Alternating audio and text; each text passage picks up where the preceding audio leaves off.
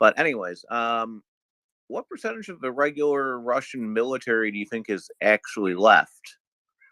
The ones that are, not the yearly or year and a half conscripts, which I guess they're extending that now to like 2 years, but like the actual contract soldiers, the professional military. How much of that nucleus is actually left here? And for that matter, how much of that nucleus is left for the Ukrainians? The ones that got all the NATO training and so on, beginning of war. And sorry for So the cats. no worries. I was wondering. It sounded like it was, just the Sims talking in the background, but that's fine. So right now, is best understanding about 90% of the Ukrainian military or armed forces in every capacity is still combat capable. However, the bulk of the Russian, at least initial combat capable units, have been exhausted. They went in with 200,000. Those have been broadly wiped out. They're no longer capable of sustaining combat operations. They're either dead, captured, or wounded grievously enough that they're not going to come back. Right now, and I'll just pull it up here. It's from Volia Media. I find it to be trustworthy. As of December 8th, so this is 20 days ago, Russia had been expected to take somewhere between 94 and 98,000 losses. That's killed, captured, missing, and then somewhere between 177,000 and 190,000 injured, of which 40% were lightly wounded, people who got sick, etc. Not everybody at the same time. So that is frightening numbers. All right. When you lose that many people, it's horrible. On the Ukrainian side, numbers still terrible. Somewhere between 47 and 50,000 losses, somewhere between 89 and 95,000 wounded, of which 50% were lightly wounded. And Ukraine has a better medical system for its soldiers, but that's talking for another time. Their argument was that Russia has, the desire. Technically, they've got about 10% of the Russian army has been irretrievably lost, but they sent in their mainline combat units. They essentially, when they make their battalion task groups, which they've now completely moved away from, they took the most combat capable units. You had like your major league team, your minor league team, and your little league team, and they sent in the major leagues. And then they started to take losses. So they sent in the minor leagues, and now they're pulling people from the junior league doing t-ball essentially. These are not people who are trained and capable, because the Russian military has traditionally been a vehicle for graft more so than constant training, especially with its conscript basis. The argument they made, and take it all with a grain of salt, was that the Russian Federation said that they could stand to conscript up to 1.3 to 1.4 million soldiers in total, having already conscripted 300,000, before losses were entirely untenable for the socioeconomic status of Russia. Is that something that they can accomplish? Who knows? There's been a lot of talk about them wanting more than 1 million people because they run tens of thousands and it hasn't really changed much for them. They're losing 64,000 troops disabled in a month, in terms of dead and wounded. So, does any of that kind of answer the question, or am I just rambling again? No, that's great. I knew it was bad. That's actually worse than I thought it was. I know just on the pace of the KIAs right now, you're probably looking north of 250,000 by the end of 2023.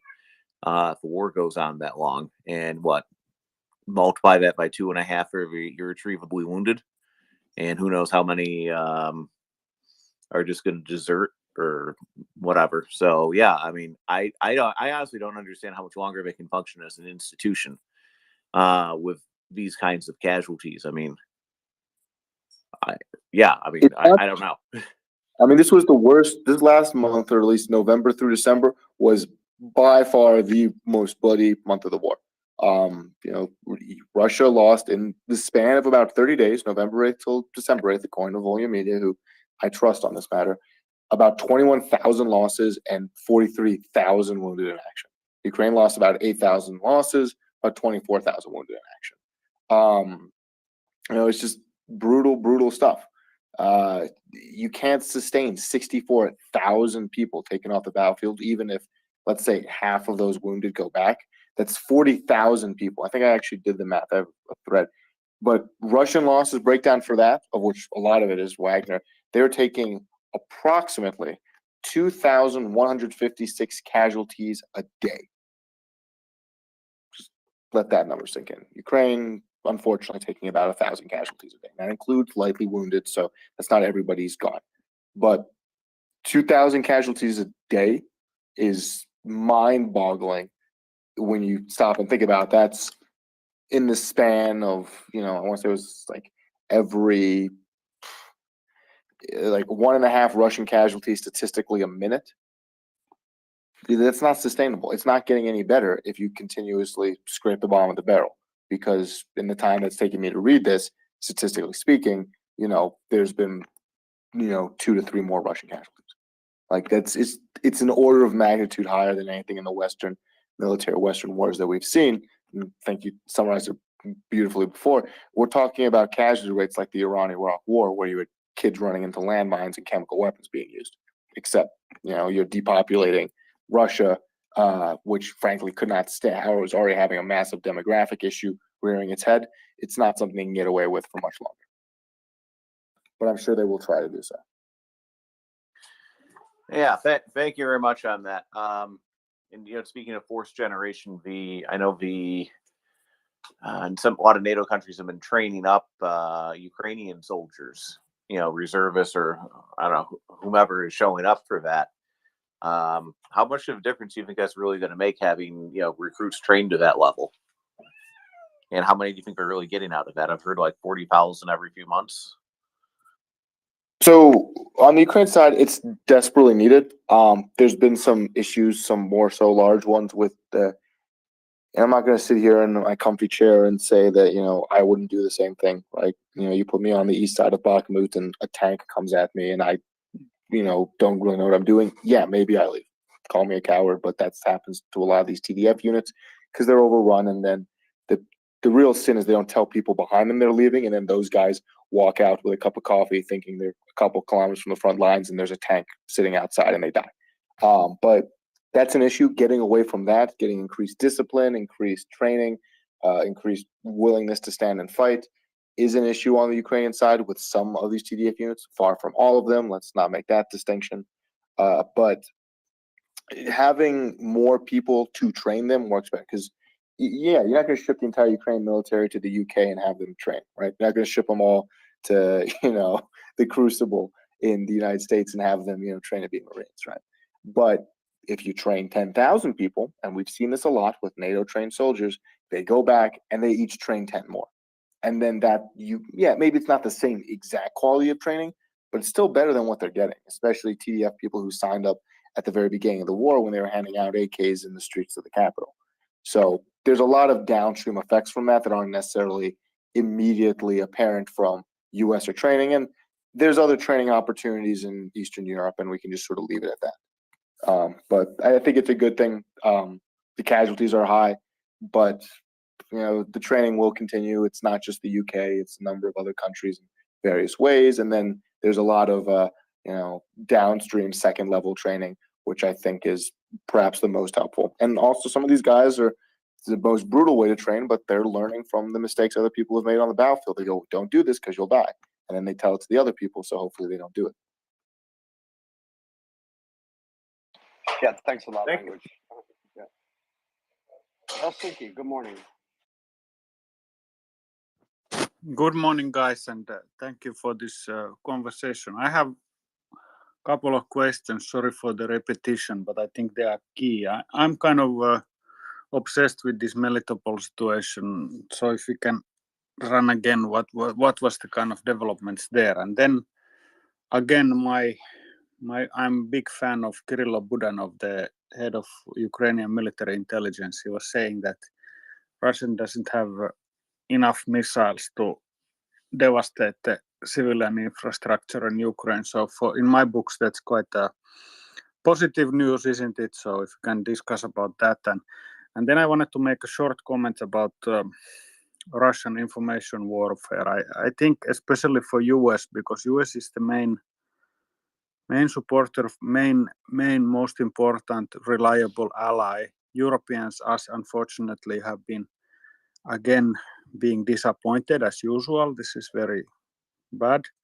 So Medvedev is somehow like main scarecrow in this information warfare effort against US. And of course, the best way to kind of avoid this kind of guy is to just completely tune him out and make a hard pass. Don't listen to anything what he says. But of course, we are living in a free world. So all this kind of people who have a huge following, especially now Elon Musk, he's picking on his propaganda and amplifying immediately like a useful idiot. So just beware of this, that this is just he's just trying to hassle everything, Medvedev, and then these useful idiots are picking up and making hay about it. So this is one thing should be just extremely warned about it, to just forget about all this nonsense. The more consequential role that Medvedev or Meddu, like our ex-president used to say, call him Meddu, is that he's a coordinator of this commission, which is dragooning all the resources from this miserable land to the use of the US, the military. So I think that's key. I don't know if he's able to work, because there is reports that his mental state is not very good. But anyway, this is the situation. Thanks. Thanks, Helsinki. Okay, let's go first topic first. Melitopol. Language, if you'd be so kind, maybe can you just maybe summarize a couple of the points from your update regarding Melitopol, or add anything you like? Sure. So Melitopol, Russian forces have been cycling into the area. They've been replenishing troops that have either been worn down by combat or have been moved elsewhere. They're making defenses around Melitopol because that is the linchpin that holds the entire Russian southern strategy together. And losing that would certainly spell doom, at least for Russian occupation of southern Kherson, if not broadly the entire southern aspect of this war. I've seen no good quantitative evidence to suggest that Russia is planning for a withdrawal from this area. This is not a place they can afford to withdraw from. It would be substantial in their losses. They do have defenses erected here. They've had them for several months. And despite claims to the contrary, I've seen no evidence of that happening. That's Melitopol, though. There's a lot that's partisan central, partisan o'clock there pretty much every hour of the day. They're very well organized and very willing to, do terrible harm to, Russian soldiers and allies. And I'll leave it at that. One second, Lenka, can I just add one thing to Melitopol? Because I absolutely just wanted to agree 100% with what you're saying and just highlight it. I think we've all seen several reports from different people on media saying that people are leaving, or they'll show videos of trucks moving in a direction away from the front line. That's just simple troop rotation, and the defenses that they're building there are kind of defense in depth, if we'd say, all the way from Pohi, Tokmak back to Melitopol. That makes a lot of sense for the Russians to do that, because they don't have, that is a really long line, right? Language from Volodar all the way over to the reservoir. They can't just put everybody shoulder to shoulder in a linear line. They'll have to defend that in a different way. And I'm totally with you that Melitopol is absolutely critical for Russia. If they lose that, like you said earlier, Crimea is basically under siege, right? Nope, you're absolutely right. It's not something they can afford to lose. There's certainly the front lines are porous, to put it mildly. I don't think I'm going to blow anybody's minds here saying that special forces can go and talk to partisans in areas of southern Ukraine and have done so, because, like we were saying before, with that whole Lawrence of Arabia train attacks thing in southern Ukraine, these partisans didn't just walk into their garage, move some boxes around, and find military-grade explosives. Somebody gave them to them. Somebody physically gave them to them. And there's been a couple points where Russia has uncovered caches, which include fully functioning Ukrainian combat drones, among other goodies, hidden in the forest in the south, which is, you find one, there's probably a couple you didn't. And I think we can sort of move on from that topic. But hopefully that answers your question there, Helsinki. Yeah, thanks. And about the missiles, what Budanov said about the missiles that they are running out in Russia, that's positive, yeah? Yeah. So go ahead, Ashna. So what they said before specifically, because I actually looked at the interview, I tried to include it, but you're absolutely going into more detail than I did with my cursory overview. He said that we are seeing that the Russian rate of these missile attacks is decreasing. It was every week, it was every 10 days, now it's every 2 weeks. They are running out, they cannot produce them. Here's a bunch of quantifiable facts why they can't, and that they probably have, if they're firing 70 missiles a pop, they can probably do this like 3 to 5 more times. And after that, they're done. They don't have any more. That's it. That's all she wrote. So, it's not ideal, but over, even way back when, 30 days ago, Russia had fired more than 4,700 missiles at Ukraine. At this point, it's probably more. He was saying 2 to 3 times. I'm being a little overstatement, but it's not feasible, which is good. I mean, hopefully we see more of it. It's part of the reason why they've been agitating to get ballistic missiles from Iran. Now, frankly, the S-300 missiles they've been using, those are going to remain an issue. They have thousands of those. Those really can't be intercepted in the same way, or haven't been, for a variety of technical reasons that I'm not the man to explain. But they're like pseudo-ballistic missiles. They move a lot faster.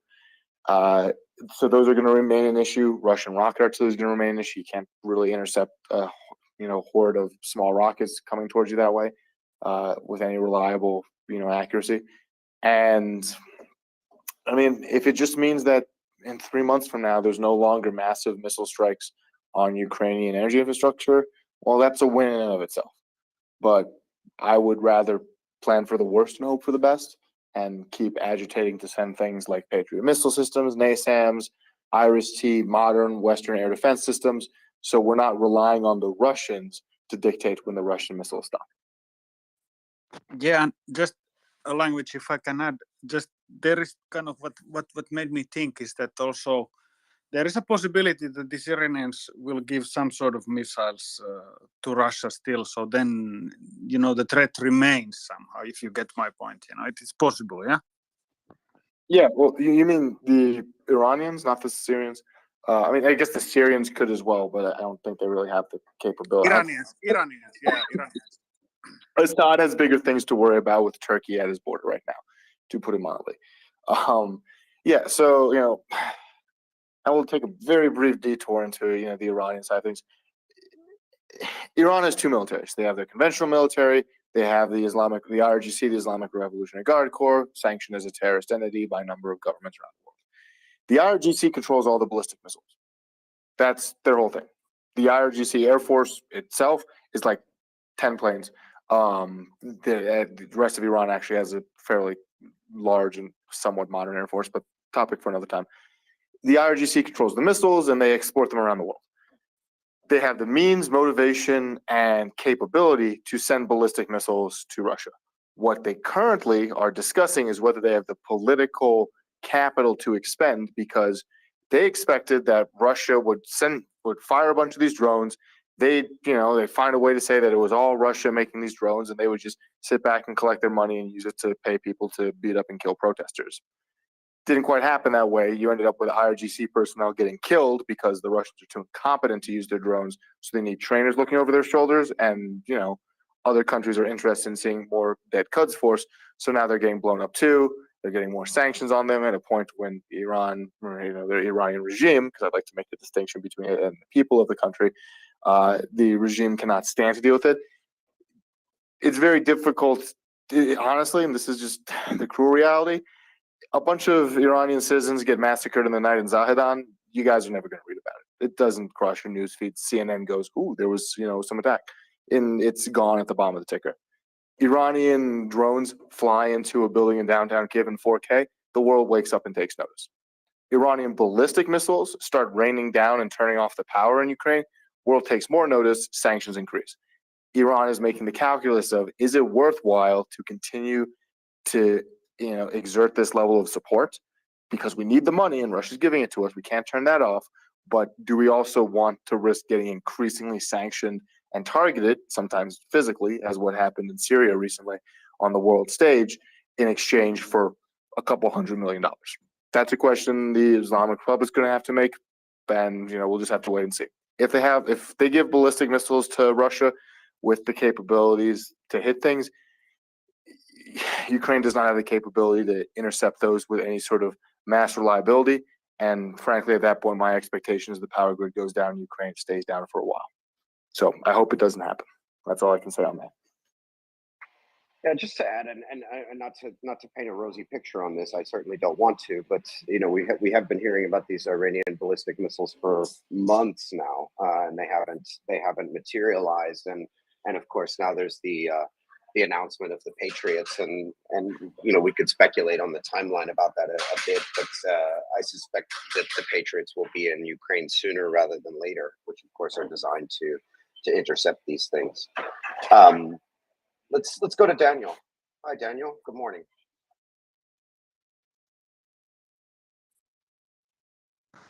Good morning, George. Good morning, language. Sorry, Twitter is very glitchy this morning. Language, I hear you about 1,000 casualties per day. How positive you are?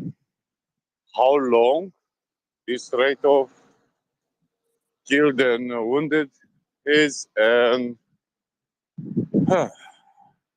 is something weird because I see the reports from Ukrainians and are much smaller. And I don't know, I'm very blown away about the number. This means 60,000 per month is nothing like working apart. It's not yet. And then that's for what's been very much the bloodiest month of the war, because it also included battles for Kherson, it included Bakhmut.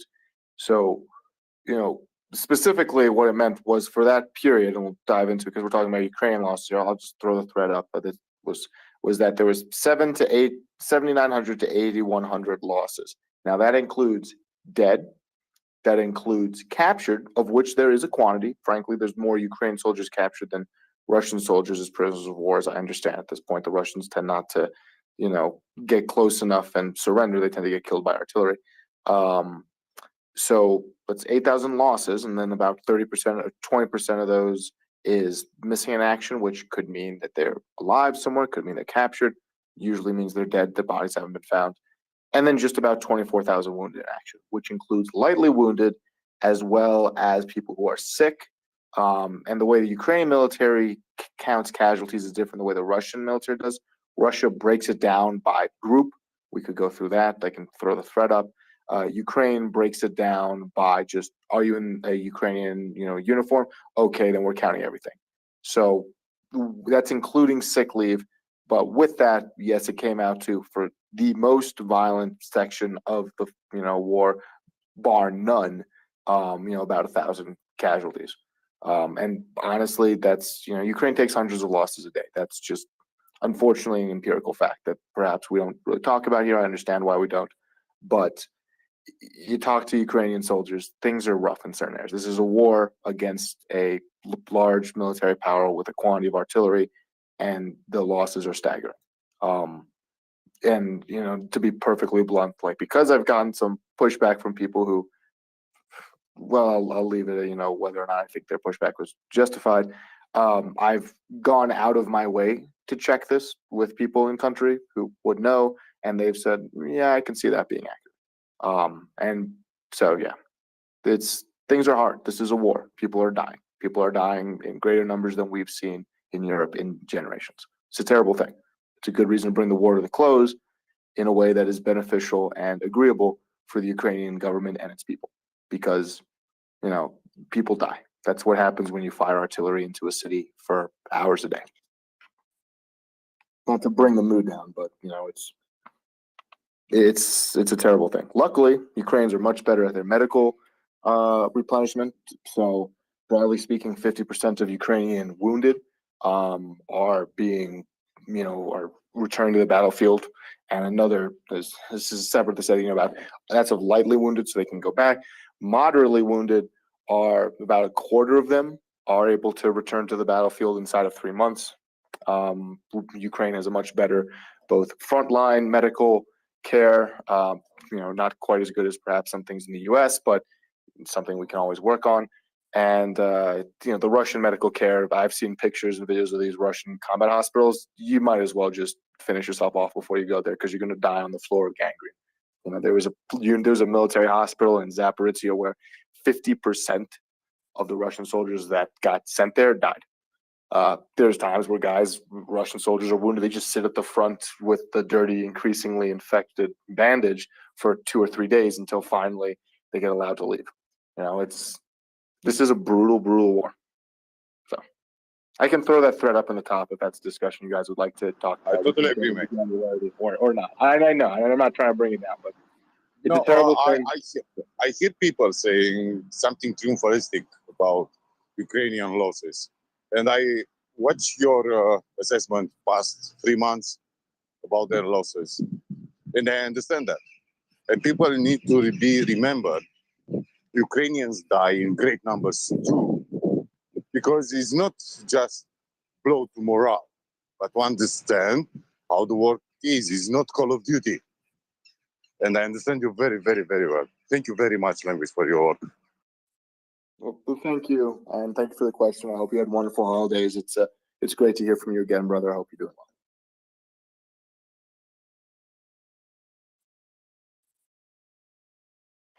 Thank you, guys. Nick, go ahead. Mic check. I'm speaking on a new headset.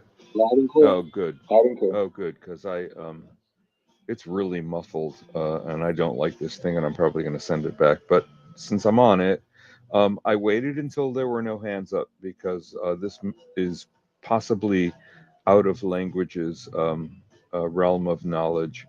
I was fooled a couple months ago by a parody account, and I've noticed that other people recently have been fooled by other parody accounts.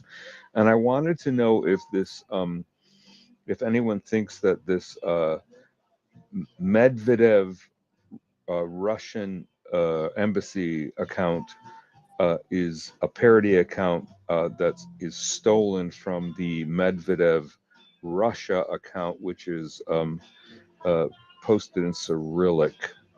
Just curious if anybody on the panel knows. Language, you are under no obligation to respond if you don't know. I'm just curious, and thank you for putting up with them.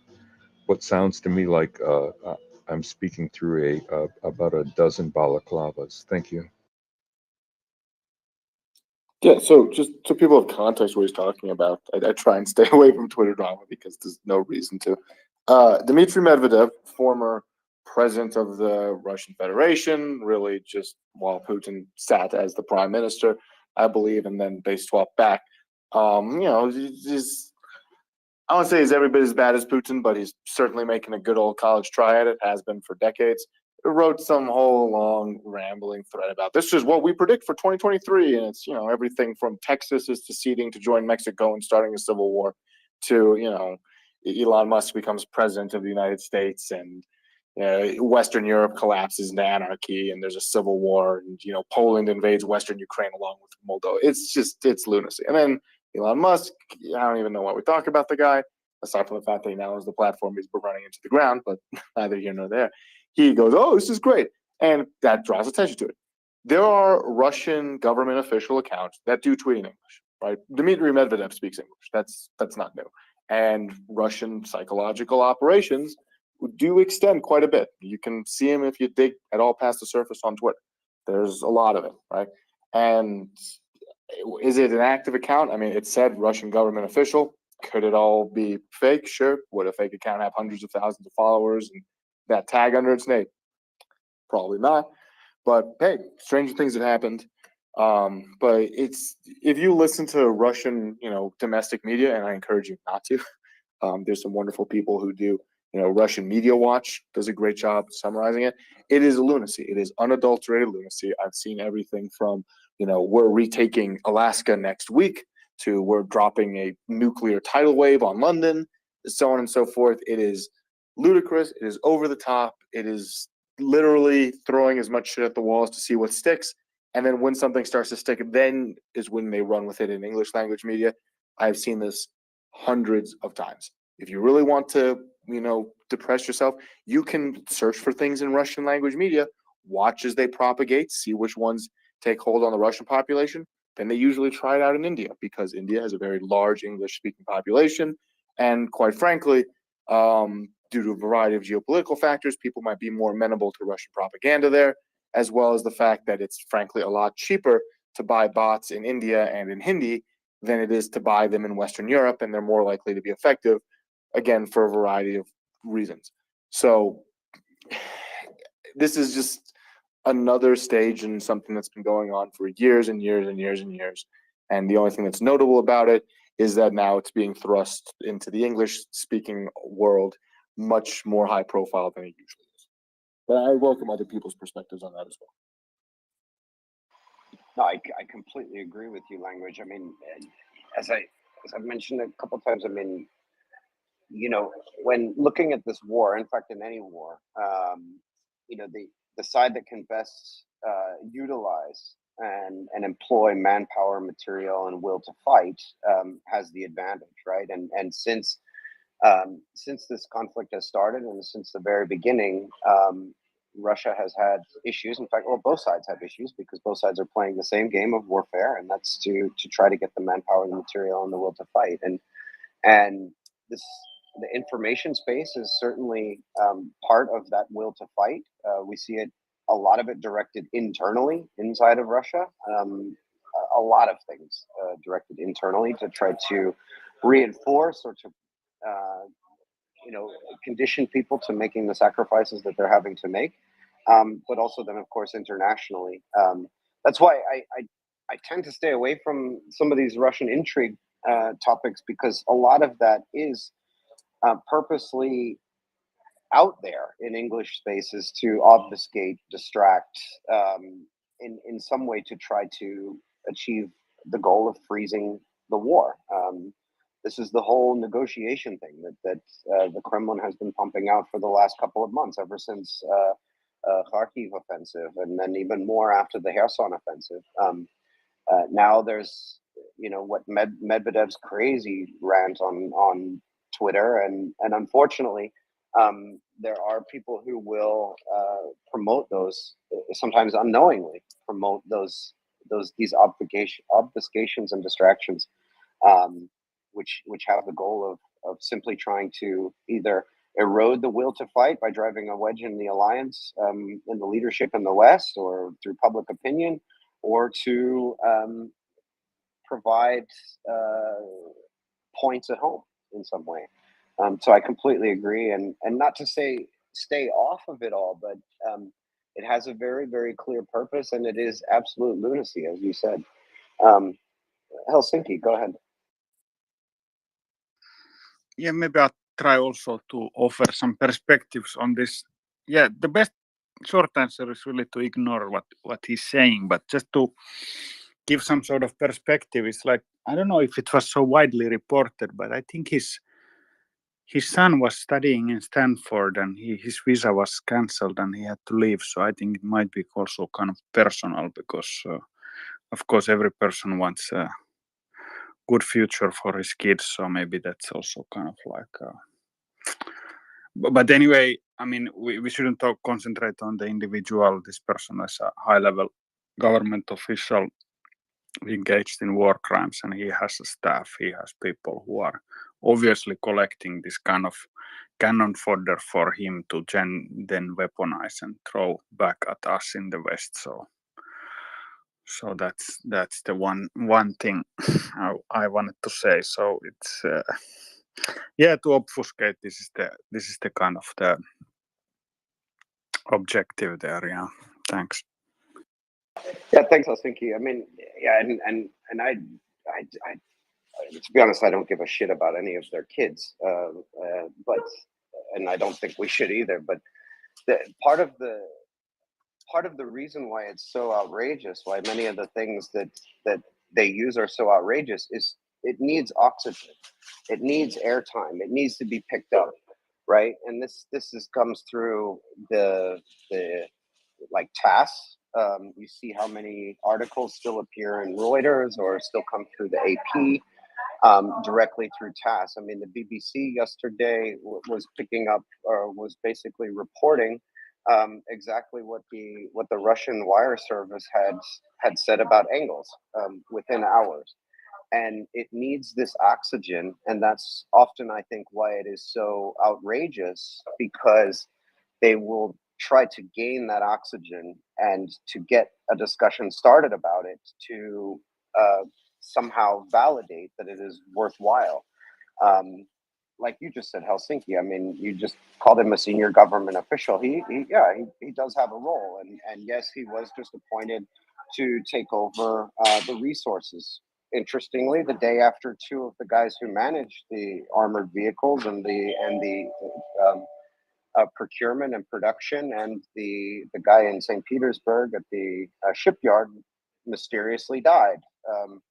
This is, I know that a lot of times it's interesting in the way that like a Spanish soap opera is, but I think that's the entire point, is to use such outrageous things and to, as language said, throw as much against the wall and see what it sticks, to try to gain the oxygen and distract from what is actually the most important thing, which is providing the support to Ukraine militarily, humanitarian aid, and popular support, to push the Russians out of Ukraine, to guarantee sovereignty, then to get justice for war crimes, future guarantees on Ukrainian independence and sovereignty, so that the Russian threat is neutralized.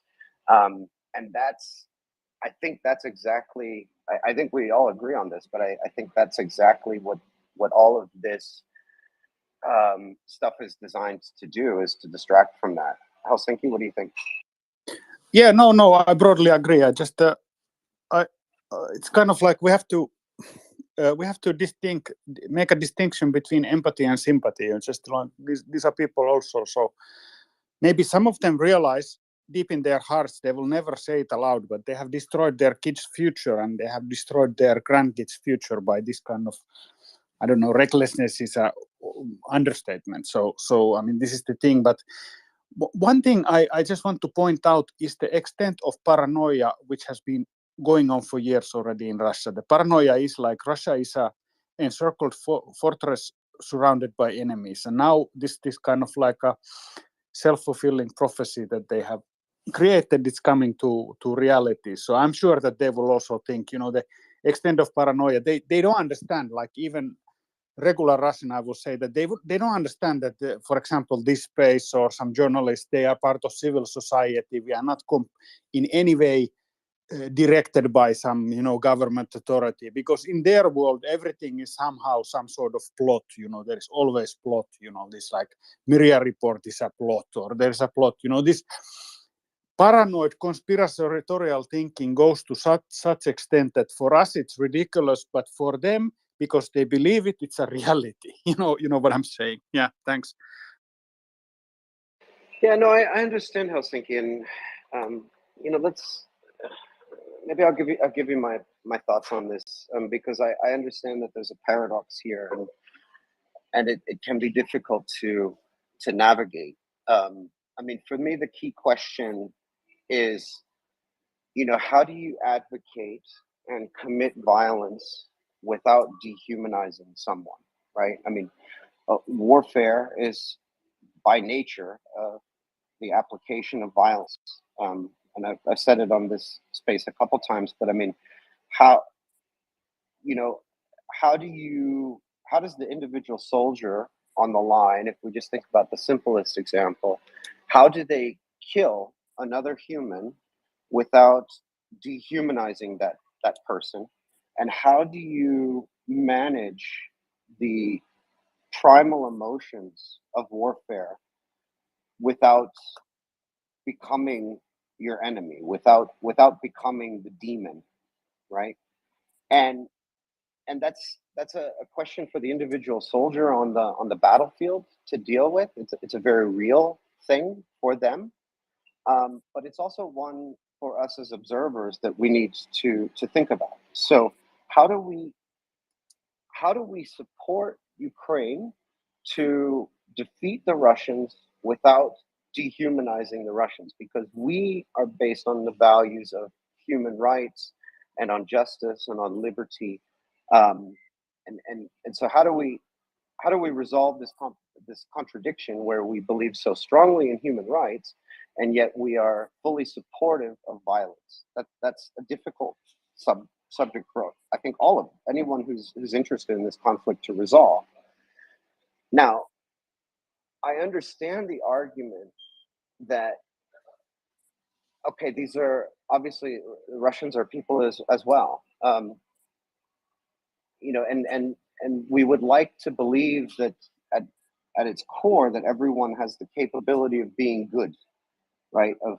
Of being a just, moral, ethical person that is dedicated towards making the world better.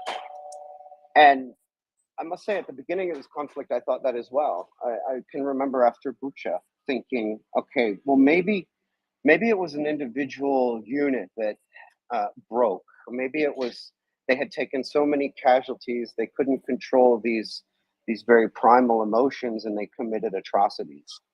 And sadly, I mean, I was one of those who kind of had this doubt in my mind that, okay, well, maybe this isn't systematic, maybe it isn't cultural, right? But that ship has long passed, and so I believe that there is a cultural element in all of this, and I think that that's been proven and discussed on this space so many times. So I don't really buy any of this idea that there is a good Russian out there. Not to say that they don't have the capability sometime distant in the future, but it's not now, and they haven't proven it.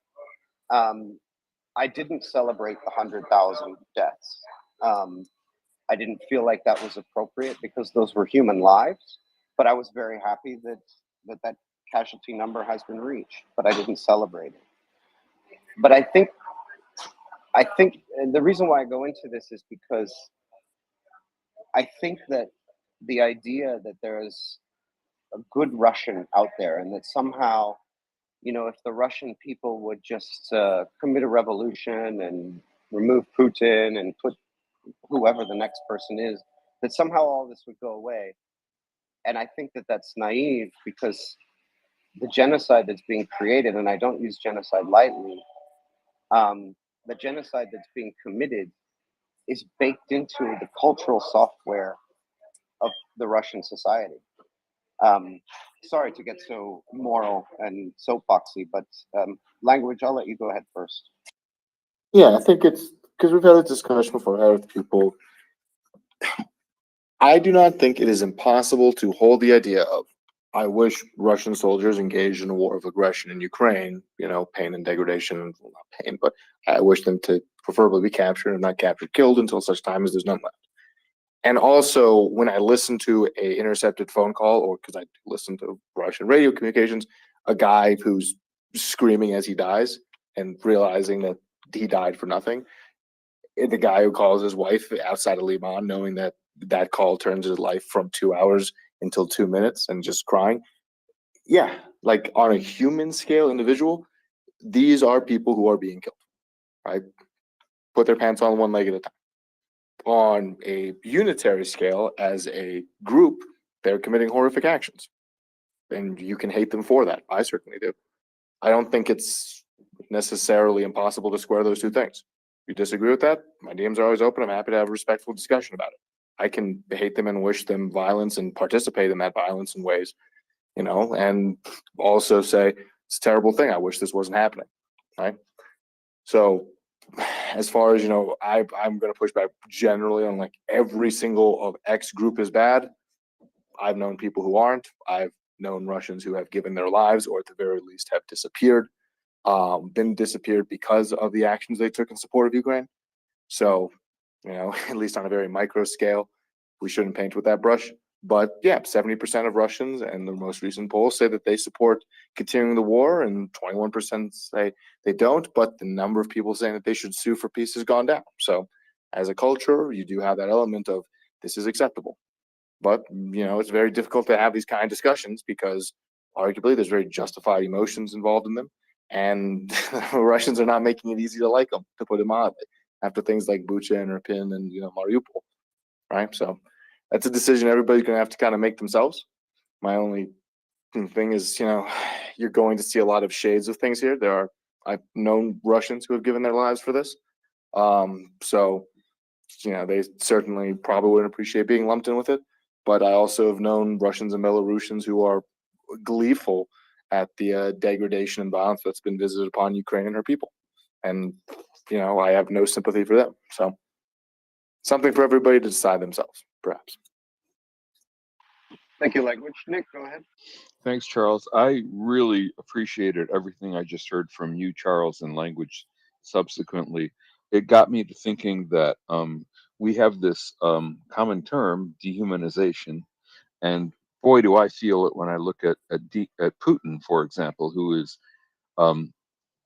obviously scientifically a human being, but is so psychopathic, he doesn't. It's really hard to recognize him as a co member of the species I am of, and so I thought, well, what happens when you get alienated from people that you thought were human, but you're struggling with? And I thought of the name, or I thought of like deneighborization. So if somebody could help me out, my DMs are open. If anyone can think of an intermediary term between dehumanize and deneighborize, because I think that's somewhere on the spectrum, down closer to dehumanization, but isn't. I know I'm not making a lot of sense, but this thought just popped up, so I'm having a hard time articulating it. I would appreciate any input anybody could give me, but everything you guys just said was excellent, because we don't just have Putin himself. We have all these vile underlings of his who gleefully torture and slaughter innocent people on his behalf and on behalf of a myth called Ruski Mir. And I don't know how to get around this concept of dehumanizations, but it's obvious that that not everybody in a population should be painted with the same brush as the worst of that population's horrific actors. And thank you for letting me ramble through an unformed thought. Please carry on. Thanks, Nick. Hi, Anda. Hi. Two short points on what Nick and Language were talking about, and you also. I think there, first and foremost, I think there is a clear difference between the people who are on the front lines actually fighting and the people who are back home. And the difference is basically both starting so both from the point of, do I have to do the deed or not? And when you're on the front lines, you really have to kill or be killed, right? When you're back home, you don't have that. That would be the first major difference. And second, there is derived from that the fact that I don't know how to put this mildly. It's about control, control of your let's say of your destiny, the feeling of control. When you are doing the things, so you are on the front lines doing some things, you have a small control on what's happening. when you're back home, you don't. Therefore, the emotions and maybe you have someone on the front lines or not. Maybe you are just in theory implicated on that, or it's just your country, or it's a neighbor of yours, or I don't know, a friend, a boyfriend, someone on the front lines. So the feelings are very fairly different based on where you are in position um, of the enemy, and this is on both sides. Um, so this would be one point and one distinction that I would be mindful of. And second, how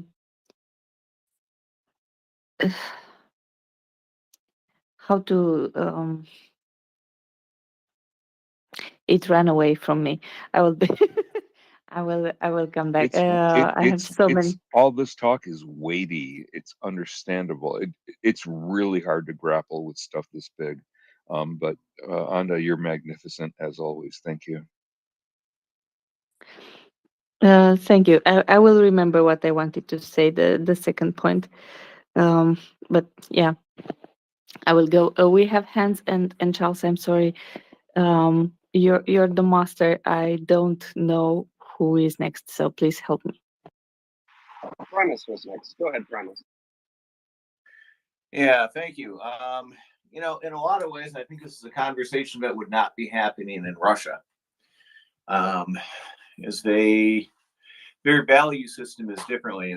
They don't respect human life. They respect, you know, their own lives, and everyone else is kind of secondary to it. You know, um, I came into this, thinking, that the Russians were a pure power. They were professionals, and that this wouldn't be a horrible, brutal war. I mean, I thought they'd win, but it never even occurred to me that there'd really be things like Bucha and that kind of thing be commonplace. Well, that's because I didn't think about it too much in terms of like what Russian culture was and what their history was on there, and they've really exceeded low expectations in a lot of ways. I mean, and I was, my opinion on what they were like as an army really changed after Bucha, yes, because I think I felt the same thing, Charles did. It's like, wow, well, maybe this is an isolated incident. That's crazy that, a NATO army, that would never happen. It just doesn't seem like something that the Russian army would do. That's crazy. I believe it happened, but I thought it was an isolated incident. Yeah, and then I heard that they gave those guys awards and they made it, the unit that did it, a guards unit, basically, unit honors for Bucha. I mean, that told me really everything I needed to know going forward. And yeah, I mean, now, I mean, I start every day, checking out, Twitter and Telegram or whatever. And, I'll watch drone footage, grenades fall or whatever. And, now I'm kind of at a point where after seeing probably literally thousands of Russians die in all these videos, I'm like, huh, that guy fell funny. That's just how desensitized I am to all of the violence that I've seen during the course of this last 12 months, that unfortunately it doesn't even really faze me. And there's a part of me that think that should be horrible, but I also realize that's the only way out of this is through on there. And the only way this war is going to be won is through terrible, horrible violence brought upon the enemy, because that's exactly what they are. And these discussions about humanity, things, I mean, they're both things that we need to keep sight of, but I think they're also things that the Russians are counting on as our weaknesses, because it's not something that they, it seems like a lot of them don't really conceive of it. They look at it as weakness. They look at it as they're fighting subhumans. They're fighting, Satanists and Nazis and that kind of thing, that human life means nothing for them. So, you take a step back, it's like, well, why did our lives mean anything to me?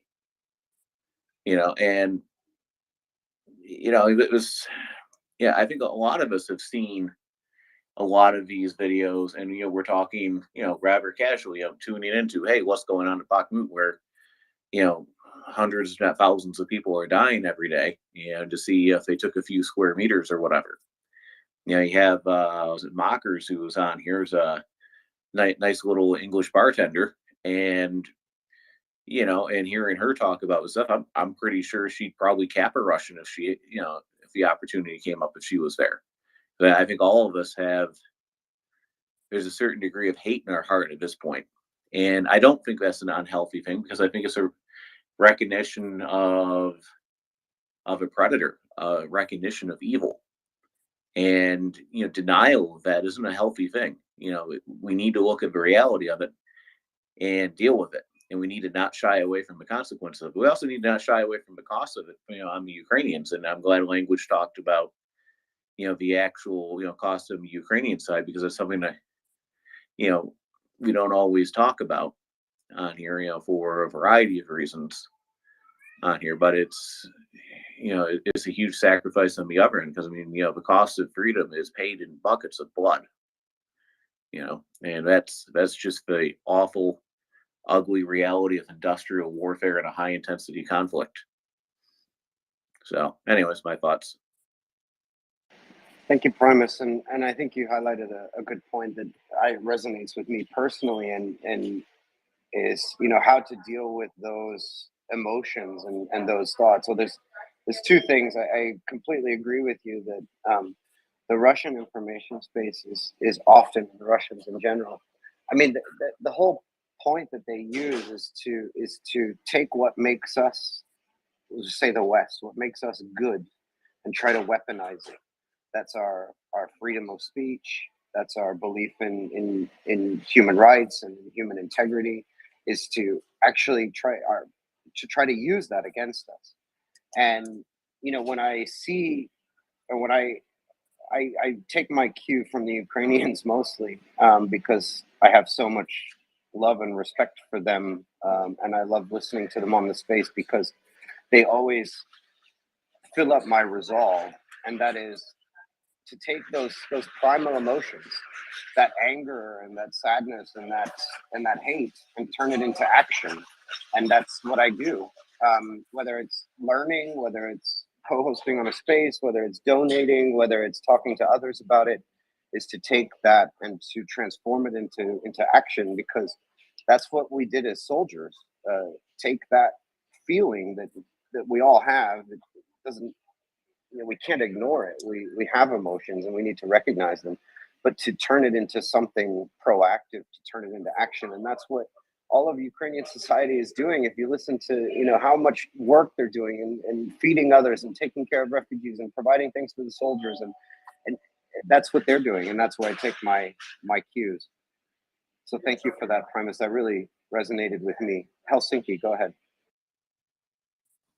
Yeah, I want to reiterate also what you guys said. This space is very, very unique and educational. I have to say, I've been involved in international political affairs and peacekeeping for 2 decades, basically. And this is really something so amazing. So I really hope that some aides or some people who are like advisors to key decision makers in the Western countries, in the capitals, they listen to this, because this is really, really educational. I think the problem is that the key decision makers in our democracies in the West, they are extremely busy. They have to worry about re-election. It's a question of time poverty. These people are highly capable many times, sometimes highly not capable. But anyway, you get my point, that time, they have everything. We have everything in the West except time. And you really need to kind of like a focus and concentration to make the right decisions. So this space is actually a good resource for anybody who wants to know something.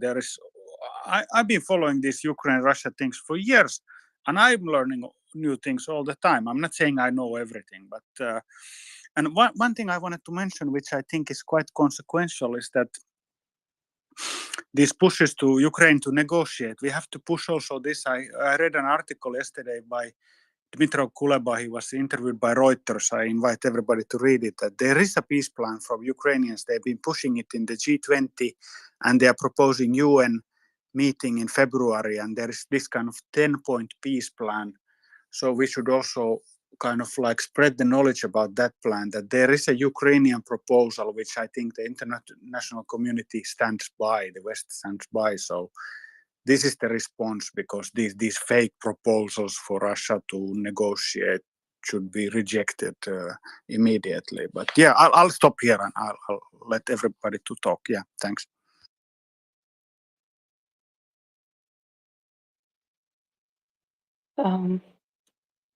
So I remembered what I wanted to say, something related to what language said earlier about the percent of support for this war in Russia.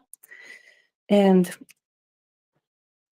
one, it depends very much who did the poll, how it was done.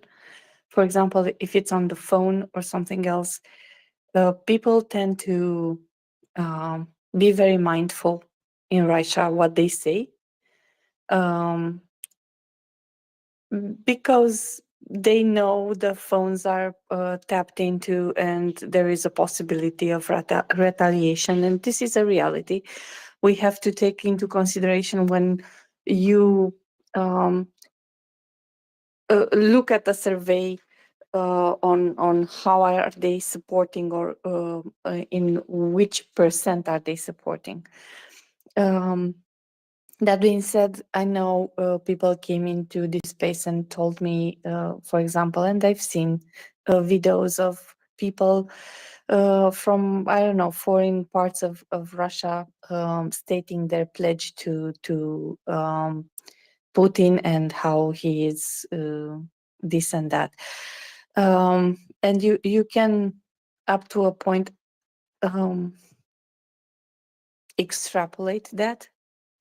But I think we don't have enough data to actually do that, to actually say, yes, this category of people, they are all behind what's happening and they do approve. And I'm not talking, I'd be more inclined to say that the families of the people on the front lines, the ones we heard translated, and whose transcriptions with the discussions with the front lines have been leaked, which are more frequent and to which we have more information, more details, more cases in which you see the guys or the girls back home being extremely ruthless and this what's the word, when you basically don't care, right? You don't care about your own, actually, your husband. They don't care how hard it is for him. They care about what he can bring home, which is for me mind-boggling, right? So that is something that I cannot comprehend. That is something that I cannot, because for me, the first connection I have is with the guy who went on the front lines, right? If you have someone on the front lines, be it friend, be it husband, son, father, it doesn't matter, a friend, a neighbor, when you care about him, right, to get back safely, that's first and foremost, and that's natural. So to even to see people not minding if he has enough food, enough clothes, if he is safe, to see such cases, for me, it's that's the worst case of degradation. I don't know how to put this. because you cannot go lower than that. Being a personal relationship. Putin is not a personal relationship. It's an image, a leader, blah blah. It's not something with someone you are personally connected with. But with your family, you're personally connected. With your husband, you should at least be personally connected, and you should care about his well-being, right? So this is one of the things that is for me the worst kind of degradation. When you don't care about your own family, so the closest to you, or the ones that should be closest to you, emotionally speaking, that's the moment where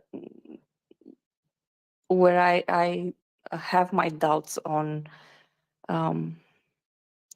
are you being human? Because a fox will take care of their cubs, right?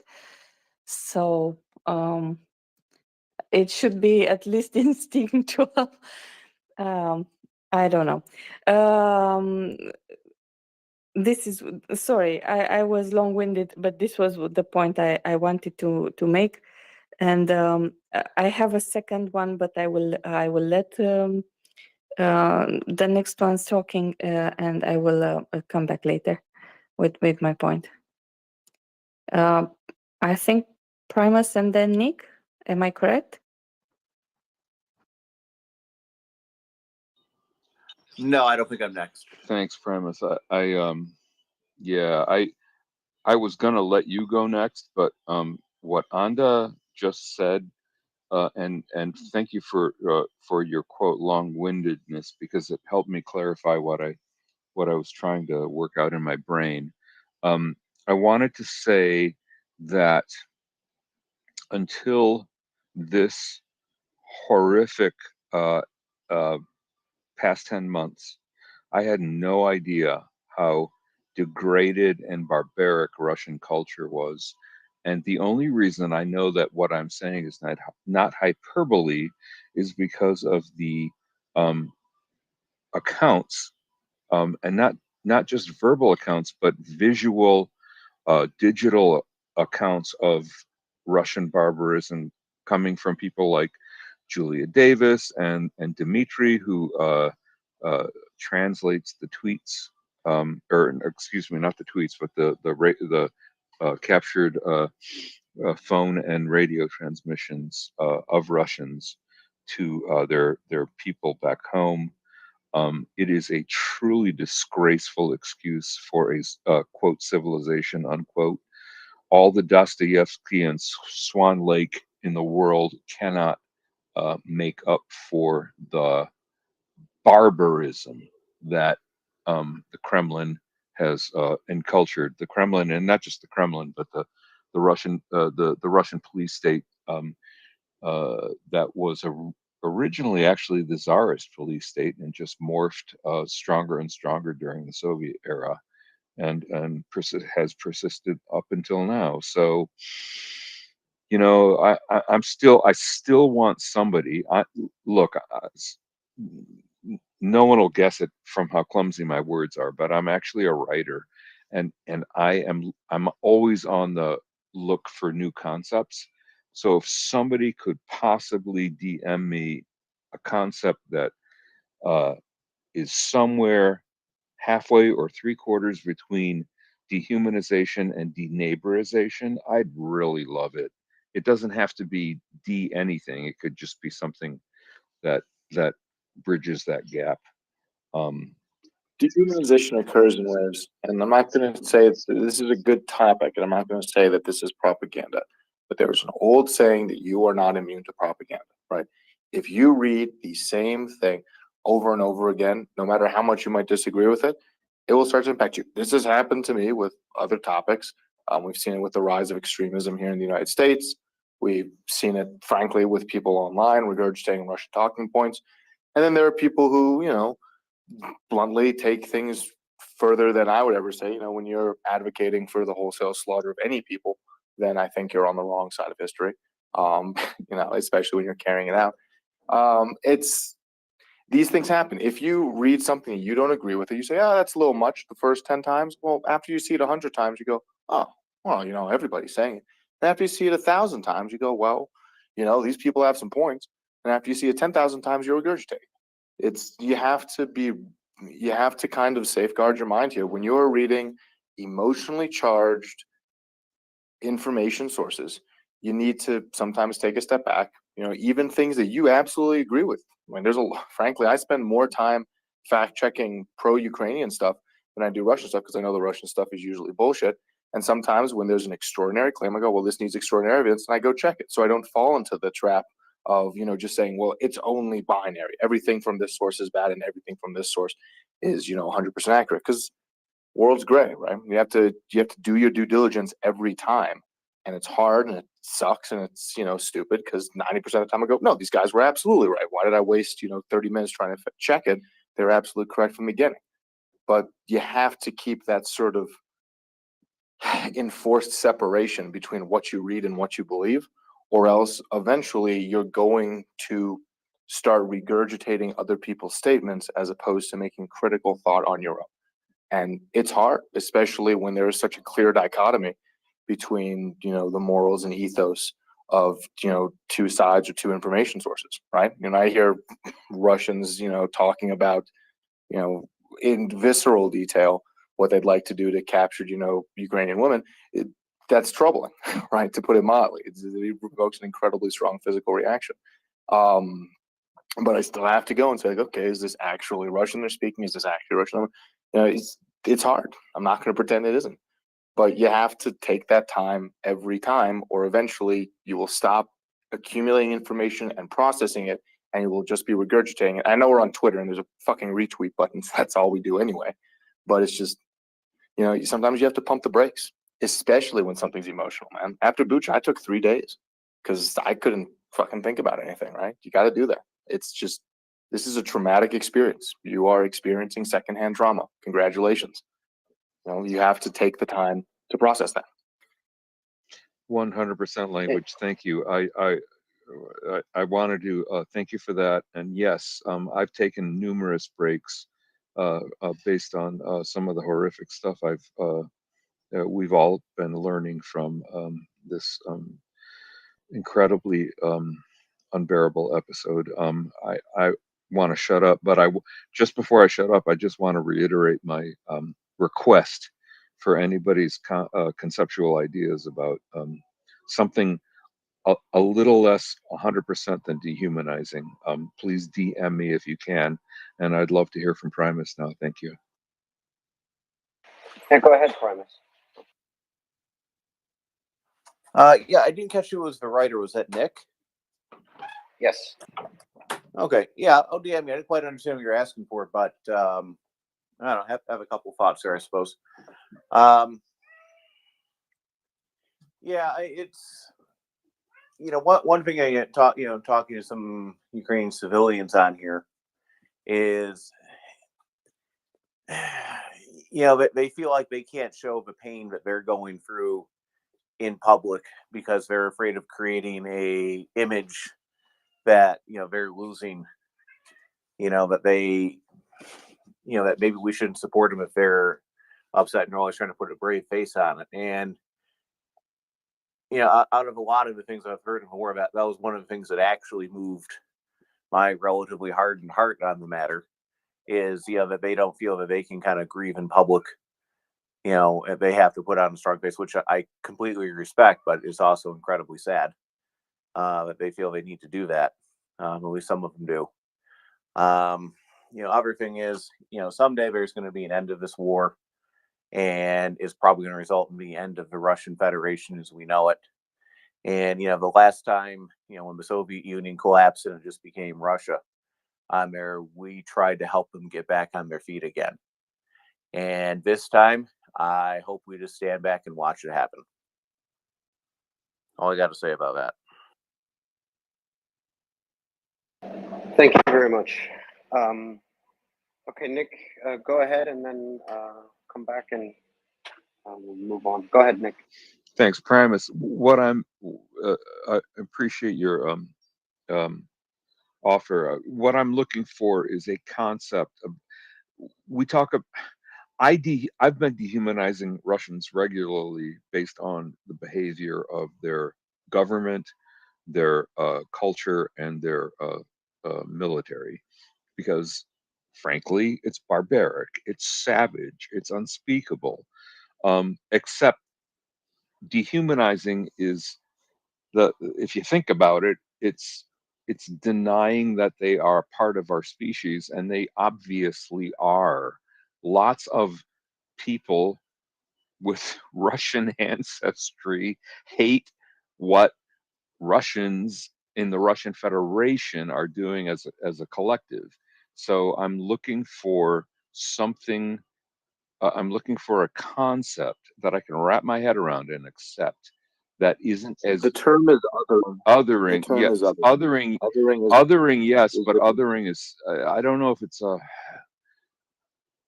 Thank you. Othering is great, and I will work from there. And frankly, we've probably spent too much time on this topic, so I will freely shut up and drop. But othering is excellent. Thank you. No worries, Nick. I mean, I think so. I think that we have had actually a useful discussion over the past 45 minutes or so regarding this topic. I think it's something that everyone feels. Certainly, we all feel emotions, and we all try to make sense of this. I think, like I mentioned before, when I think, Nick, instead of trying to find a new term for something that's inherently negative, an alternative for dehumanizing or othering or so on, the very close relative of hate and anger is love, and to actively, take those emotions, and like I said, how I do it, and turn it into action, right? Turn it into something productive. Take those negative things, take those thoughts and those emotions, and turn them into something that's positive and supports, and find refuge in what makes us good, and that is our values and our belief in human dignity and human rights and freedom and justice and all of those stuff. I mean, I think that these are terms that we're certainly learning now in this conflict how important they are, and we can use the Ukrainian soldiers and the civilians in Ukraine and the leadership there to help remind us how important those are and what the sacrifice is worth and what those are worth. And so that's how I manage those. I wouldn't spend my time. I don't spend my time looking for constructs to help me manage negative emotions. I just simply turn them positive. I'll let Anda go, but I'd like to move on because we have been talking about this for a while. I know it's a very emotionally charged discussion, and I think it's helpful for us to have it occasionally on the space. But go ahead, Anda. I completely agree with Charles about what it is to, even if you don't see them as collectively, so we are talking as a society at this point, as behaving as human beings, as any human being should. When you interact with them personally, you should retain your own humanity and your own critical thinking, as language said. It so happens that in some cases, some of us, not all of us, but some of us have to work with people who are from Russia. What do you do then? You cannot, they are work colleagues, you cannot fire them because they are not in your direct chain of command, let's say, right? And you cannot judge them just because the entire population of Russia is collectively in a certain category for you. So you have to be mindful to keep your principles and to have critical thinking, right? And this is at least for me what keeps me going, right? And how I can look at myself tomorrow in when I have this thing, there is this expression in Romania that when you look at yourself in the mirror, you can say you did good or not. Basically, like a conscience, right? Having a conscience. When you analyze yourself, basically the only person you have control is yourself, and therefore, as Charles said, I try to put meaning behind my actions, to use my feelings in order to move forward in a better place. I don't know how to say this, but I hope it makes sense. And thank you for this great discussion. It's an important one to have. Nobody here is entirely sitting behind a computer, a cold, dispassionate robot. And if you think you are, you're wrong. Sorry to tell you. These things will impact you, and they will impact the way you talk and the way you behave and the way you view the world. Certainly is the case for me. I'd be lying if I said I didn't have certain predispositions towards certain groups now that I didn't have, 10 months ago, right? But you have to find a way to manage them. You have to find a way to avoid painting with a broad brush, because it's a big world. You're going to deal with these folks. And if you try and shut yourself off, you're going to find an echo chamber. You're going to deny yourself access to information. It's truth. I've had people calling it, laughably, Russian propagandists because I talk about either Ukrainian casualties or I talk about, things that, from Russian sources. And it's that level of putting on blinders. Yeah, it might make you feel good, makes the world real black and white, that, everything is exactly as you say. It's not going to help. And at some point, unfortunately, the world is going to break through, and then that's when it really crushes you. Because, yeah, otherwise I'd say, yeah, go right ahead, believe whatever you want, but eventually something's going to happen that doesn't fit that worldview. And if you're not cognizant that that's a possibility, then it will crush you, and you'll go, well, then everything I know is a lie. And then you swing to the other extreme of the spectrum, and that's how you end up with people who are, actually parroting pro-Russian propaganda. Because you can see that pipeline. It doesn't usually start with, all the Ukrainians are Nazis making biolab super soldiers in Chernobyl, right? It starts with Ukraine had, issues with corruption. Okay, well, that's objectively true. Ukraine had issues in 2014 with ultranationalists joining, hastily groups up militia movements. Okay, well, that's true. But, then they take you down the rabbit hole of, well, everything's perfect. Well, there's this one issue. Oh my God, I have to throw the whole data set out. It doesn't work that way. You have to just keep an open mind to it, and ultimately taking some time for yourself to walk away. Because if you're listening here, broadly speaking, you have that capability. I encourage you to exercise it whenever you feel it's necessary. Then you can come back and go, okay, this sucks. This wasn't good.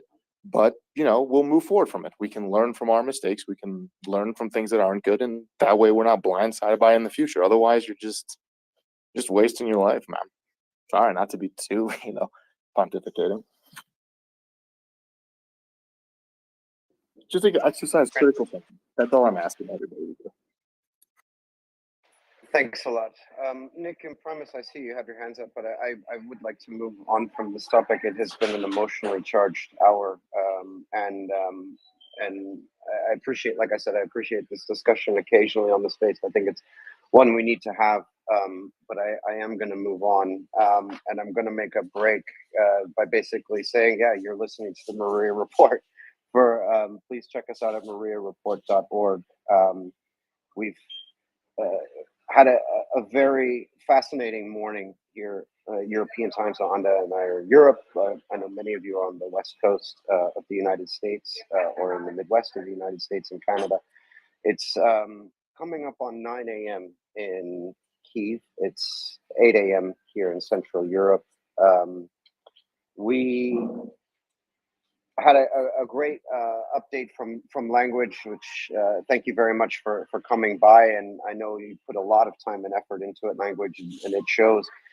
Please check out the tweet in the nest. There you can find also the paste bin, the texts of the report. A lot of interesting insights there and facts from around the front and from Kyiv. And one main point I saw in language was obviously the Belarusian threat. That's a topic that's been in the news lately a lot from both sides and from the intelligence.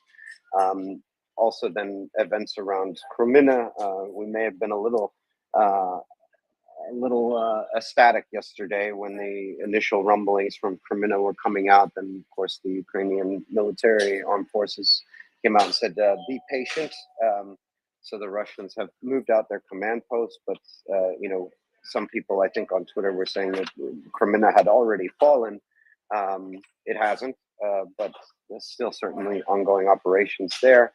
Bakhmut, again, continues to be a very hot place as the Russians continue to counterattack. Melitopol also covered. Thank you for talking about Kinburn Peninsula. As far as I can see, we don't have too many guests today, so we have Chuck Farr's normal segments, bullet points. That is at midnight UTC, so actually then tomorrow here in Europe. And for those of you also on the West Coast, that would then be tomorrow, 1900 Eastern time. So we'll be discussing with him all things military again. The interview with Nolan Peterson is now on Spotify. He was the U.S. reporter who has been in Ukraine since 2014, also former U.S. Air Force Special Operations soldier. He's the senior editor of Coffee or Die magazine. It was a good interview yesterday here in Europe, and that's already on Spotify, so you can check it out.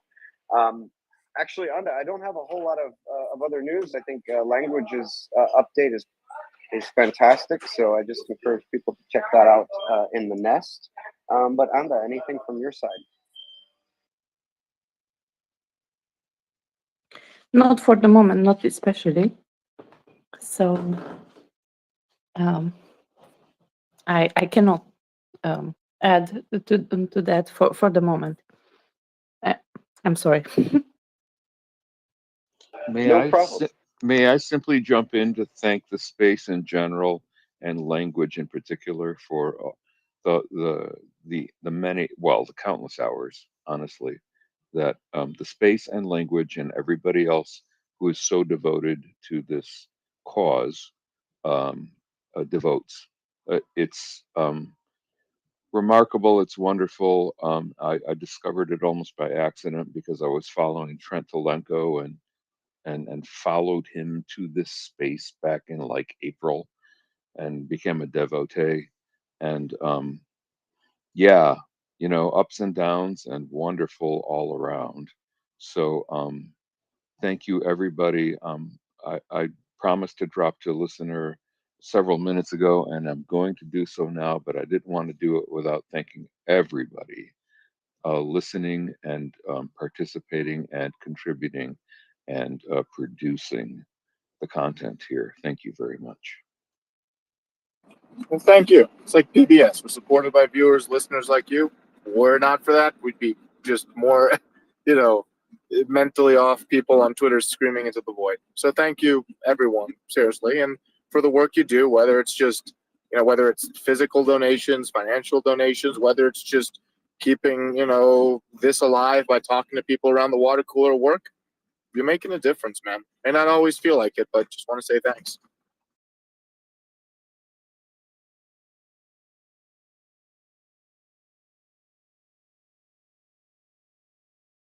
Thank you. Go ahead, Anda. Sorry. I wanted to go to Promise Oh yeah, thank you. Yeah, I wanted to thank Language as well. For the excellent updates that he's provided to it. Something I've listened to whenever I can for the last months. I was surprised that anyone said he was spreading like Russian information or whatever, because I mean it's important to pay attention to what the other side is saying on there.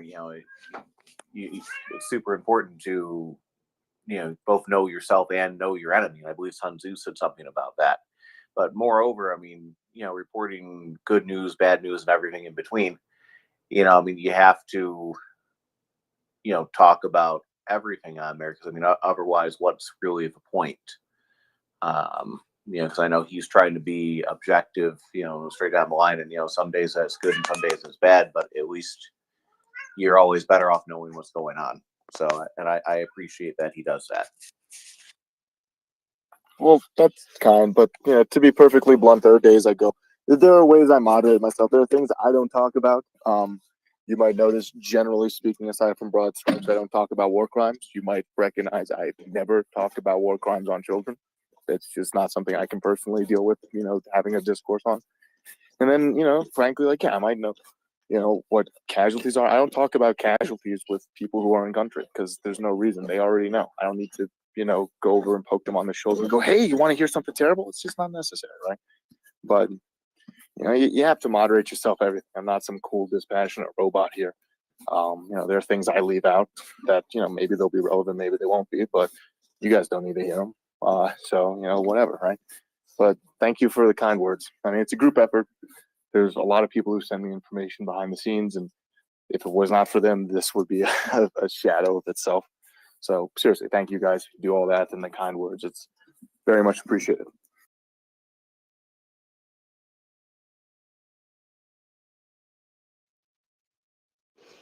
Thank you. And we are appreciative of you. And Lisa has came up. Lisa? Hi, Anda. Am I allowed to talk? My laryngitis is better. Well, if you feel better, yes. Well, I don't exactly feel better. I just got back from the ER. I have that wicked flu that's going around, and it exasperated my COPD, chronic bronchitis. So that's what happened. I just got to where I couldn't talk. But anyways, I'm glad to see all of you. I just got back a little bit ago, and I caught the last bit of what Language Learner was saying. And I just want to tell you that, you're human. We're all human. And there's things we're going to miss, or things that we wish we may have conveyed. But I'll tell you what, you put so much work into what you do behind the scenes. I can't even begin to imagine. And I thank you for that.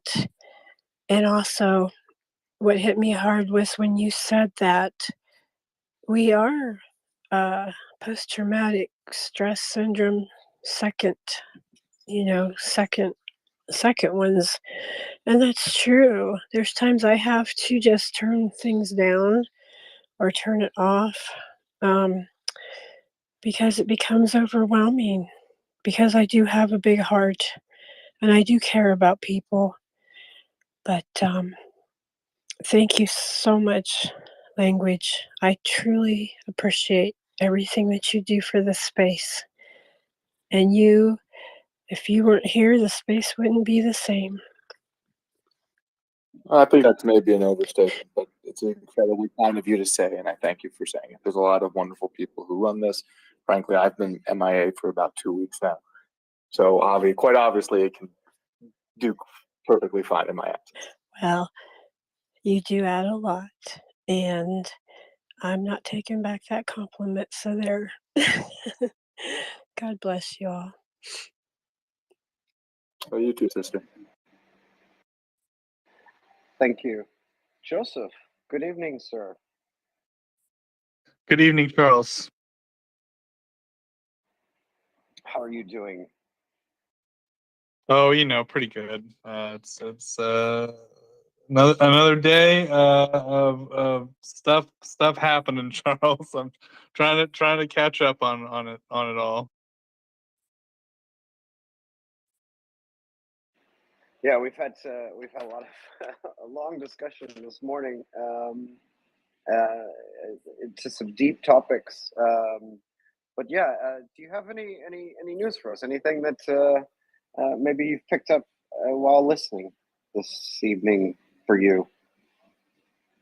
Well, you know, I've been looking through the news. Of course, the general staff reported a recent strike on Christmas.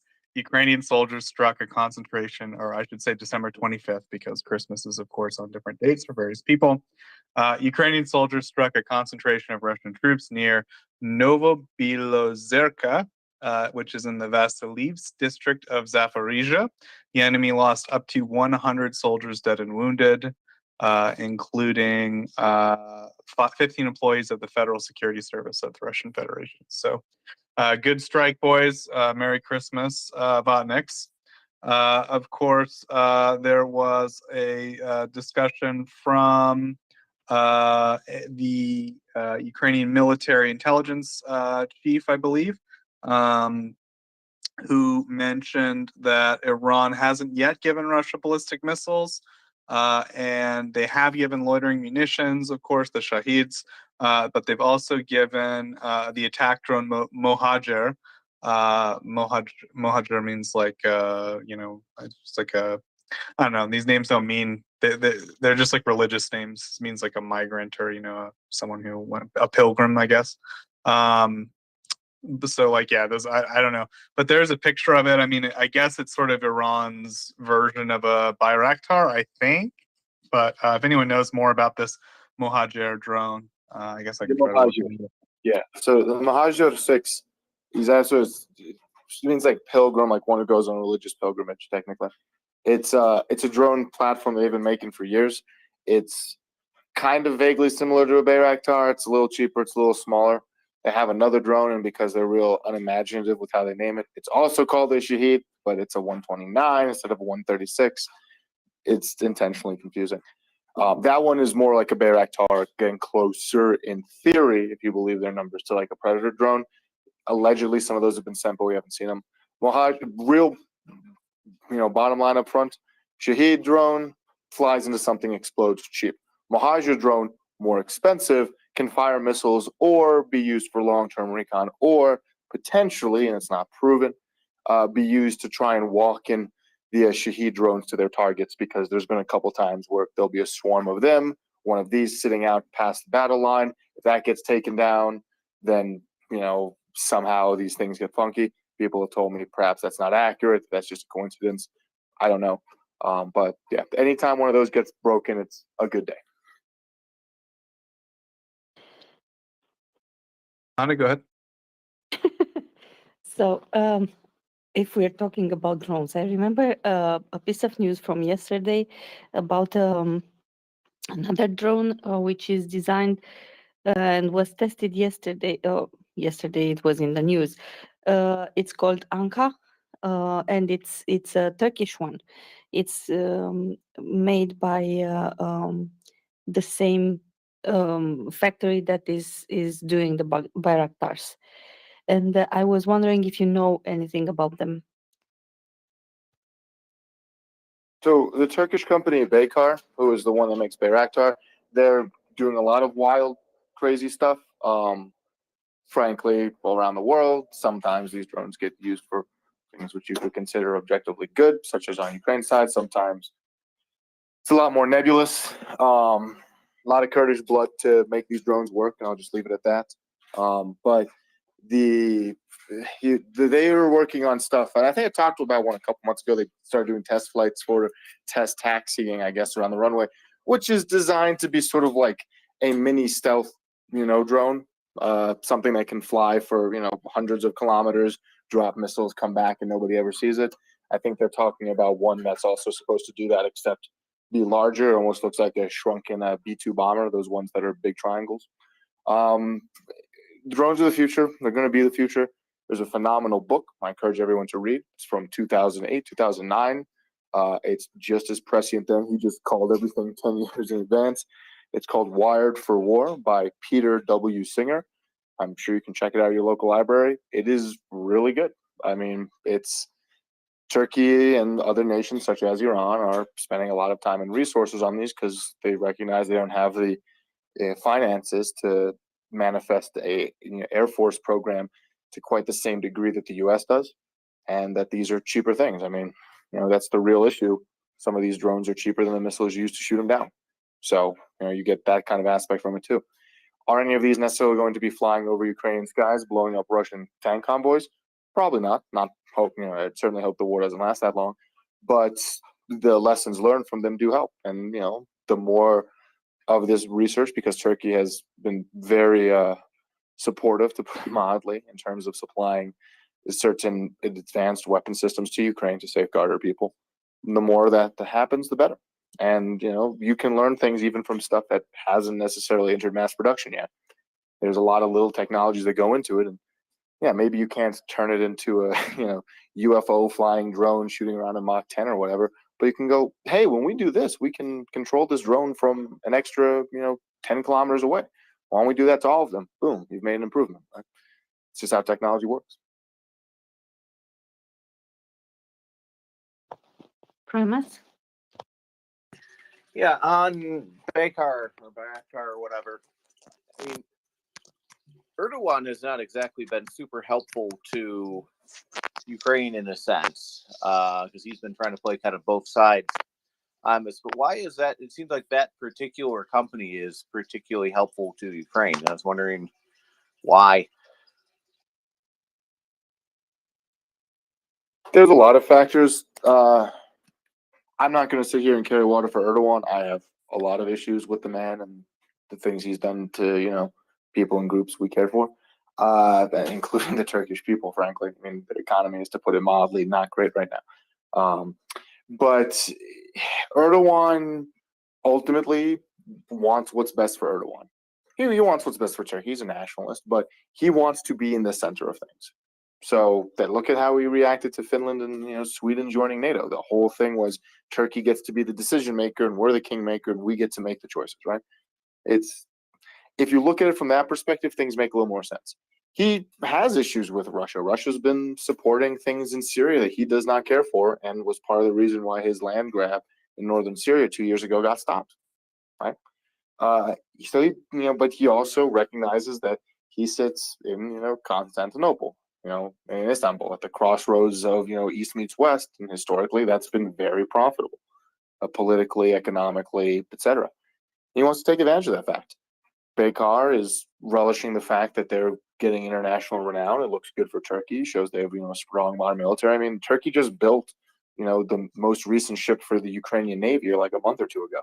So I'd say they're more invested than perhaps Iran, even though the politics of how they sit on both sides of the aisle are objectionable. Sometimes you need somebody like that, and there is something to be said in international circles for being able to say, well, Turkey's just crazy. There's nothing we can do about it. We're real sorry, Russia, that they blew up your convoy in northern Syria, that they gave us, the passport, the coordinates to Latakia or whatnot. It just happens. They're just crazy. We can't control them. But, it's Turkish politics is even more confusing than Russian politics, so I won't pretend to understand it. So long as they keep selling drones to Ukraine, all the better. I heard that Russia had, Putin had asked for Baykar to actually to build a factory in Russia to produce drones for them, and they said they'd only produce drones for Ukraine, which is good. It's a lot less mercenary than I really thought the Turks were. So, but yeah, they're erratic. But it's I mean, they're going to build a factory. Sorry, go ahead. Oh no, go ahead. There were plans even before the war to build a Bayraktar factory in Ukraine. I mean, frankly, and I hate to use the word prequel when you're describing armed conflict killing thousands of people, but a lot of lessons that we're seeing on wide scale in this war happened 2 years ago in the Nagorno-Karabakh conflict between Azerbaijan and Armenia, which has been heating up again, right? Where Soviet-style military, Armenia, if I'm constantly getting clear, I think it's Armenia, relying on heavy artillery, just got annihilated by Turkish and Israeli-provided drones on the part of the Azerbaijanis. And a better cooperation. And then recently, when there was another flare-up, same thing happened again. That modern technology kind of leads the way, and Turkey benefits from this, become a regional player more so. They can expand their influence. There's a lot of benefits. And something that this is going to sound like BS, I'm not calling the future. Way back in like 2019, when I remember reading something, or after, it would be like 2021. So because it was after the Korean War, I said, "Oh wow, like they're building these in Ukraine." Like Ukraine had a rule, or they had, as part of the Minsk Accords, they were forced to say that they wouldn't conduct any combat aircraft operations over eastern Ukraine in the contested area between, the Russian separatists and them, right? And, the Russian military forces. However, drones weren't really covered under that, as I understand. And so the idea that they were going to build 100 Bayraktars and then just start wreaking havoc the same way that it happened in Armenia, I said, give it 5 years, 2025, Ukraine might be ready to push Russia out. Obviously, I was a little wrong on my math there. But it's, Turkey is definitely a contender in a lot of things. I mean, look at the grain deal. That certainly wouldn't have happened without Turkey. I don't have to like them. They're very much fair weather allies. But they do have a purpose, and they do things that align with their interests, as do most countries.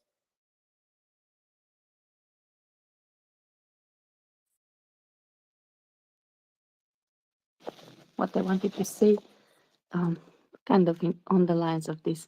The owner of Bayraktar is in some ways related to Erdogan, to the president of Turkey. I don't believe that he's stating that he's not gonna sell drones to Russia. Hadn't had a prior approval of that statement. The chances are very slim. And it's true that they are kind of mercenaries and look after their own. But they managed to walk the line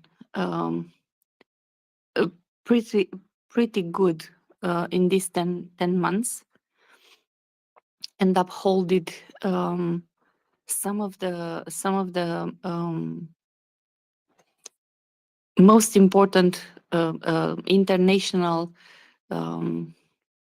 requirements that and agreements they were part of, and subsequently they helped Ukraine, sometimes overtly, sometimes less so, and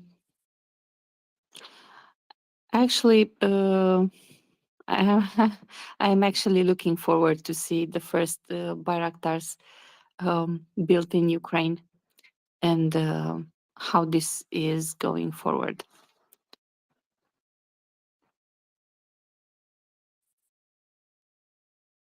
Definitely. And perhaps just some more late breaking news. I mean, because the topic is what's happening in Belarus. And I've got my perspectives, other people have theirs. I don't think anybody really knows for sure.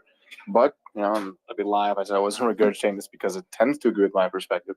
The UK intel services, in their daily update, are stating that the Russian First Tanks Army, which we do know to be part of this military grouping, because they were so badly mauled in the east and they got brought over here, they're not at sufficient combat strength to conduct operations. So, I mean, the Ukrainian intelligence services, who obviously have reasons to, say what they say, and perhaps, sometimes that's more for domestic versus international gain. There's a lot of reasons. Institute for the Study of War has gone into that. You can read about there. Came out and said, look, there's no assault groupings, and we don't think these guys are ready if they want to cross the border. So, hopefully lets the people in Rivne sleep a little nicer tonight. I mean, there was a bunch of people on Russian Telegram saying the other day that it was going to be Christmas Day, Russian troops coming across the border, and obviously that didn't happen, right? So, if it happens, it'll happen, and it'll be awful, and there will be consequences that Russia will have to pay because they're going off half-cocked. And if it doesn't happen and it was all a, propaganda operation to draw Ukrainian troops over there, then, well, yeah, that's bad, but it's less bad than if they invaded and more people had to suffer, right? So with that, all I can say is keep looking. There's a great, I would recommend you guys follow this group. It's called the Belarusian Hajun Project. That's Hajun. So Belarusian Hajun Project. I believe it's their Twitter handle is MOTOLK. I'll just put it up in the nest. They do a phenomenal job tracking pretty much everything that happens in Belarus, and I encourage you to follow them because, to be perfectly blunt, if you're reading foreign language media about a third party country, that's like trying to learn about US politics by reading Al Jazeera, you're probably going to get a bit of a slant as you do so. The closer you can get to that country's source, the better. Especially if it's something that's neutral and, honestly not pro Lukashenko, which is phenomenal for Belarus. Yeah, I'll throw that up in the nest.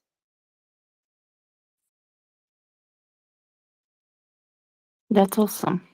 And thank you. I think you mentioned them previously, but I didn't had time to write down the name of the guys to follow them. I have some interesting because Charles asked me earlier about what other news are there or I saw. It was one, let's say, fun news. It's from Lithuania, and apparently they are sending some, let's say, camping beds for Ukrainian soldiers. So they are they can be assembled at the actual point of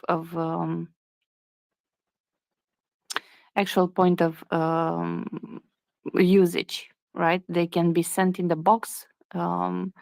They're fairly small, and then they can be used later. And I thought that's one other small way in which the Ukrainian army can be helped that I didn't thought of. Joseph, did you find anything else new?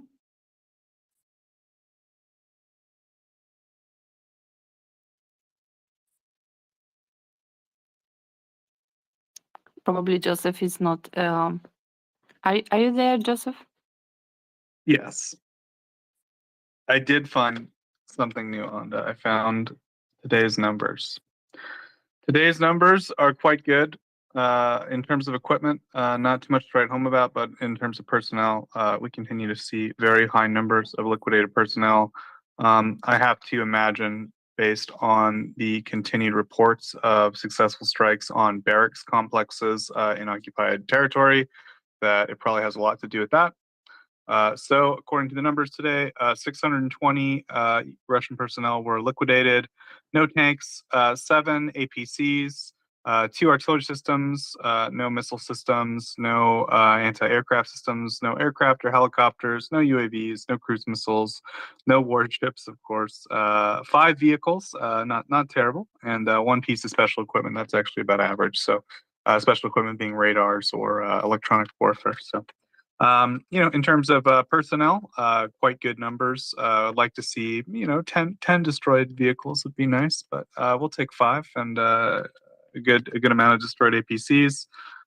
We continue to see relatively low tank numbers compared to earlier phases of the war. I don't know if that's significant or not. I don't know. I don't think I have much else I could say about those numbers, Anda, except I would say that the takeaway from this is probably that Ukraine continues to focus on concentrations of Russian troops and personnel, and their strikes have been leading to a continual high number of Russian liquidated and casualties per day, Anda.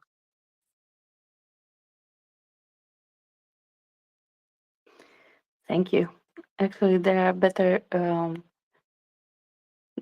It's the number of casualties, the increased number of casualties with no. I think we discussed this all, sometimes back, with no tanks or very few tanks. It's not like, let's put it this way, at the beginning of the war, I was noting a ratio. So there were like 10 soldiers killed for each tank. So if you looked at this was the ratio at the beginning of the war during, I don't know, April, May, June, maybe. So each time you would had a tank down, you would have 10 Russian soldiers killed in action. Not necessarily related to that tank, but as numbers, because I am a person who actually works with numbers, and I see patterns, right? So I have noticed for some months this ratio has changed dramatically, and my supposition is one of the reasons for this. I might be wrong. Is the fact that they are two reasons actually. One was stated months back, I think, by Tyner here in the space. He said something like, in and around Bakhmut, tanks are not the weapon of choice, the weapon that will give you advantage, the weapon that will help you win. And that the tanks are more suitable for the southern region of Ukraine, and in and around Bakhmut and on the eastern front, you have a lot of soldiers and a lot of fights going on. So this is how I kind of explained myself why. I don't know if I'm right or wrong. This is purely my endeavor to explain the reality to myself. So let's take it as a supposition, as a working starting point. If you have a different opinion on that, or some other, I don't know, assessment on why is this happening, I'm more than okay to listen to it.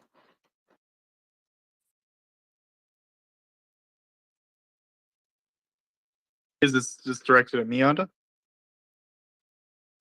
Your language, Yeah, I would say your both language. skills. I don't know. So language, if you're not, it's very late where you are. So if you're not sleeping already, or I'm drifting off. I might have missed part of the question. Do you mind repeating it?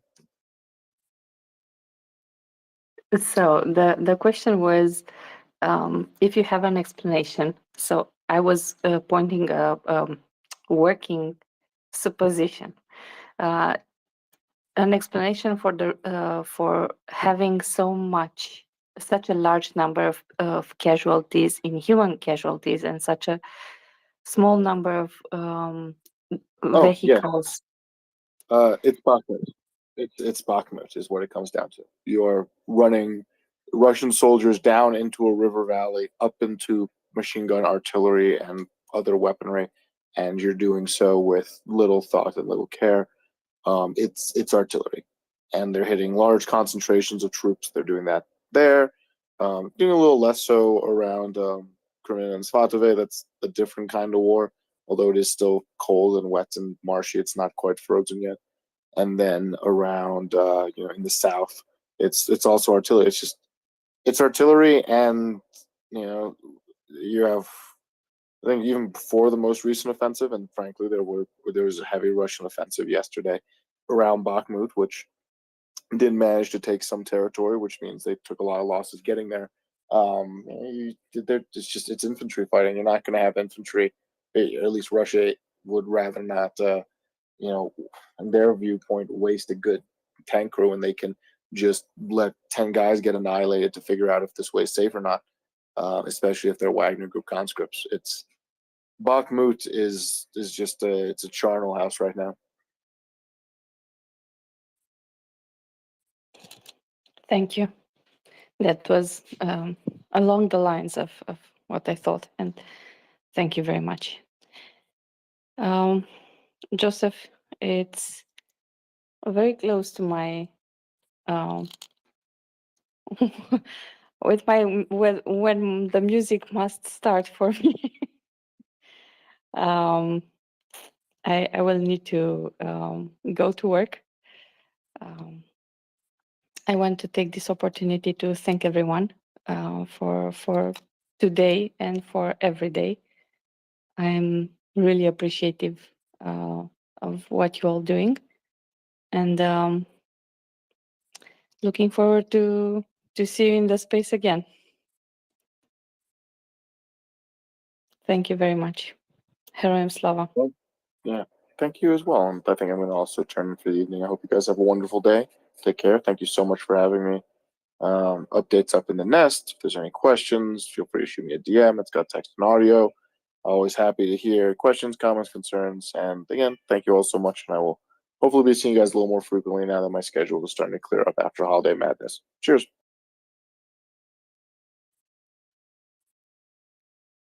Well, folks, I guess what that means is Herm, of course, he's Mondays are now off for Herm, so that leaves me, and we got classic solo Joseph night until Doman shows up to work and I can go to sleep.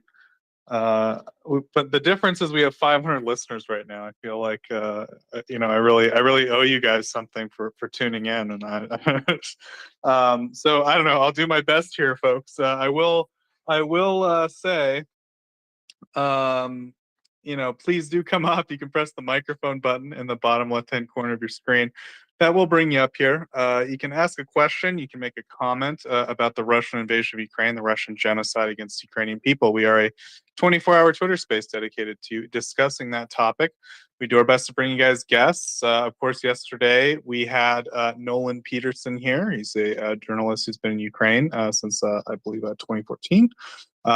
He actually was, we got the Spotify done already, I should say, the elves, our dear elves. And so the Spotify is done. It is available on our Spotify MriyaReport on Word.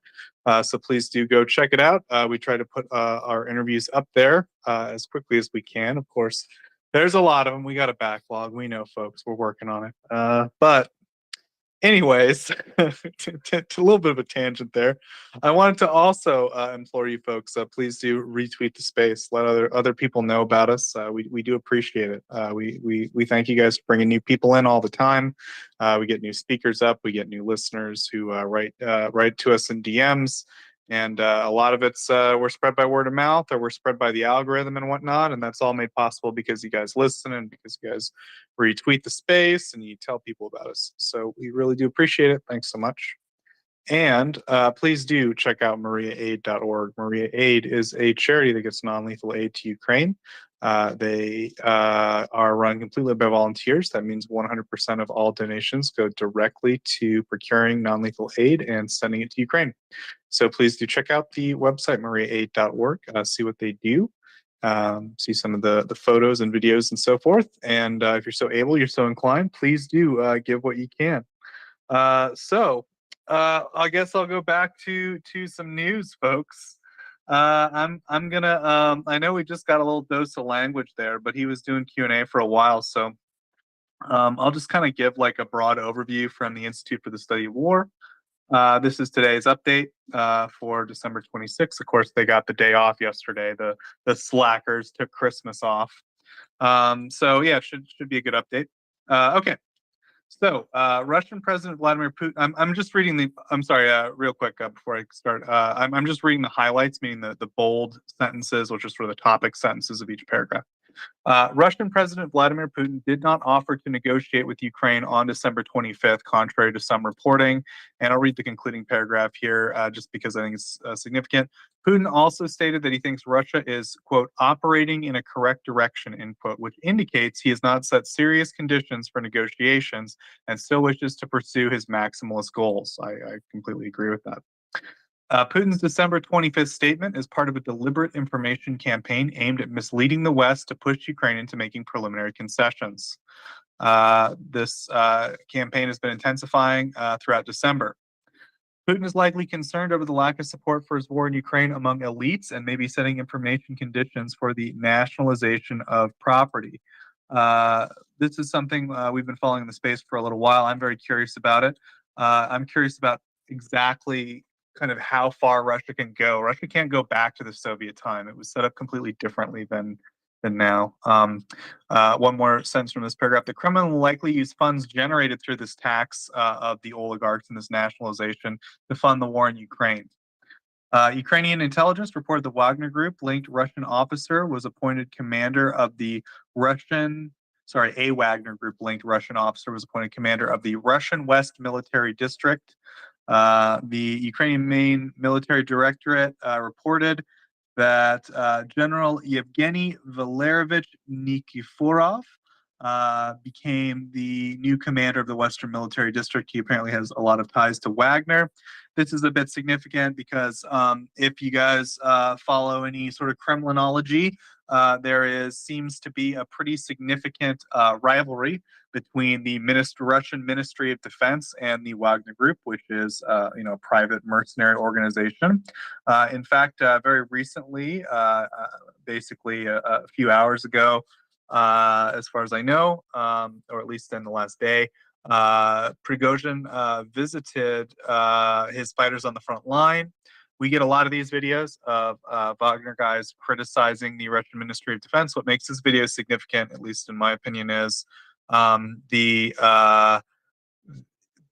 Prigozhin is there, to like hear the criticism. And then also later on, like someone asked Prigozhin, like, is this video you talking to your soldiers? And he's like, yep, that's me. So it's like very, to me, it's like Prigozhin sort of putting his stamp on it, right? So you could sort of identify this as sort of signaling from Prigozhin, I would say, from that level of endorsement, right, from the leader of Wagner. And so just real quick, by the way, on the video, the soldiers accused Gerasimov, who again, they at least on the outward appearances, it looks like there's a rivalry between Prigozhin, who runs the Wagner Group, and Gerasimov, who runs Russian Ministry of Defense, like the regular military. And so they called Gerasimov devil and a gay, which is very like, I don't know, childish, I guess. I don't know. I just thought that was a funny accusation. They're mad about a lack of ammunition and supplies and so forth. So yeah, so there's been the fact that a Wagner guy was put in charge of a major Russian Ministry of Defense post might be significant. I don't know. I'm not an expert in that way, but reading that analysis from the Institute for the Study where that's what I'm thinking about. Nikiforov has previous experience commanding Wagner Group elements in Donbass from 2014 to 2015, and that Wagner founder Dmitry Utkin is in sort of contact with them, and so forth. So he's got pretty reasonably established ties to Wagner. I'll put it that way. Ukrainian strikes on legitimate military targets far in Russian rear continue to be points of neuralgia for the Russian mill blogger community. Yeah, that's true. Prominent voices in the pro-war information space will likely to continue to seize on perceived attacks on Russian domestic security to criticize Russian military capabilities and leadership and call for escalated actions in Ukraine. So what they're saying is the Russian mill bloggers, the so-called internet pajama warriors of Russia, are they get real, they have meltdowns about failures, or when, for example, when a drone that Ukraine makes it all the way into Russian controlled airspace and air defense and radar don't detect it or stop it. That makes them very upset. We'll put it that way. So yeah, I think that's all the stuff, all the significant information from the Institute for Study of War today. There is a little bit of stuff on the ground, but it gets pretty granular. We don't necessarily want to go into it. I do have, thank goodness, I have Colby up. Colby, I did want to ask you. I know that earlier today we got a little bit of a rumor about some stuff happening. I believe in Kreminka. Has there been any development? Has anything come out yet in terms of that, or is that still something we're keeping our eyes on? About Kreminka? Yeah, Kreminka. I think it's pretty speculatory still. Okay, no worries. Yeah, just checking on that. I can maybe look into some of the granular stuff that happened on the ground today. I think a lot of it happened around Bakhmut, as Language said, but you guys did just get a language update, so I figured we don't need to go too deep into that right now. Nick, please go ahead. Yeah, just in light of the colossal non-success of Wagner in the Bakhmut region and the imminent collapse of the Russian banking industry, I thought it was fascinating that Margarita Simonyan, who recently got a medal from Putin, was just last night, according to Julia Davis's translation, doing the classic version of we don't really want to destroy you, Ukraine. You're making us do it. We don't want to. It's tragic that we're having to do it to you, but you're just making us do it to you by not submitting to us. It was interesting and worthy of comment, and probably I'm probably 18 hours behind on this space in making that comment, but since you had no hands up, I thought I'd throw that in. Thanks. Yeah, she's a crazy witch, all right. Yeah, I mean, this is the Russian logic, right? They really believe that Ukrainians are sort of these inferior colonial subjects, and that what they're doing right now, they're doing for Ukrainians' own good, more or less, because they believe that Ukrainians are really Russians that have been sort of brainwashed by the West, and liberal leaning Ukrainians who want to be like the West, more or less, and that what they're doing is saving Ukraine from that horrible fate where they live like a normal country and not like a wacko kleptocratic fascist state like Russia. And yeah, I mean, this is kind of the bottom line, Nick. So thank you for pointing that out. Now we go to Ben. Ben, good morning. Good morning, Joseph. I'm here, even though my heart bleeds as I learned that I was not your favorite anymore. At the very least, it's what you told me. But there is one way for me to get better, and it is, as usual, to sing. Putin, kurwa! Kurwa. La La la la la la la la la la la la. Putin, Putin, kurwa! kurwa. La la la la la la. Ah, feeling so much better. I think I should just do the Putin Kurwa part, because I can never line my la la la's up with you. Sorry, go ahead, Ben. Joseph, you've never been a drunk supporter during a Lithuanian basketball match? No. That's the sort of spirit you're meant to summon when you're singing the Putin Kurva.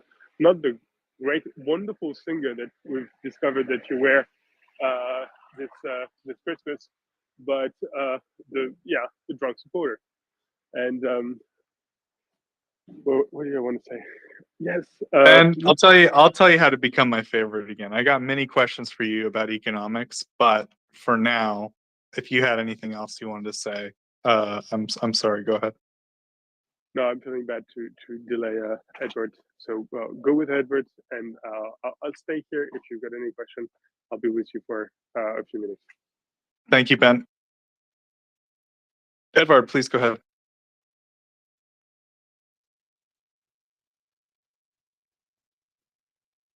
Edward?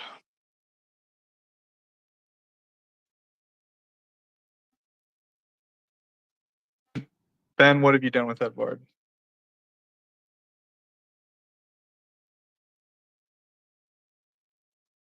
He is speechless after your singing. It was so beautiful. I too am enchanted by it. Ben, okay, I guess we'll maybe go back to Edward later. I'm gonna bump our dear friend Edward? I'm here.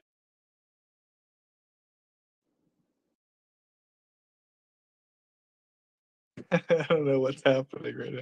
All right, I'm gonna bump him down, and that way he knows it's not working.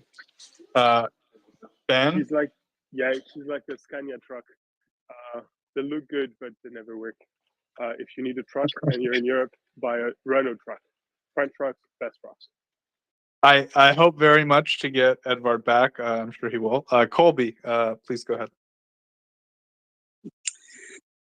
I'm gonna grill you tonight, Joseph. The table's turned. Yep.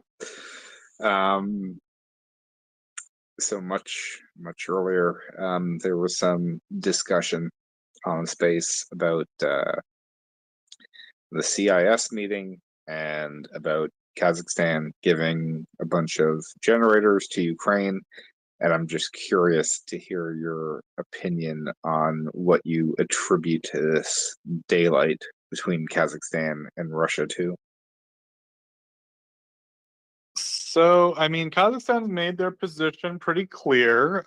They don't like how Russia has been saying that that Kazakhstan is, has a bunch of Nazis in it, and that, they're oppressing the Russian speakers. Like they've seen that movie before, and they understand what kind of precedent the Russian invasion of Ukraine sets in terms of their relationship with Russia going forward. So.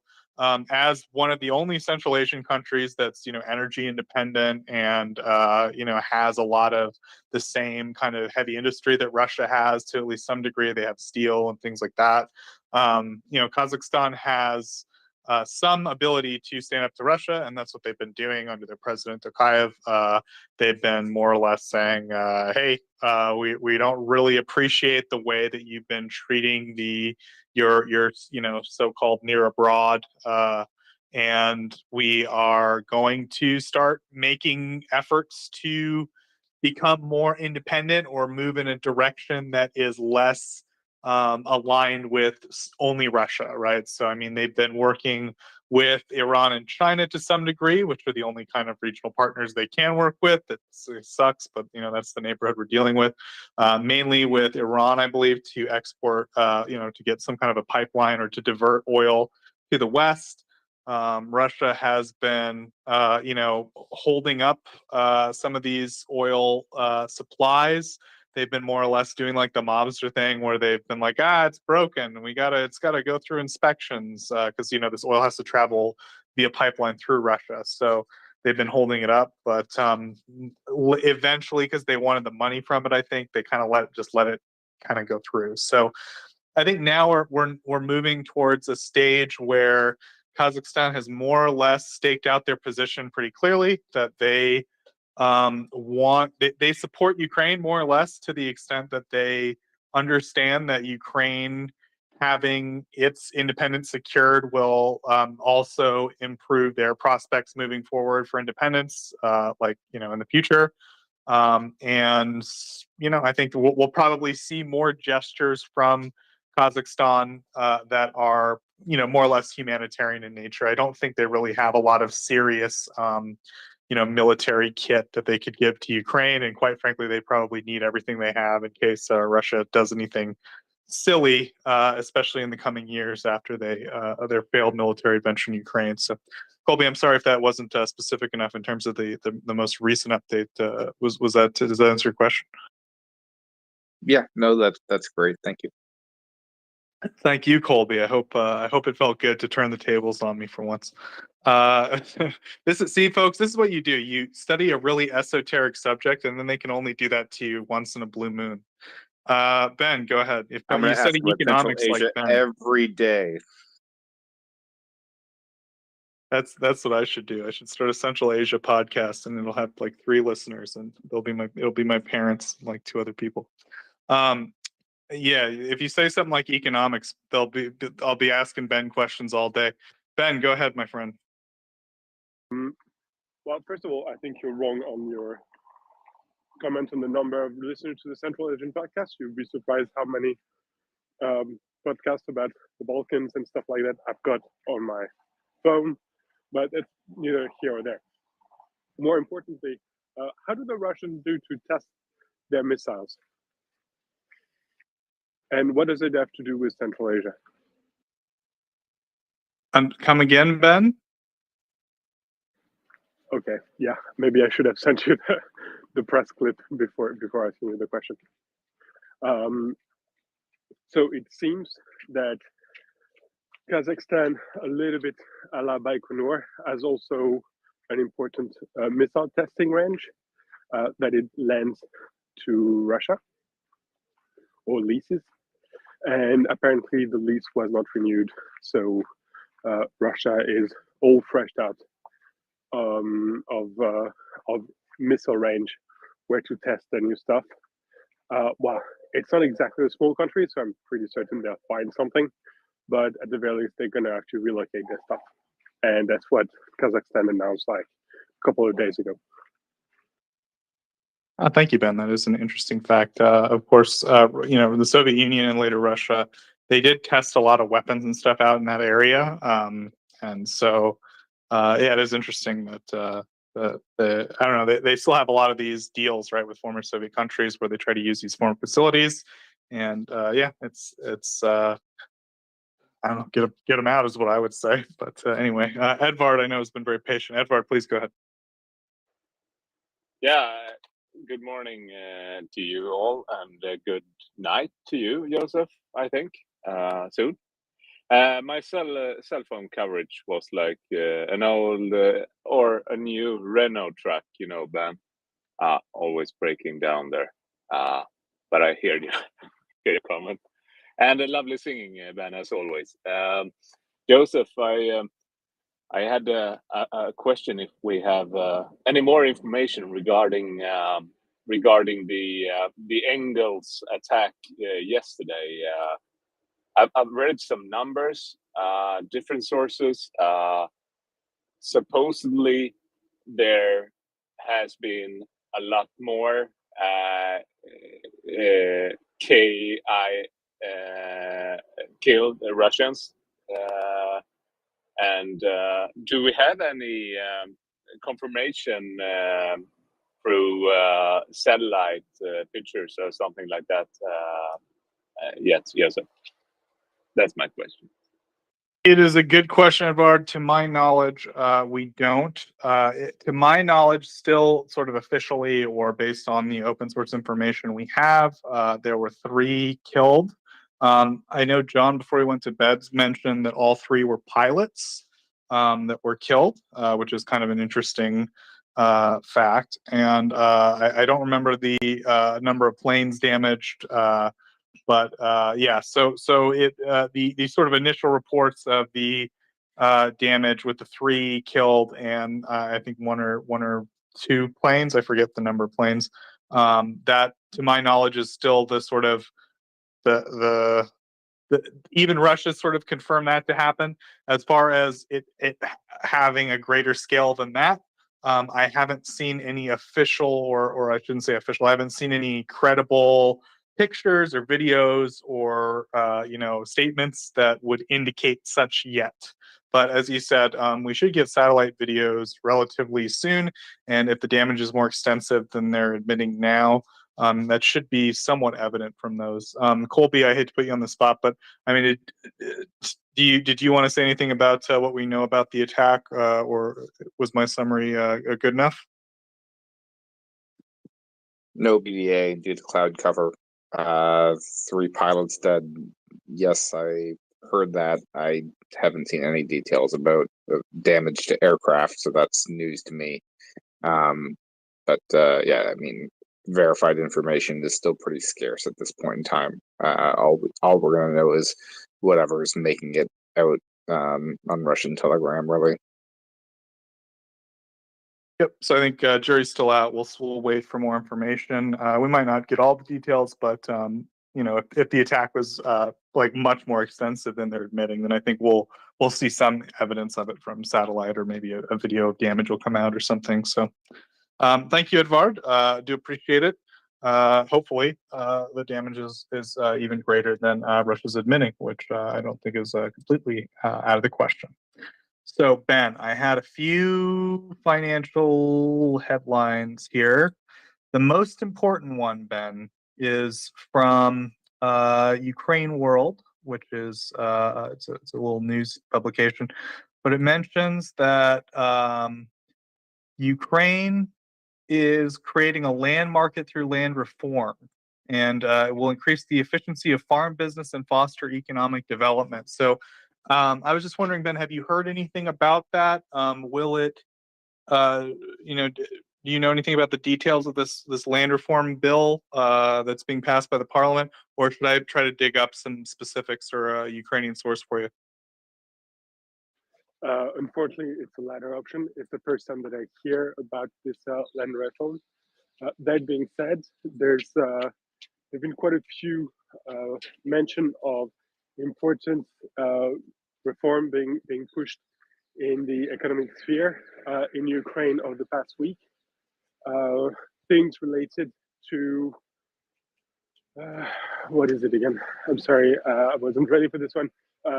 Things related to the fight against corruption, things related to transparency, the independence of the central bank, things like that. So the basic hallmark of a modern economy are being implemented at a very fast pace, and I assume that this development of a new land market for Ukraine has to do with this. So it's very important for the efficiency of the agriculture. It's also very important in terms of the management of the economy as a whole and transparency, because if you're at an official market, you've got official registers. This is one of the most basic ways of avoiding A, corruption, B, mismanagement, and C, the sort of issues that arises within families whenever you've got an inheritance or something along those lines. You want the claims to property to be as strong and clear as possible. So this is very, very important. It's also a little bit dangerous. Let's face it, in a number of countries, I'm thinking about France right now, but also Italy, Spain, this type of land reform generated quite a lot of trauma when you sort of forced small peasants to sell their land because they were really inefficient with it. And as soon as you integrate the question of a market, you have to integrate the question of efficiency as well. And there were quite a lot of trauma within the countries that implemented these modernization packages back in the 50s, 60s, and 70s. But why they're doing it now and what are the details, that I cannot tell you. It's also very important in another way, because the situation of the Ukrainian land has been one of the most pernicious aspects of the Russian propaganda. What we have is them claiming very falsely that I don't know, three-fourths of Ukrainian land is now owned by oligarchs, that the little farmers are being crushed and whatnot. A land reform that puts everything very clearly, that makes a lot of land available, that previously was not, is essential. That being said, as you know full well, Ukraine used to be ruled by the Soviet Union. Whoever says Soviet Union says public land, kolkhoz, sovkhos, this sort of things. Many of them were only partially privatized. Some of the land passed on to the workers. I think it's a fairly complex system. We would need someone who knows a lot more about this than me. It's a very interesting subject, if nothing else, because Ukraine is such an important provider of grain to the international market. So there's a lot at stake, both for Ukraine and the world. And I think we could do worse than asking someone who knows a lot about this, like Elena Page or our own Lena, who I think, if she can hear us, would be a fantastic speaker about this. If only an articulate Slovenian man knew a lot about Ukrainian grain. Welcome, Doman. Ben, I have one more question for you. Okay, so we talked about Ukraine. Now I have a kind of a Russia question. So as I mentioned in the Institute for the Study of War update, maybe I should just read a bit again. So sorry, Ben. Sorry, before you go to that, Joseph, yeah, I'm really sorry. Ben, Ukraine is doing a land reform now? I could be I could be mistaken, Doman. It's just from one source. I haven't double checked it, but they mentioned that there's a land bill.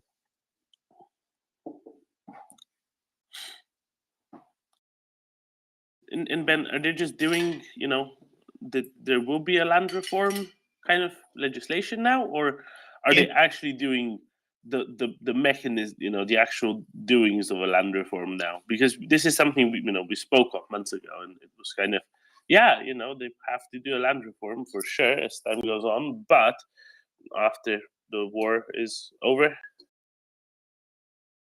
Doman, in Ben's defense, he doesn't know anything specific about this land bill. I brought it up, and I will look for more solid sourcing on it and more specifics on it. But Doman, he was very gracious to sort of take my question and turn it into more of a general, like, does Ukraine need a land reform bill? What would a land reform bill look like? What would it do? Ben, did you want to add anything? Yes. The one possibility for possible explanation for why this seems to be a bit rushed and done now is the fact that the IMF apparently has required some reforms. So many of them are being passed now, and with a little bit of luck, this will be well done, and they won't have to necessarily implement it in the middle of a war. I hope so, but the idea is to get how can I put it? To get Ukraine a little bit more efficient and to improve its image in some circles, so as to warrant much bigger help from the IMF. That's the way I understand it. And well, the fact that it takes them a little bit further on the path of the EU and entering and being adapted to the sort of EU regulation doesn't really hurt, but I think it's related to the IMF loans.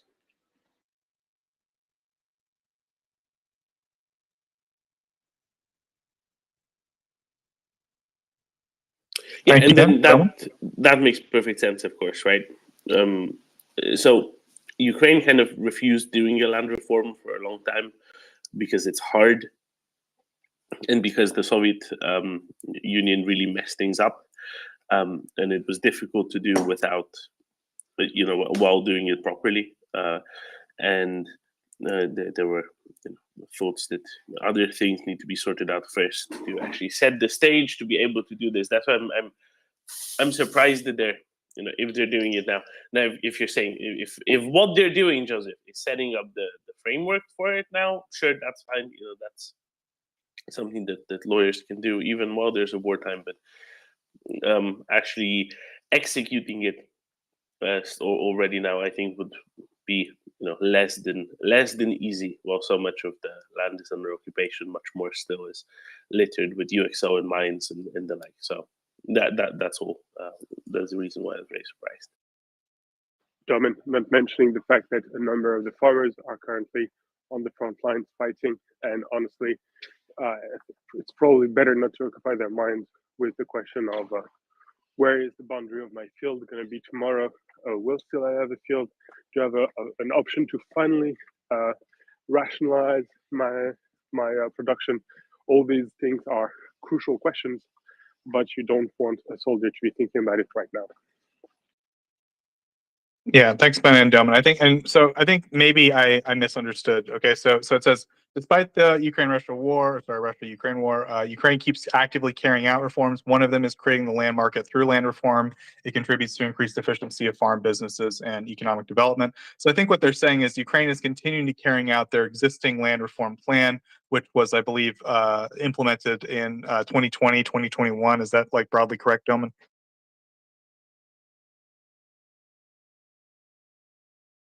I think so. Yeah, so I think that's sorry. I think maybe I mischaracterized the statement. I think it's more just they're continuing to implement existing policies regarding land reform despite the war, if that makes sense. Does that make sense, Domin?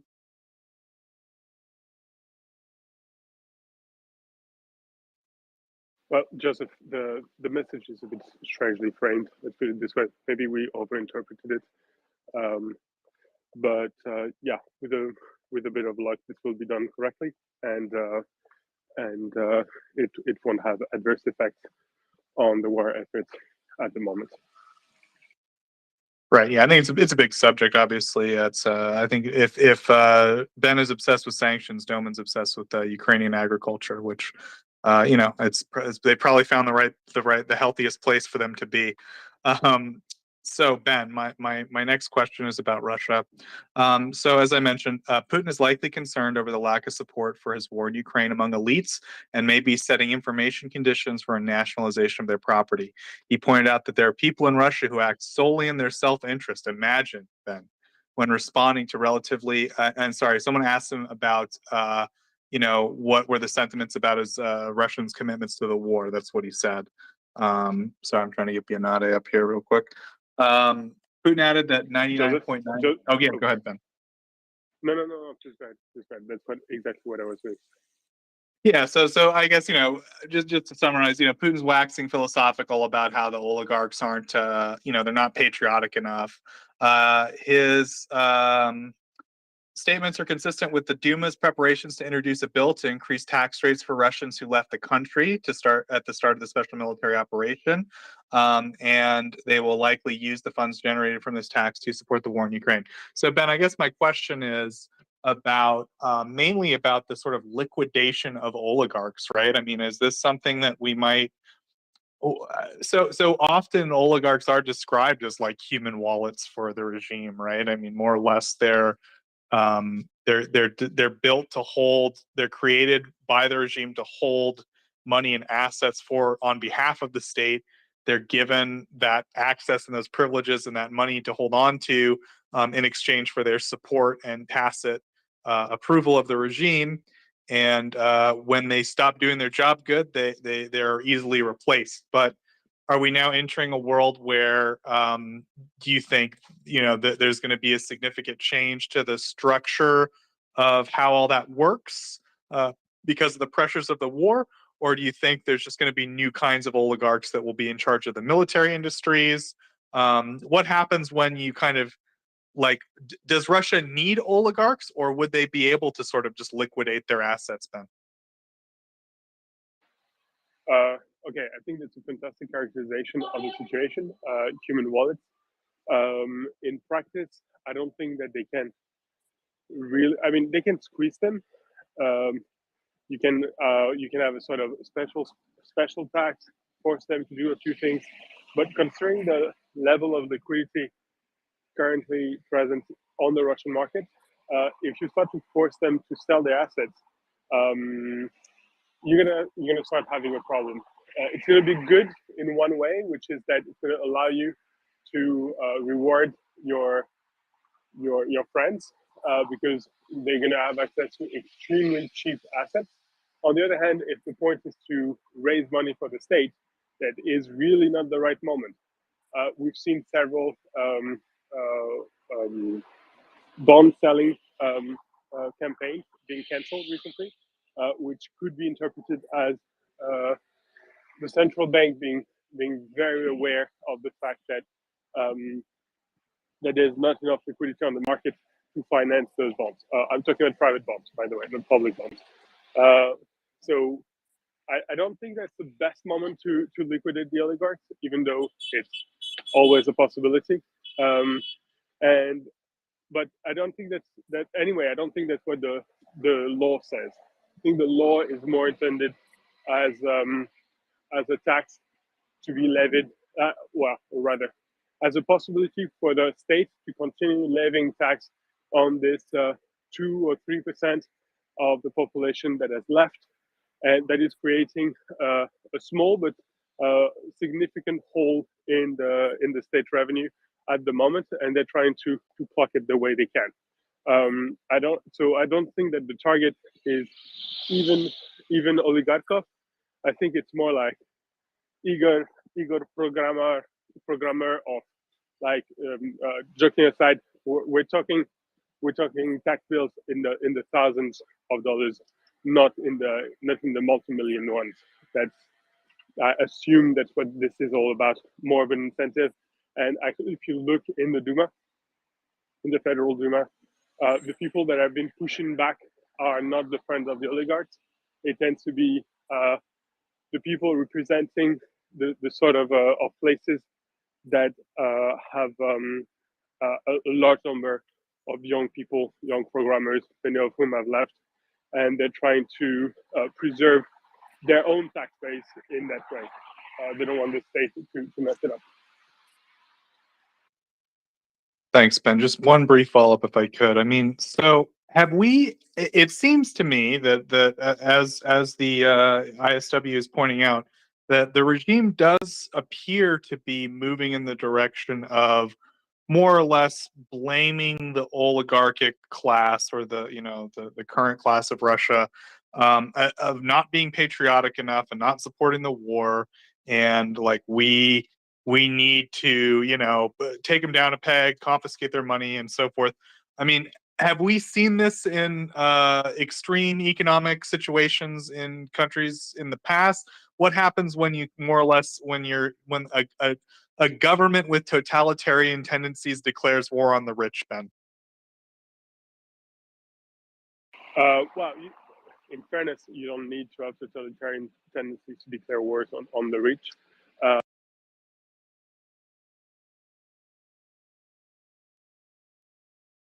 It is a natural tendency of men to accuse the economic elite of misgivings and of treason, in a sense. So this has been done several times, and will probably keep being done. Then I'm trying to find a perfect example that fits what you're talking about. And I mean, there's China, but in a way, China was there wasn't really a class of very wealthy people. When Mao Zedong took over China, the country was recovering barely from 50 years of international and civil war. Hardly the place where massive fortunes had been built. If you think of Cambodia, which also had a very strong anti-elite policy that turned into a wholesale massacre, that also really doesn't fit. Then you've got the case of Russia and what they called dekulakization. But again, I'd be hard pressed to consider that the so-called kulaks, of whom you'd had 2 or 3 per village, could be compared to the oligarchs, which, as you mentioned, are really, really tied to the destiny of the state. So, no, I don't think I can find a good historical comparison. Maybe Venezuela, maybe, I don't know. Do you have something in mind, Joseph? Not really, Ben. I mean, I think you point out some good examples there. I mean, probably maybe Cuba? Like, wasn't there a wealthy class of more or less oligarchs that controlled the island, and then the communists took over and they fled? Yeah, that's fair. That's fair. There were some. I mean, nothing to do. We're not talking world scale fortunes as we are in Russia today, but in terms of concentration of wealth and ties to the state, maybe Cuba is a good example. And then the question becomes, what happened to the Cuban elites? And how many Russians are going to be in Miami next year?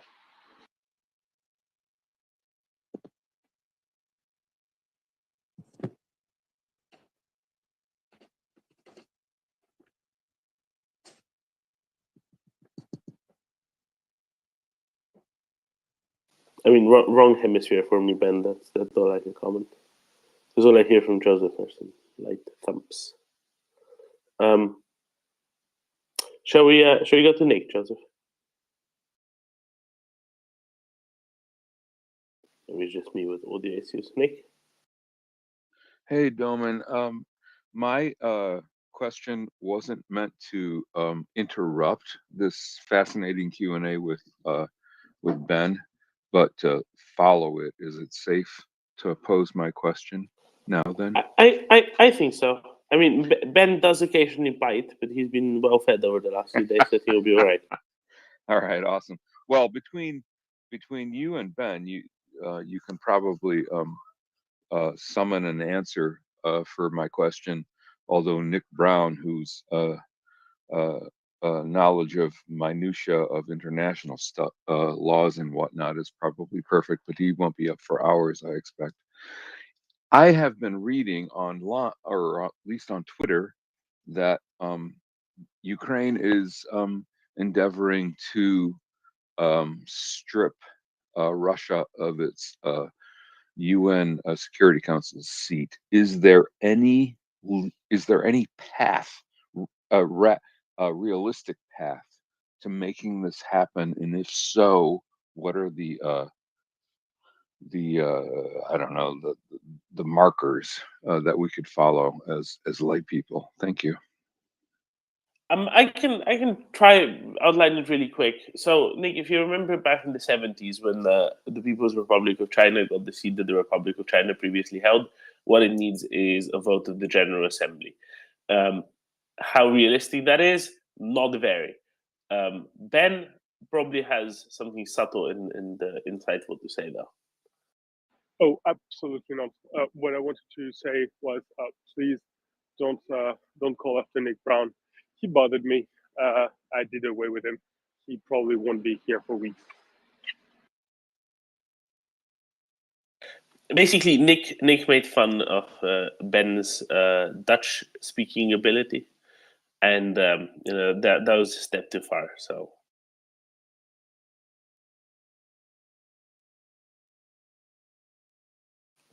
But to the question, yeah, I think that you had the perfect start for it. So I will sit down and listen. Yeah, the thing is, what the utility of that would be is questionable, and this is probably where you would lose a lot of the votes in the General Assembly. So even though there tended to be a very good, sensible majority for lots of the efforts in the UN against Russia, Nick, the question here would be, but then what is the point of the Security Council if the country with the most nukes isn't on it? Surely that's how it was kind of designed. Now, there's lots of good reasons why it shouldn't be there, but I think the argument, the simplified argument that I just put forward, that is something that a lot of states voting in the GA would be subscribing to in some form, and that's why I would say it's probably less than realistic. Now, let's scroll forward a few years. If Russia were to balkanize or some such, maybe it would be very different.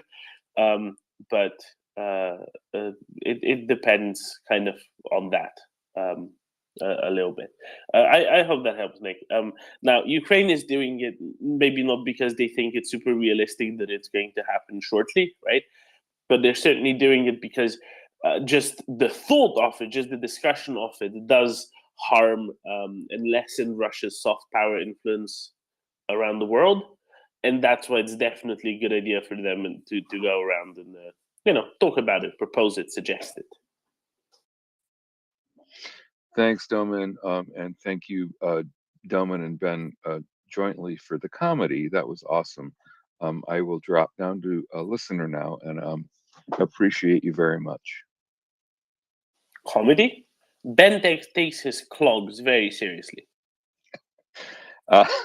That's just the laugh I needed before heading to bed. Thank you very much. Delman, I was checking what to promo, and I found out I missed Yu Yang. I'm sad. That's okay though. He's always a great guy. But as far as I know, Delman, we don't have anything on the docket tomorrow, except of course for Chuck Fair at his usual time. Today, Joseph. Today. I'm sorry, Delman. Today, you're right. Today, we don't have anything on the docket today. Except Chuck Fair at his usual time, Delman, unless you're aware of anything.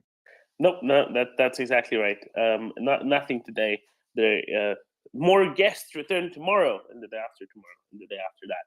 So it will be very packed. I mean, yesterday, we had two war reporters. First, we had Guillaume Ptak from Les Echos, and then we had Nolan Peterson in the evening. I think they combined for over 5 hours of interviews. So I think we are okay taking a day off. Ben, I have a question. Something kind of crossed my mind. Doesn't Guillaume sound a little bit like Erland? Alan, as in our Alan? Our Norwegian Erland. I mean, the ends of clauses sound different, but like the speech generally is eerily similar. Maybe it's just my headphones. Yeah, absolutely. There is something to be said there.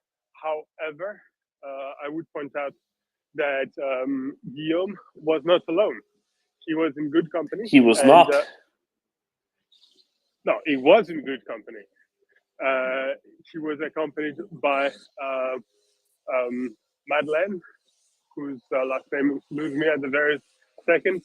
Kelly. Kelly, yeah. Madeleine Kelly. And she was great as well. And they're making for a very odd couple in the sense that there's a guy who's been on the front line for a month. And there's, I assume, what is a sweet young girl, but she's the military specialist and he's the one into fluffy dovey stuff. So I thought that they make for a great duo. And I really enjoyed having them on the space. If nothing else, because Guillaume, even though his English is well nigh perfect, is sharing with me that French accent, which I'm regaling you with for several hours a day. So I was glad not to be the only culprit there. And Doman, it's amazing, but the elves, the elves slaved away Doman, and we already have Nolan Peterson's interview up on the Spotify edited. So great job, everyone, and please do check it out if you weren't able to make it.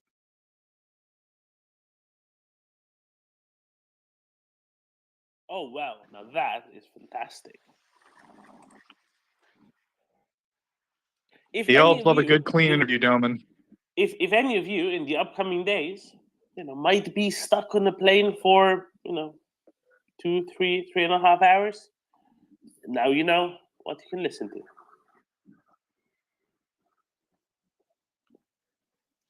That's right, Doman. So I did have one more question for Ben. It's a little bit left field, but we've got you, Ben. Unless you're busy, Ben. Are you calling me a socialist? No, I was sorry, left field, just meaning sorry, far afield. It's a baseball reference, Ben. It doesn't mean that has nothing to do with politics. I apologize for the misunderstanding. Ben only understands cricket references. You should have learned that by now. I'm sorry, Ben. So Japan just signed several long-term contracts for liquid natural gas to avoid future energy shortages. They're going to be buying from the United States for 20 years, and they're going to be buying from Oman for 10 years. So I'm wondering about, I guess, long-term natural gas contracts and liquid natural gas. Do you think this is something we'll see more countries do? Is it something that makes the gas prohibitively expensive? Or does signing these long-term contracts sort of mitigate the problem of extra expense because you're setting up like a long-term agreement? Is this, well, I guess, will we see more of this as various economies in Europe and other places like Japan, move away from Russian oil or the oil of other countries like Iran or that kind of are aligning towards Russia? That's an excellent question. Quick disclaimer: I don't know anything about those contracts. I did not follow the negotiations, but the negotiations I did follow were those of Germany, which was in the market for something very, very similar. Very interestingly, they went to visit Senegal, which has recently discovered important gas fields, and they tried to get Senegal to sell them some gas for a few years. And what the Senegalese said, in essence, was it makes no sense for us to develop structures for you that are going to cost us a lot of money if you're only going to be in the market for 3 or 4 years before reverting to your solar panels and whatnot. So no, thank you, we're not interested. And in a very unexpected moment, Senegal turned down the offer of Germany. So Germany had to go somewhere else, and they went to see our friends in Qatar. And what Qatar said was exactly the same thing as Germany, as Senegal. We're not in the market for 3 or 4 years. We want a long-term contract. And that time, the Germans sort of understood, and they did sign the contract. Unfortunately, our friends in Senegal did not get that contract. I'm a bit upset about this. Never mind. And hopefully Senegal will have gas for its own development, which I guess is better. But yeah, so the long-term contracts are something that seems to be required more by the supplier than by the buyer. So you can sort of assume that the longer the contract, the better the supplier has managed to negotiate. So that's I'm almost 100% certain that it is the same thing for Japan. Japan that found itself in a very problematic situation recently because they basically were starting to look at the German position of buying a lot of cheap Russian gas and helping the development along with that gas as an excellent idea. And basically, they seem to have been of the mind of doing something like that. So they developed several gas fields in Sakhalin. And well, thankfully, there was a long bolting around. Will they one day continue developing them? And apparently, if they've decided to sign that contract with Oman, it sort of implies that they finally decided against this. They went for the further away option, probably more expensive, but geopolitically a lot safer. That doesn't mean that they won't import Russian gas, but they mean that they won't be wholly dependent on Russian gas. So altogether, good news for us. Very, very good news probably for Oman. And Japan just got itself 20 years of expensive energy. Yay. Well, expensive energy from the U.S. I'm not complaining. Sorry, Delman. I just want to add, Japan always basically imported all of their gas as LNG, because they don't really have pipelines to take gas to Japan. I think there was a suggestion of one from Russia to Japan. I don't think it ever got built. So for Japan, actually, the LNG markets, Europe needing a lot more LNG this year was really disruptive. Less so for Japan than for many other countries in Asia that are more price sensitive. And Japan here wanting to kind of realize that there will be more LNG availability, but also, long-term contracts like this don't just incentivize producers to build out the infrastructure for compression of LNG, of gas into LNG, but also, and I think this is important, make it worthwhile for more ships to transport LNG to be built. And I understand this past year, many more ships set for LNG transport because they need to be special ships. You can't just take a ship that used to transport wheat or crude oil and just say, oh, this is now an LNG ship. We'll just put some LNG into this because it needs to be kept at a high pressure. Many more such ships were commissioned this year than any year prior, I understand as well. So it also affects that positively. Come on, Doman. I got hot air balloons and I got a grain ship. I think I can make it work. Ben? I wanted to go along with Domin. Edfin, who's a fantastic market whisperer, especially specializing in everything freight and cargo, has been saying this for several months already. The rate of LNG ships is absolutely amazing at the moment. They're making an absolute killing. The value of the companies that are renting them is through the roof. And he's saying things like, okay, that's where my knowledge stops, but he's saying things along the lines of, wow, the rate thing with 6-0 behind it, I didn't think I would ever see this in my lifetime.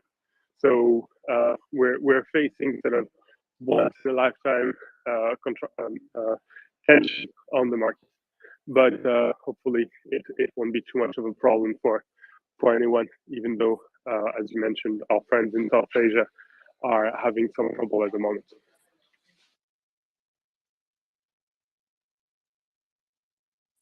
Thank you, Ben. By the way, by the way, has anyone kept an eye on how the energy market in South Asia was doing? How mild is the winter in South Asia, and how do they manage winter? Well, I've been told that in the mountains of Kashmir, things could get pretty cold, and even in I've been told, Ben. I've been told that in the mountains of Kashmir, people don't have gas pipelines.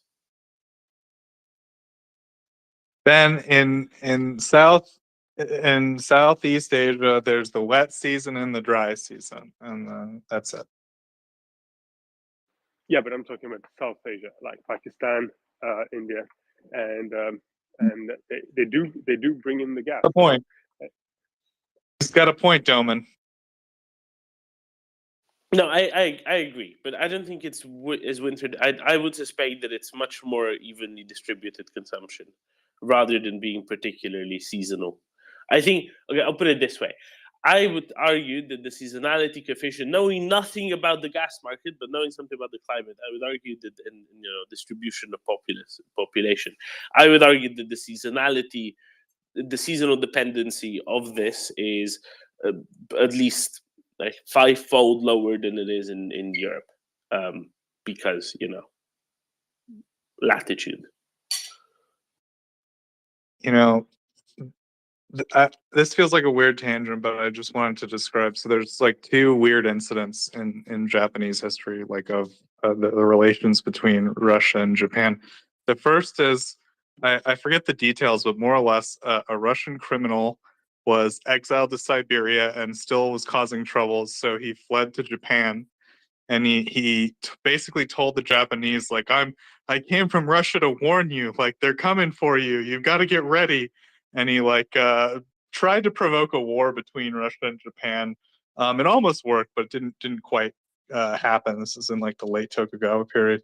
And then one more incident, which is of course interesting, is the attempted assassination of Nicholas II, which left the Otsu incident, it's called, when he visited Japan. A random, angry samurai attacked him, and it left him with like an irrational hatred of Japan. Not, I guess maybe not irrational. I don't know. It's up to you, I guess, if it was rational.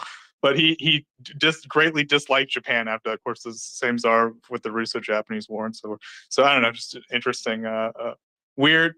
It's been an interesting relationship between Japan and Russia. Now, there's I guess now the disputed territory of Sakhalin, the energy resources that Japan has up till now, relied on Russia for to some extent. And yeah, I don't know if there's any other. Ben, would you say there's any other dimensions to the Japanese Russo-Japanese relationship we should take into account while we're kind of on the subject?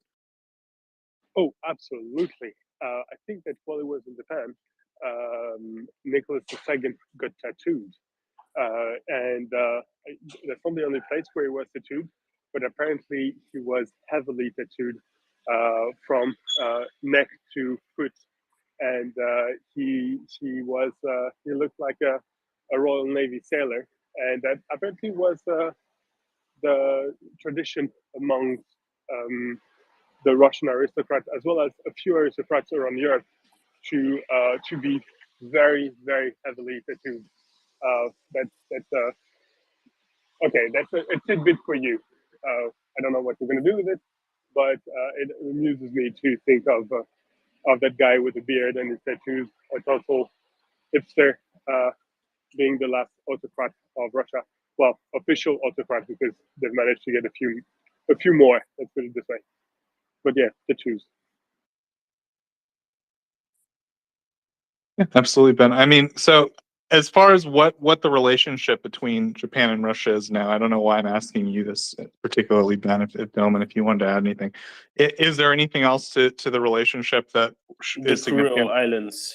Yeah, so the Kuril Islands and the energy relationship. Would you say there's any other dimensions, or it's mainly those two things, or like Japan's top two things about Russia?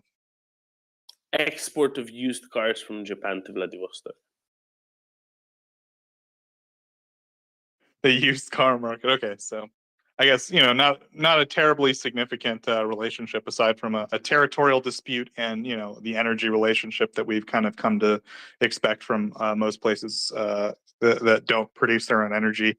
So yeah, I don't know, just kind of some interesting Japan news, I guess. As Ben said, I think his analysis it spoke to me in terms of common sense, that these longer term contracts, if you're a buyer, if you're a country, you want to be agile, you want to be able to take advantage of new deals for better energy, or you want to wait for the next solar panel or algae reactor that's super efficient or what have you to bring energy prices down, and you can renegotiate your deals. So signing a long contract seems like you're in a slightly weaker position as a buyer, as it were, to have to do that. But it's better than not having energy or depending on Russia for energy. That much is definitely true. So that's I guess good news overall. And we need to continue to, I guess, see various countries that produce natural gas continue to increase production so that they can make up for any lost exports.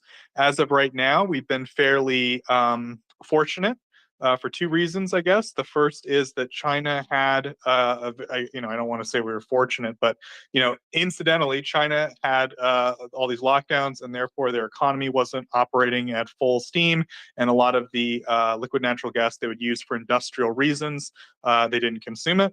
And then we've had a relatively mild winter so far in Europe, and so a lot of their natural gas wasn't consumed. But as Delman's pointed out before, they're long term, we still need to look at this problem, and one thing we need to do, of course, is to increase production of natural gas in various countries that can produce it. So, I mean, Delman, on that list, who would you say? I assume U.S., Canada, Are there other big players here that could increase? Senegal, Ben mentioned. Are there others? Qatar is the default one when you're talking about gas, LNG exports. Of course, Russia can export LNG, and I'm not kidding. Quite a lot of LNG that Europe has been buying lately has actually been coming from Russia. This is something that gets ignored quite a lot. A good proportion. Norway actually ships some of the stuff out as LNG, not that much, I guess. But because the sanctions apply to pipelines, right, Domin? Is that accurate? Well, that's for crude oil. That's a separate set of sanctions. There's no. Oh, sanctions sorry, you're on right. natural Yeah, gas. Yeah. But there's capacity to expand in places like Nigeria, for example, and there are others as well. I think Guyana might be an interesting place to look forward.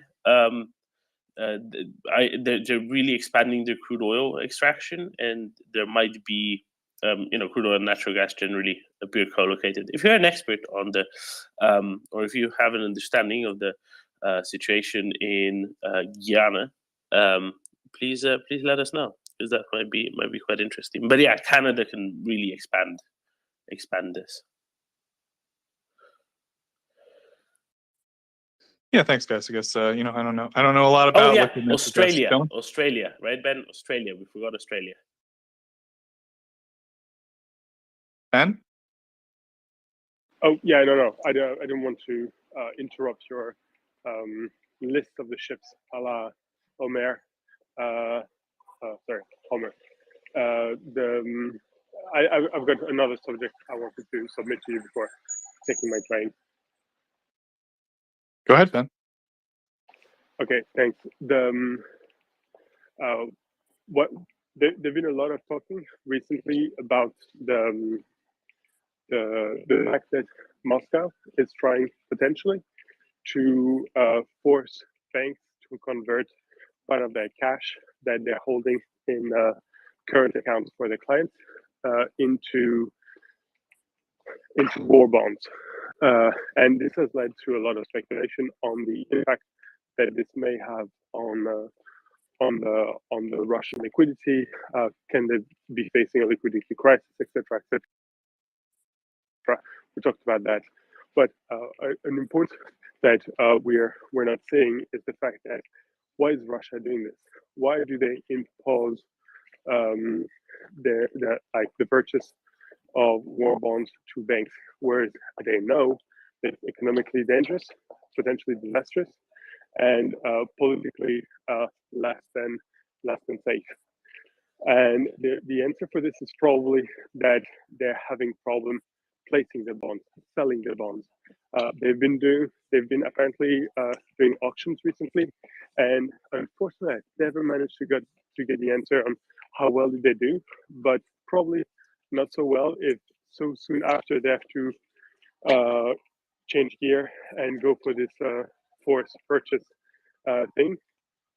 So that's the first thing. And the other one is that it's understandable what they would want to have local buyers. The reason for that is that wars tend to do a number on currencies, and you wouldn't want to have to repay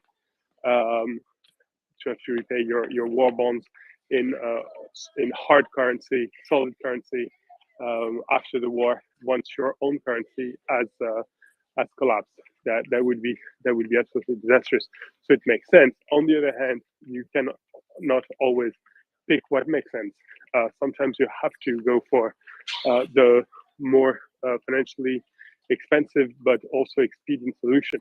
And what's very interesting there is that I'm sure, because there were several references to it initially, that the Russians tried to have access to the world's market for bonds, and apparently they failed.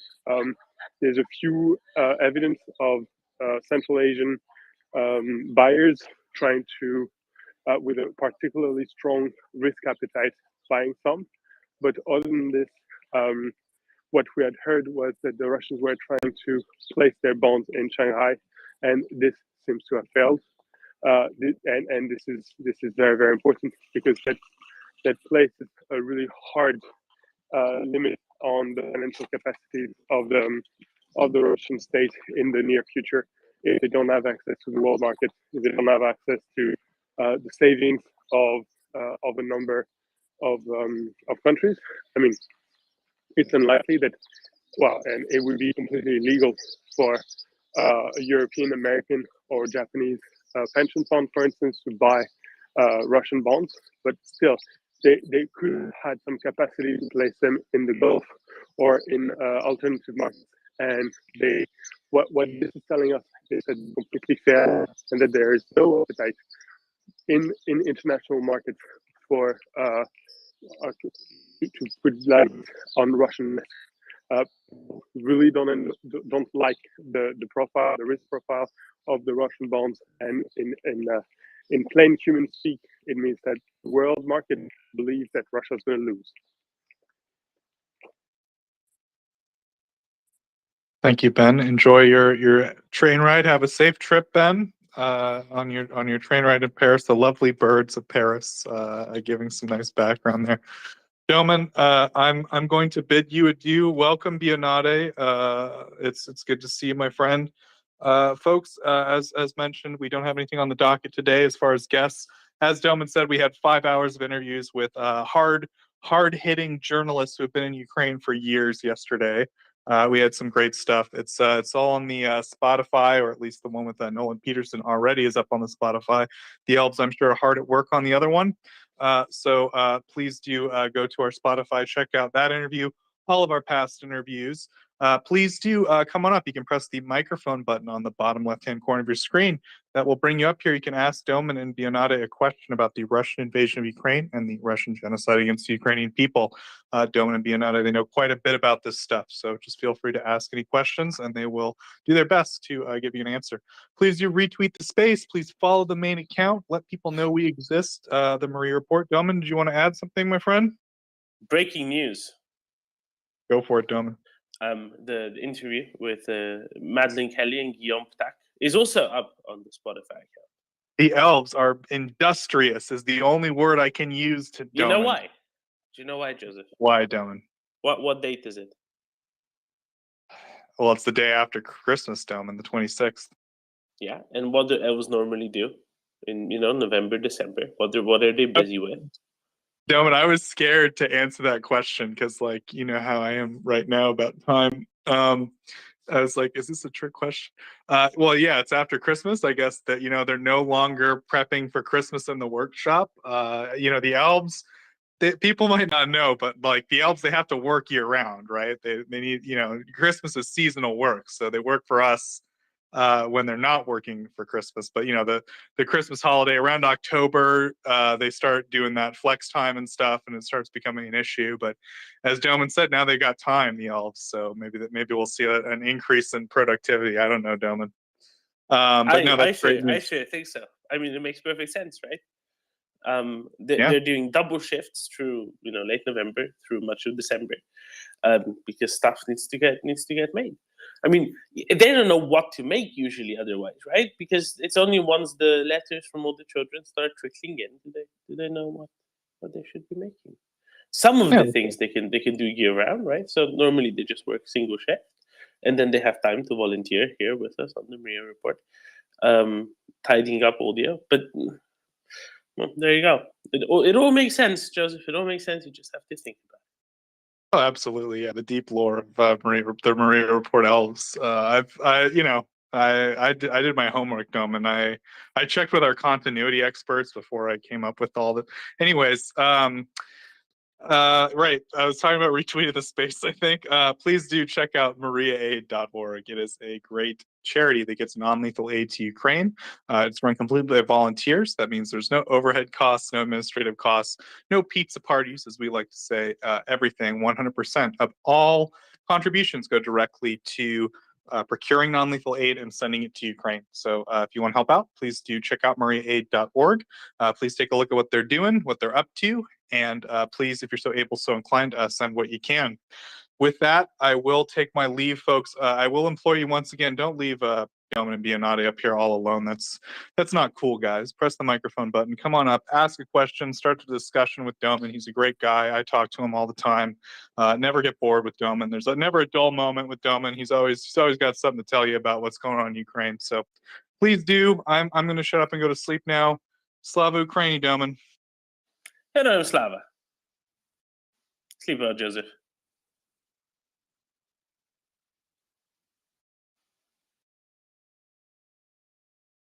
I'm just making sure. And if you missed our conversation with Guillaume and with Madeline Kelly, check it out. It's also in the nest, by the way.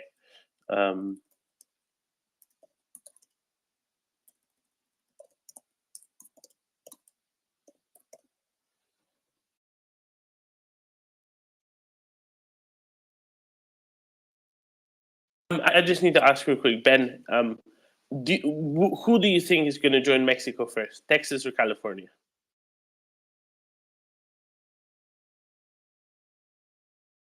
Texas always goes first. Go Cowboys. Yeah, they're that's the spirit. That's the spirit.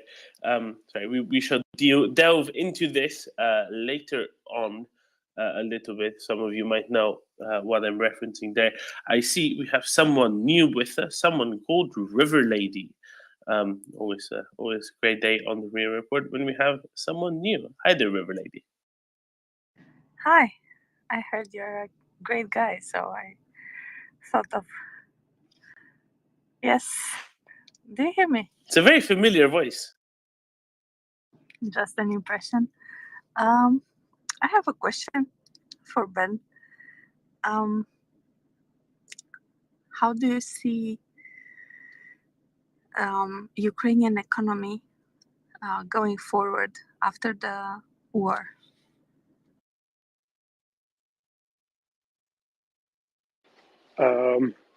Okay, so Ben? in under 2 minutes? Yes, in under 2 minutes, because that's the moment when my train arrives. I will say it in Spanish. Anda. Let's go. So the economy, let's face it, it's going to be a challenge. There's going to be a lot of wreckage, a lot of problems reintegrating the millions and millions of. I'm sorry, give me a second.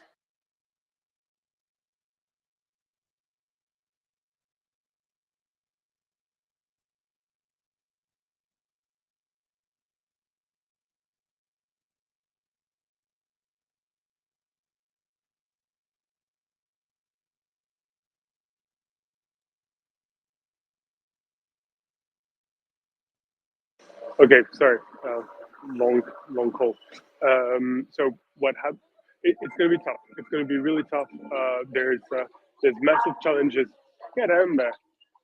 Okay, I'm sorry. I'm out of order. I think Iwana will do a wonderful job of this. Hello, Ben. Thank you. I raised my hand to ask a question, but I can try to speculate a little bit on this. So it will be hard. The Ukrainian economy is affected in many ways. An important part of the economy was agriculture. For this year, apparently, the drop in revenues from agriculture was about 50%, which is enormous. Of course, a great part of Ukrainian territory is a great part. About 20% of the Ukrainian territory was occupied by the Russians, and it was the part that was very fertile and used in agriculture. For the next year, the prognosis is not good for the agriculture, also because there were fights in many regions. There are mines, there are leftovers from explosions and so on. So it will be a great effort to just try to bring the terrain into the in order to be used in agriculture. So they are doing efforts for this, but the prognosis is probably a few tens of percentages below what was done in 2021, maybe 30%, maybe even higher. So this is about agriculture. The industry was also affected by the war. I don't have the figures there, but it's obvious because also part of the territory was occupied, and in that region there were the mines and some other very important factories like Azovstal. Azovstal was a great producer of steel, one of the greatest in Europe. So the fact that Azovstal is no more there, it is important. Also, there were some reports about Russians taking apart factories and send them to Russia. I heard at least about one of these cases. So there are losses. For the next year and maybe for the next few years, the prognosis is not good, but wherever there is an opportunity for doing things better, there is hope. And now in Ukraine, there is this opportunity for doing things better. A lot of the cities that were previously occupied in Ukraine made a partnership with the European cities that will help them reconstruct and do things better. I know about cities in Sweden, in Germany, in Spain, in Portugal, and so on. So the fact that there will be help from other countries and expertise from Western Europe, it is important. Also, I heard Zelensky that he said that they will not just reconstruct, repair, rebuild what was destroyed, but they will do it better in using modern ways. They want to do it green. They want to do it efficient. They will probably try to change for example, the heating system, which is district heating now in Ukraine, with something more efficient and modern. So they'll try to do things better, do things with new technologies and so on. So this is also very important. Also, I think there will be facilities for the investors like industrial parks and things like this, which even if in the first years do not bring a lot of revenue because you give facilities, so you exempt them from taxes or for paying the land, the rent, and so on. So the first few years may not bring a lot of revenues, but in perspective for the next years, it is very, very important. And this is an opportunity to build a lot. Also, investors found out about Ukraine, found out about the amazing IT community and knowledge that Ukrainians have now, found out about their resilience, about their inclination for innovation and so on. So it will be a very, I think the country will be invaded. I'm sorry, this word has not a good connotation, but will be invaded by investors who will try to bring in some help, but get out a lot of knowledge and a lot of good products. There was talk about, sorry for being so long, this is my last paragraph, let's say. There was talk about something like a Marshall Plan. I think it is very appropriate. I think it should be done. And I think also it will be done. And I just want to mention that if something like a Marshall Plan would be done, it will greatly benefit Ukraine, of course, but it will also greatly benefit all those who are involved in it, all the neighboring countries, all Europe, even United States, because when you invest and when you do things good, you will get a return on the investment. So for the next, let's say 2 or 3 years, the situation will continue to be difficult in Ukraine. But after this, I will see Ukraine shining. I'm sure that Ukraine will shine, and it will be a new star in Europe. I certainly hope so, and I'm convinced it will be like this. Joanna, I would like to talk about Romania.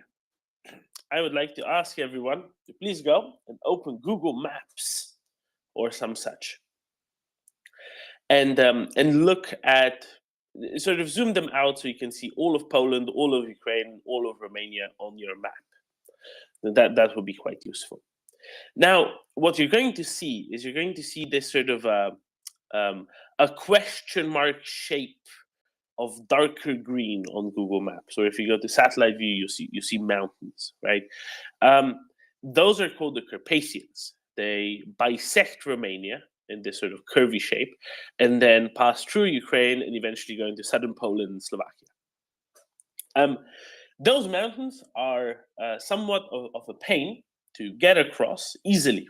That's why, and Ioana can speak more to this, the connections between places in the east and the south of the Carpathians, so for example, Bucharest and Iași, with Transylvania, which is on the other side of the Carpathians, they just aren't, they aren't the best. Now, if you want to get something from Bucharest all the way to Warsaw, you either need to go through Ukraine, which requires you to leave, and even before the war, it required you to leave the single market customs area, and then drive through Ukraine and then re-enter it to go into Poland. So that's not very good. Or you need to cross the Carpathians from Bucharest and then either go around all the way around Slovakia through Czechia, or cross them again through Slovakia and Poland. That's a pain. It slows things down. It's not very economically efficient. However, once Ukraine gets much closer integrated with the rest of Europe to the west of it, after the war, as reconstruction is going on, once Ukraine enters into a relationship with the rest of Europe to the west, with the EU, where the transit of goods is much easier, even before a full membership of the EU, perhaps, or maybe the full membership of the EU will be so quick that it will be very sensible to go from Bucharest up the eastern border of Romania, enter between Suceava and Chernivtsi, into Ukraine, drive across, past Ternopil, past Lviv, and into Poland. And this connection that currently isn't at all the best, because Ioana can speak more to this, it just wasn't very economical to be investing in roads from Bucharest up into eastern and northern Romania on the eastern side of the Carpathians, because it was economically it was kind of a dead end, right? There just wasn't that much traffic across into Ukraine before. But this would massively benefit both Ukraine as well as Poland and Romania, the two neighboring countries, those that have been the most logistically helpful to Ukraine of all the EU countries, simply because of their geographical disposition. And this has been included on the new set of 10T corridors that have been published in June by the EU. Those are kind of, you can think of them, if we still have people in the Western Hemisphere away, you can think of them kind of like the interstate system in the US, right? Why did the interstate system in the US have to come into being? Because before that, the roads were the responsibility of every state, but individual states in the US didn't really have an interest, especially the bigger ones once you go further west, right? They didn't really have an interest in making it easier for you to go to a different state. What they wanted to do is make it easier for you to go to the center of the state, the capital of the state, the bigger cities within the state, right? So as you were at the edges of a state, the road connections tend to be very poor. That's what the interstate system fixed up. This is also what the EU has been investing into through these 10T corridors, which is the transport network concept. And that goes for both the road and rail networks in Europe. And this is incredibly useful, incredibly important. And it will just make a massive difference for connections between the trade connections, especially between Romania and Poland. Now, I'm being told that the reason why the interstates were made was to facilitate the military after the Second World War. So now, I'm not questioning that. I'm just saying the need for a centralized system such as the interstates, looking top down at the whole country, connecting up the whole country. I'm just explaining why it was necessary to do that, because it didn't naturally exist because of the way that the states built roads kind of for themselves, right? That's the only bit I was getting into, why the need was there in the first place before before they were built. And you know, as Joanna says, this is just one little example of where the reconstruction in Ukraine and a proper integration into European integrations, once Ukraine is victorious and again it controls all of its sovereign territory, as it always should have had. Just how much this will benefit not just Ukraine but also the countries around it. This is just one very trivial seeming but yet very, very important example. And this will also drive economic growth in places like Southeast Poland and Northeast Romania, places that aren't the richest parts of the respective countries currently, because there will be better transport connections, because there will be more trade in the area, because there will be more economic activity. It's just little things like that that might seem trivial, but actually are very important indeed. I don't know, Ivana, if you wish to comment on any of this. I know you're A, local to that, B, rather more economically inclined than I am. Well, thank you. You are very right. It would be a very good opportunity for Romania to develop this new trade route from the southern Romania towards the north of Europe, towards Poland and the Western Europe, through Moldova. Actually, there is a plan for a highway in Moldova. There is a speed route, as we call it in Romania, but it's not really a highway. And many complain that there is no highway in that part of the country. One of the biggest cities in Romania is Iași, which is halfway to the north, to Moldova, and it will be connected to Bucharest via a highway, and then you can continue to Suceava, and from Suceava to Ukraine. So it will be a very good route for trade, both for Romania and for Ukraine. Actually, yes, you talked about crossing the Carpathian Mountains. It is difficult. We have 4 crossing routes of the Carpathian. 2 of them are very scenic and very good for tourism, but no way to use them for trade. It is Transfăgărășan and Transalpina. The other 2 routes is from Ploiești to Brașov, which will be transformed into a highway, and another one from Râmnicu Vâlcea to Sibiu. This is in work in progress right now. It will be finished in 2025. But anyway, having a highway and a trade route to eastern Romania, it will be very, very good for local communities there, for the cities in Moldova. So yes, it will greatly impact the trade. And I know that a part of this, which is very good, you brought a very good subject, Doman. There are talks about a grain hub between Romania and Ukraine, because Romania is also exporter of grain and agricultural products. So in the future, we can see like a community between Romania and Ukraine and Moldova. Why not? Because they also can produce and export agricultural products. So in this region of the Black Sea, between Constanța and Odessa, we could do something very beneficial for the trade of the countries involved, but also for the destinatory, I don't know how to say, for the countries that will receive the exported products, for the Northern Africa and so on. So this is also something to take into account. Yeah, so that's what I wanted to say. And previously, I wanted to ask you something about military stuff, but maybe someone wants to comment on these economic consequences. No, don't have anyone. But you know, this is it's little things like that, right? Integrations help not one side, not the other side. They help both sides. That's very much the point here. And carry on. Sorry, it's the classical non-zero-sum game, because Russians tend to think everything is a zero-sum game. Somebody has to win and somebody has to lose in order to, I don't know, to make, I don't know why is this conception, but in fact, if you collaborate, if you work together, you can every party can benefit from it, like European Union. So it's not a zero-sum game. Everybody could gain. Everybody could win in this kind of mindset and paradigm. So yeah, it's also an opposition to this mindset of Russians that somebody has to lose in order for somebody else to win. No, everybody could win if they work together. So I hope, and I'm certain that it will be so.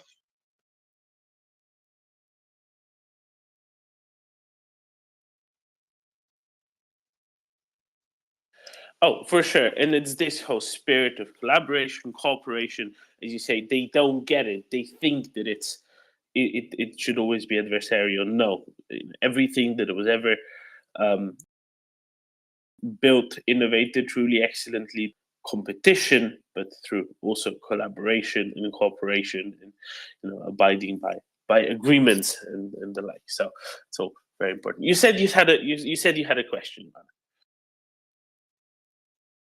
Yes, I wanted to know more about the Engels base attack from yesterday because I've seen a lot of tweets about it, and one of them was quite interesting, and I wanted to ask your opinion about it. It was a tweet from Max, I think Max 22. He said that apparently the Russians prepared a missile attack yesterday, but it was cancelled because of the Engels base being hit, and apparently the damage is far greater than officially recognized. So I wanted to know if you know more about it. Yeah, I guess you talked about it already. I can touch upon it a little bit, absolutely. So that's something. I think it was the Arestovich broadcast last night that said that. I mean, I can't prove it or disprove it, but it's perfectly plausible. If you remember the first time when Ukraine attacked Engels airbase as well as Diaghilev, up close to the Ryazan, right? The just hours later there was a strike. The reason why it was worthwhile for them to specifically time it to that day was that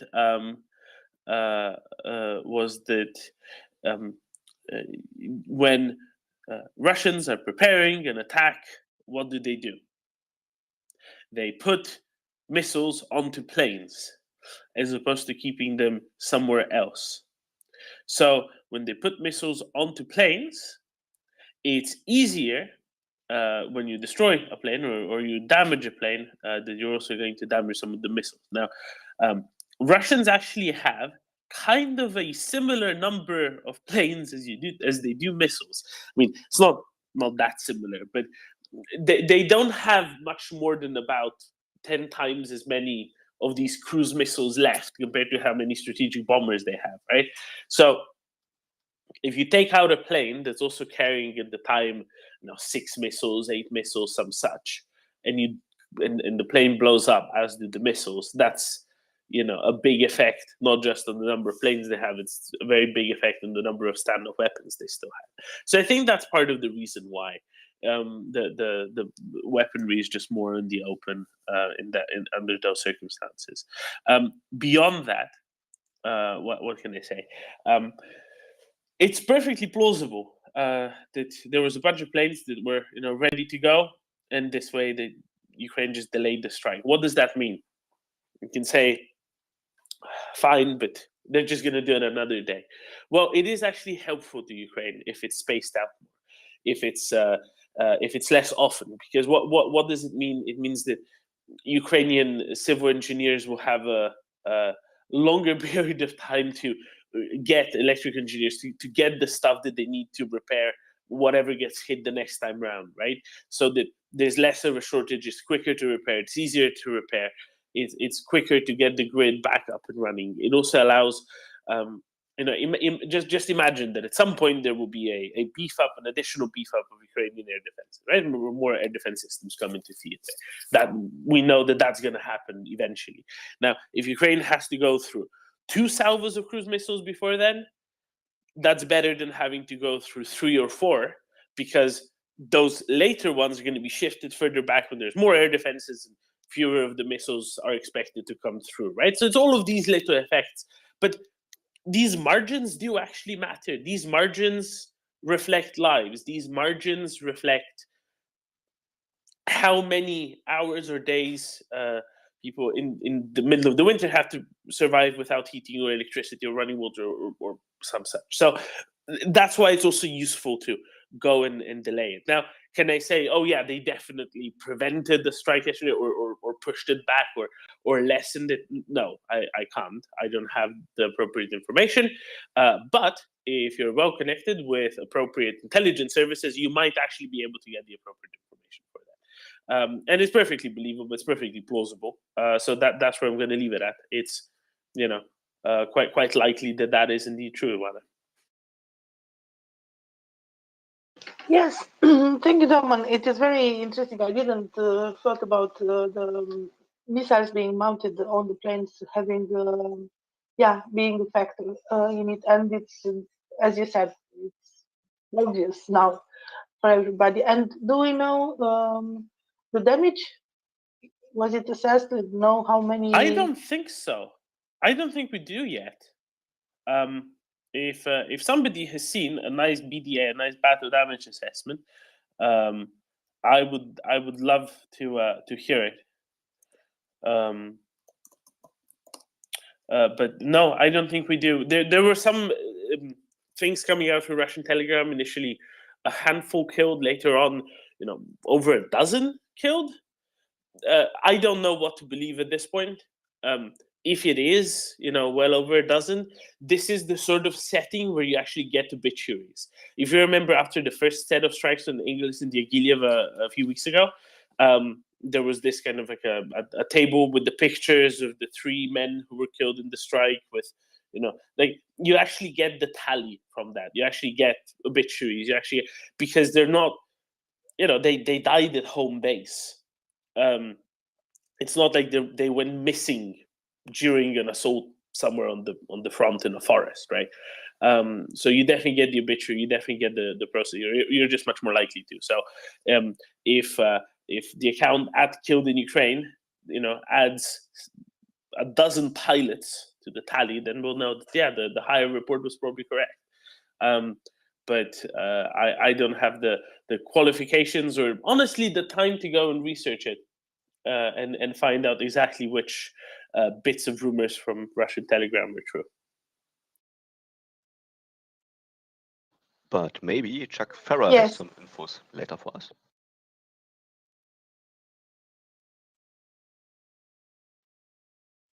Oh, I'm so frustrated because I never catch Chuck Ferrer. It's too late in the night for our time zone, and I'm so frustrated because I think we should do a recap during the day, European Day, of what of the bullet points from Chuck Ferrer. Wouldn't it be nice?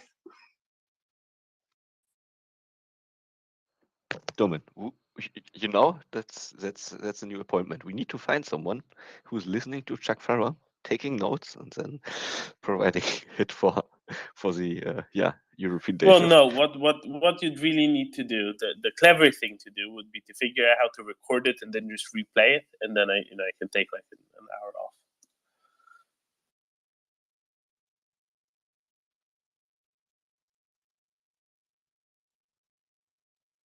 Yeah. But I like these short audible things, where you get a resume in like 15 minutes or so, something like this. So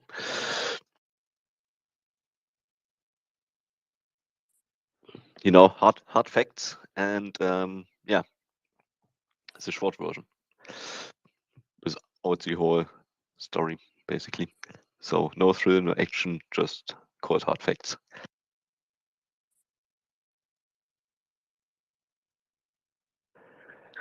But Domin, let's get back to facts. did we already assess how many newly liberated Russians joined the list? No, we've not. Do you want to run through that? Yeah, I wanted to motivate you to do that.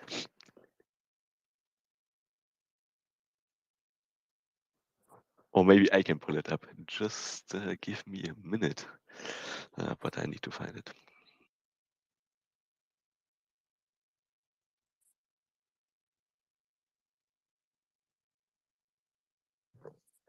All right. So, Domin, do we have any more interesting news? What did I miss tonight? I have no idea what happened overnight, to be honest. Let's go through the tally.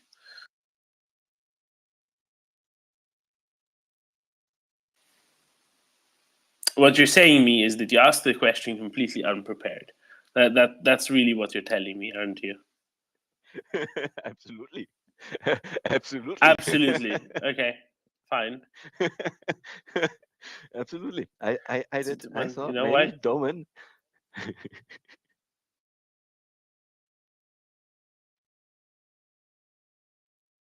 Why ask the question? I have them. If I you don't have know? them. I have them by now as well. I was trying to type at the same time. It's like, yeah, Bionade, go, talk, so I can finish. I can finish writing, but no. Okay, so shall we go through it? 620 KIA Russians. Now the tally got to 103,220. We're not even a week since we broke 100K. And it's already over 103,000. This is absolute insanity, isn't it? No tanks destroyed, but 7. One thing we haven't noted is now we're over 3,000 tanks and over 6,000 APCs. That is truly insane. 2 artillery systems destroyed. We are now 2 short of 2,000 artillery systems. So that's getting very close there as well. Lots of milestones being broken. Do you know how many 2,000 artillery systems is, Bionade? I don't know, but maybe do you know how many in parking lots 2,000 artillery pieces are? Or how do No we? idea. But I just want to tell you, Germany has just over 100 Panzerhaubitze, maybe 200 compared together with the ones in storage. Russia lost 2,000 in total. I mean, that includes towed howitzers, but I don't think Germany actually has any towed howitzers anymore. Right. That is the sort of numbers of tubes that got destroyed. It is absolutely insane.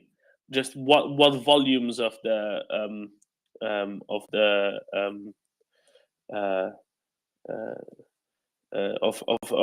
Russian equipment has been getting destroyed. What I'm kind of curious about is, so Finland famously has a lot of artillery, right? So Finland, just looking through this, Finland has, give or take, 650 towed howitzers and about 120 self-propelled howitzers. Okay, so you're looking at maybe 800 pieces of artillery altogether. Finland famously has one of the largest artilleries in Western Europe, in NATO and soon to be NATO Europe, if not even the largest one. And their artillery would have gotten destroyed completely 2.5 times over had they lost as many tubed artillery pieces as the Russians already lost. That's how many tubed artillery pieces the Russians have already lost. Just contextualizations like that are insane. Also, 1 piece of engineering equipment, 5 trucks got destroyed. Only 5 trucks. Ukrainians need to get and destroy more trucks, I think. I think that'd be a great idea. It'd be really good. It'd be really useful because depleting Russian depleting Russian logistics capacity by destroying more of their tanks would be exceptionally useful. Definitely exceptionally useful.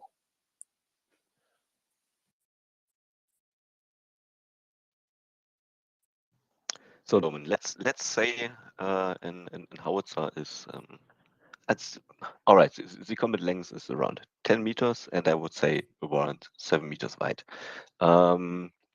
If we take it's about 70 square meters. Let's calculate it in football fields. All right, football field. So are 7,000. you looking at like the length of a whole? Well, it depends a lot, right? Because the self-propelled ones are markedly longer than the towed ones. Ah, yes. Because the yes, towed ones are yes. basically as long as the barrel. Yeah, I would just use the M777 as a basically as a standard model, and then we can have a guess how many football fields full of M777 that would be. See, the problem is, Bionade, I don't know how pieces. long the football field is. Ah, that's not a problem. I calculated it at 7,000.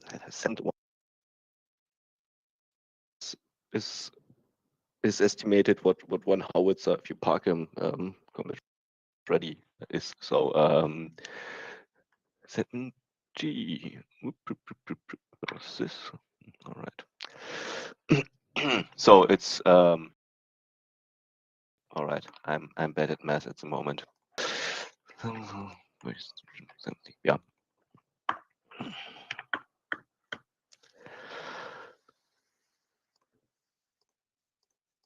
Okay, 100 howitzers in a football field. So 20 football fields full of basically M777 howitzers. If it only would be M777s. Can you imagine this? No, I actually haven't. I've never been to football fields to watch a football match. I think I've been to 2 when nothing was going on. I don't really understand why, nor do I remember why. But I have a really bad perception of, how long a football field is. Now, if you ask me how long a wine cellar is, no, that's much more. Depending on which one. There's a number of famous ones that are. Famously, Chateau Côté is 10 meters longer than Mouton Rothschild, but it's a lot narrower. Ioana? Oh, it's funny. I wanted to comment on Bionade calculating on football fields. And a few days ago, when the 100,000 figure was reached, I was thinking that this is the capacity of the biggest football fields in the world. So imagine a football field, one of the biggest in the world, filled in with the Russian troops. And I also do what Bionade does in order to get an image to the numbers that we read. Like, for example, the 620 Russians that are Kia today, or from yesterday to today, it's 15 buses. So imagine 15 full buses with soldiers moving from this world to the other. And I could give you the equivalent in tons or in cubic meters, but I guess we should stick to buses and football fields. Wow. Yeah, the buses is really is a really good example. You mean like these public transport buses or these coaches where you travel with? Coaches, around 45 per bus. Oh yeah. That's good. Yeah. And yeah, it's always a complicated situation. Ben. Yeah, I'm terribly sorry. I do have a question which is entirely unrelated to all this. Can I ask it now? Or you would rather we do it later? Perfect. Go ahead. Okay. I don't know if you remember, but 6 months ago, thereabouts, when Ukraine and Moldova were given the candidate status for the EU, Georgia was not. But they were given a list of things to do, and by the end of the year, Have they managed to do this? Have someone kept an eye on this?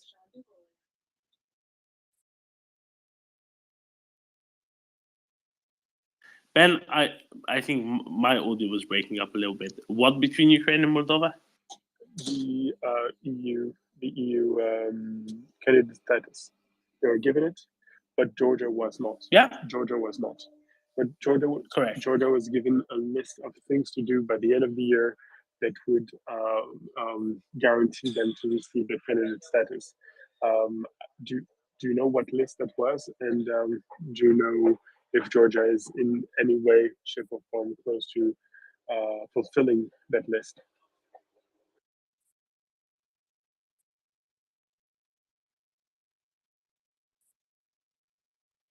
Okay. What I have done is quickly typed some stuff into the computer, and what I got is from the European Council. The Council acknowledged important steps made by Georgia in its reform process and encouraged Georgia to fully address the priorities specified in the Commission's opinion on this membership in order to be granted candidate status. The Council also emphasized the need to further deepen sectoral cooperation with Georgia based on the enhanced implementation of the Georgia-EU Deep and Comprehensive Free Trade Area. This was done on the 13th of December, so 2 weeks ago exactly. I have a document, if you would like to see the document. Because normally, see, Ben, before you had done away with Nick over your Dutch language dispute, I would have just asked him kindly to read it and then, summarize it nicely. Because I can't talk and read very, very well at the same time. I mean, I can talk if I'm reading something out loud. That's fine, but it's not very good if I'm talking about something else and reading something different and trying to understand legal documents or documents of transnational associations. So yes, no, this is too long. This is a 35-page document which I cannot scan very effectively, and I will. I can send it to you, Ben, and then maybe you can I don't know, glance at it a little bit if you want to, but not a massive change yet, I guess. Let me see. And can I get your opinion on the perspective of Georgia in the EU, like regardless of the current government? Do you think it would be a good thing, bad thing, excellent thing? Well, I think in the long run it would definitely be a good thing. The problem for Georgia is that it doesn't seem to have a very clear path to resolving its territorial issues in Abkhazia and South Ossetia, in the same way that Ukraine has, because for Ukraine we at least know what the path is. We know that it's a difficult path, but it's not a clear path. So that's a part. Okay. Here we go. The Council acknowledges importance of Georgia. The Council encourages Georgia to continue in its reform path to fully address the priorities specified in the Commission's opinion on its membership application in order to be granted candidate status, putting emphasis on further deepening the EU sectoral cooperation with Georgia on the basis of the enhanced implementation of the Georgia-EU Deep and Comprehensive Free Trade Area. That's it. That is really the Georgia relevant bit in the 35-page document. It's a very long document with lots of other things, but that's all they said about Georgia specifically. Sorry, Ben, not much came out of that. So where were we? Would it be a good idea? Yeah, I mean, of course it'd be a good idea. It'd be a good idea for Georgia. It'd be probably a reasonably good idea for the EU. It's a lot more difficult geographically because obviously Georgia borders a bunch of countries, none of which are in the EU or on the path to the EU very well. I mean, Turkey is a candidate, but is the perennial candidate, so that's not particularly useful either. Well, I don't know what else to say. I mean, I'd love to see Georgia in the EU, absolutely, no question about that. But Ben, any thoughts? Any thoughts beyond that?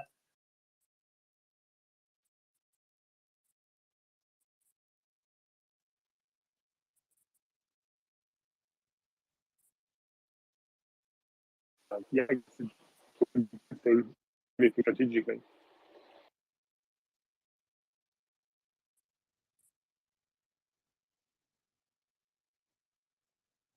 Sorry, it was a bit of a poisonous question. Strategic Khachapuri. More importantly, strategic Saperavi axis.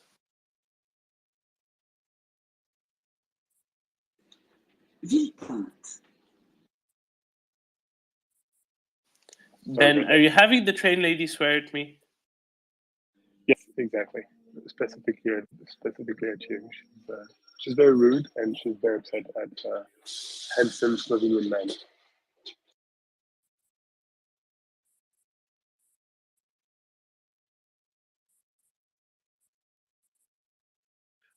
No, but it definitely be a good idea. It's just a question of how and when this comes about. No, these aren't trivial things to accomplish. It would just take a little while a little while longer for Georgia to do it. Now, Georgia was well on its way, actually, not that long ago. But then the government that they've had in power for the past decade or so has actually actively reversed a lot of the progress that they've previously made, to great frustration of many involved in that. And the prospects are actually lesser now than they were, previously.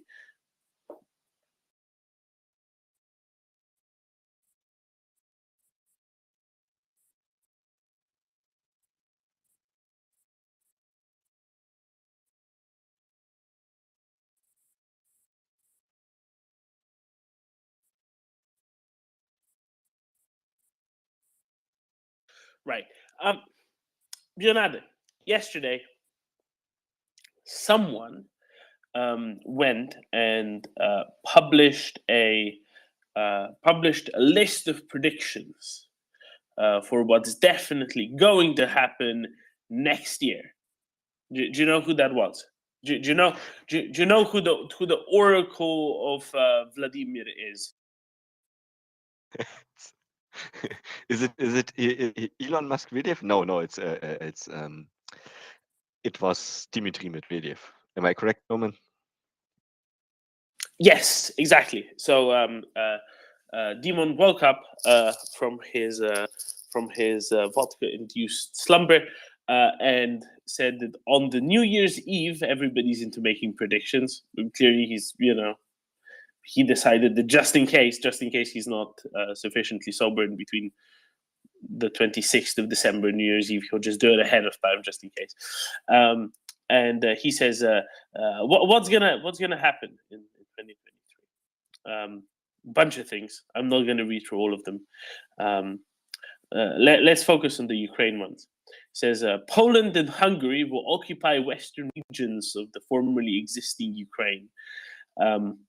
Yeah, he's still on that one. He's still on the Ukraine is going to get split up. It won't just be Russia taking over the whole thing. It's going to get split up among a bunch of its neighbors. Yeah, right. I mean, the Russians couldn't go and occupy Ukraine. Does he really think the mighty Hungarian military will be able to?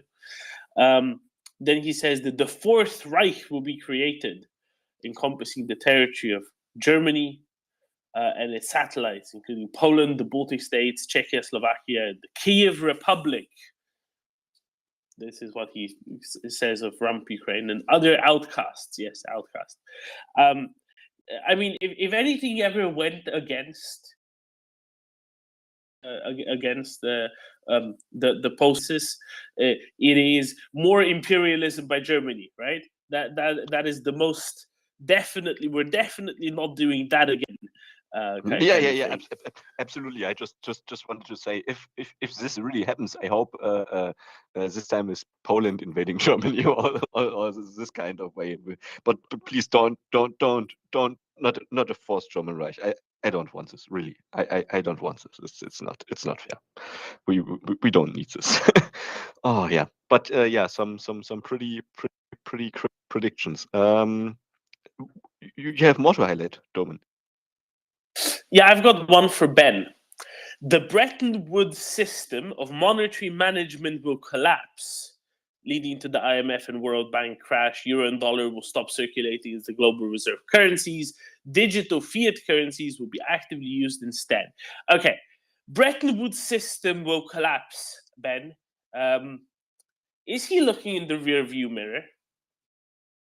Yeah, there is quite an amusing one. Well, since he was probably in school in the 70s, and maybe it still existed actively over there. But I've got news for him, especially regarding the European and dollar exchange rate, the capacity to export capital, this sort of things, all things that were tightly regulated by the Bretton Woods system, as well as the relationship between the dollar and gold, which were done away in 1971 by Nixon, President Nixon. So I've no idea what he's on about.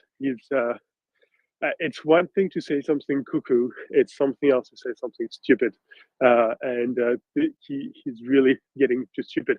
But on the other hand, maybe I should be a bit more respectful, because did you know that he was actually nominated Reichsminister for the 4-year plan?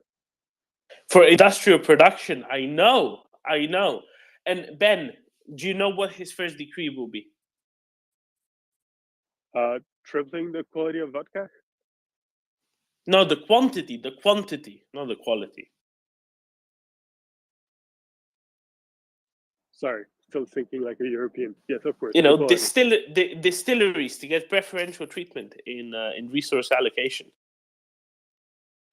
You're joking, but it's just a return to the old ways, because distilleries used to be tax exempt back in Tsarist Russia. There was it was one of the privileges of the boyards to be able to have a distillery on the land, and to do away with whatever those pesky peasants were trying to brew in their own bathrooms.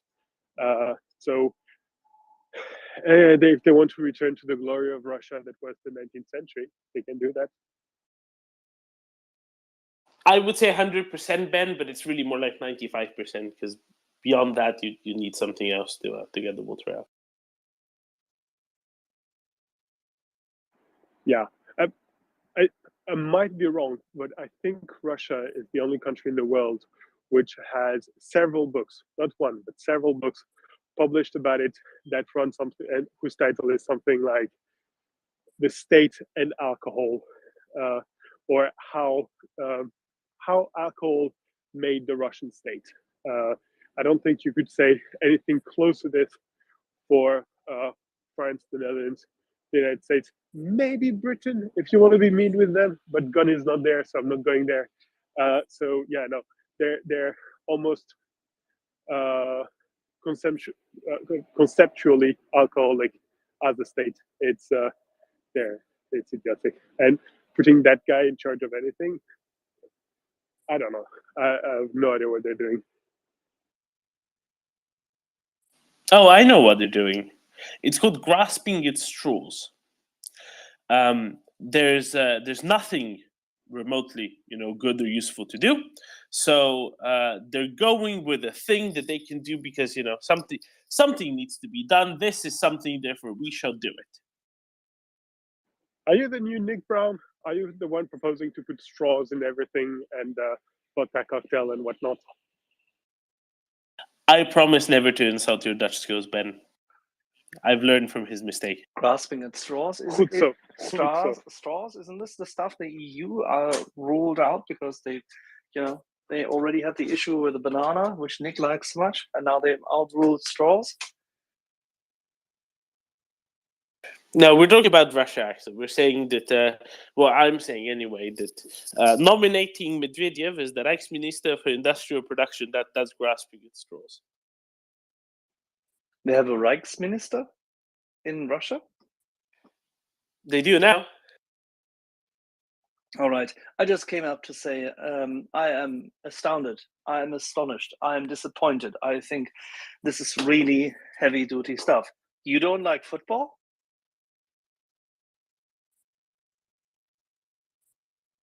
I don't. It's me. I'm you. Ben, good news. I'm you. No, but actually, I don't really care for football. No, the sampling rate is way too slow. Look, just compare football with ice hockey. In football, the goalie is like what 5% of the covers, what 5% of the area of the goal, and yet they play for 90 minutes and it ends in as 1-0 score. In ice hockey, the goalie is about 96% of the area of the goal with all the pads and this stuff. They play on slippery ice for 2/3 as long, and it ends up being like a 7-4. Much better sampling rate. That has nothing to do with the beauty of the game and the fight in itself. And you're completely wrong. You need to go onto YouTube, look for the name Hackensack, Letterman, and ice hockey, and then you know what it is about. And actually, I will say, ice hockey is actually more beautiful. The movement of the players reflects fluid dynamics much better. Yeah, and our dear loving president is much better at this game as well. You have a loving president? Yes, we do, comrade. Why is it that your country, since many, many years, only elects neo-Gaullists, meaning dwarfish little, I wish I were Napoleon and can't stand up to Charles de Gaulle's height? You asking me? I managed never to vote for a single guy who got elected. I don't know. The system screwed up.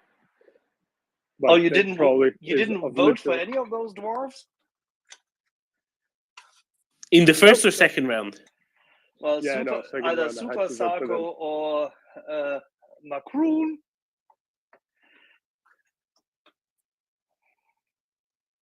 Oh, yeah, and whatever what the was name this? of the one in What the was middle the socialist? I wish I were a Dutchman in between. No idea. Never could remember his name. Yeah. The biker. Exactly, the biker who left the Elysee at the back door in order to bike to someone.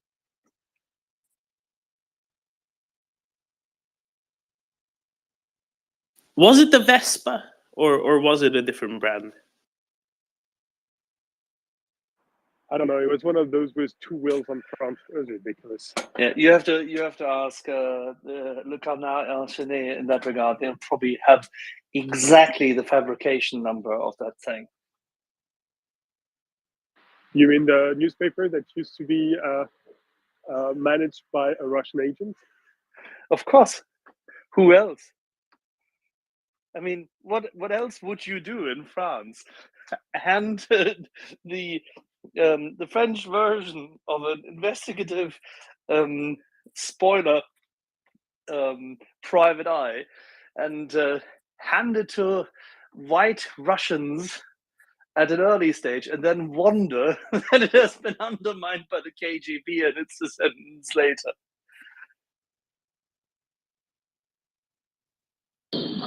Yeah, and then get the Secret Service to get caught while trying to bug it, and as a result, they become the byword for independent journalism. That was a catastrophe. Yeah, only in France you let a foreign intelligence service guide the media so evidently and so openly, and everybody then takes every little scandal from there. Only in France. Hey, we're welcoming people. You mean collaborateur? Let's not go there. Ah, putain. Or was it putain or pétain? Let me think. What does he have to do with it? I think he was a bad general. He was conducive to a suitable amount of war crimes. Without him, Clemenceau would have had less political weight, and we could have spared us at least the tantrums in Versailles, and probably come to a different organized armistice. And but putain.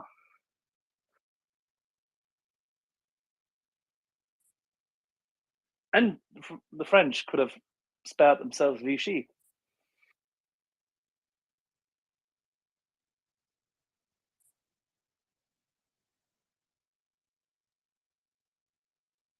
Yes, Ben, you're waving.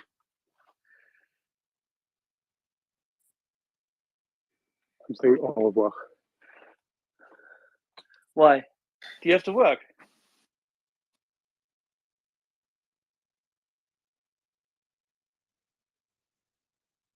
I will say the one of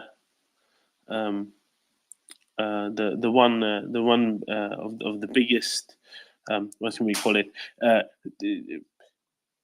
still present consequences of Vichy is of course that Macron doesn't have a classification of vineyards.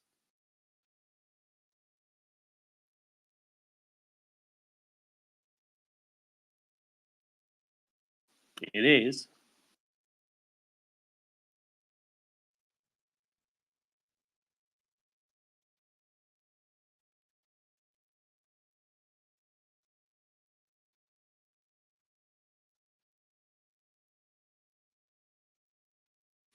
Did you hear anything from the Senate? I don't mean the US Senate. What, Tim? Of course. Nope, nothing at all. Nothing at all. I think that the third bottle of port might have done him in. Even the third bottle of port. Maybe the fourth. I don't even know whether Third case? 4 bottles of port exist in Wales. Well, not anymore. I guess the bottles probably do. Not off port anymore. Well, formerly off port.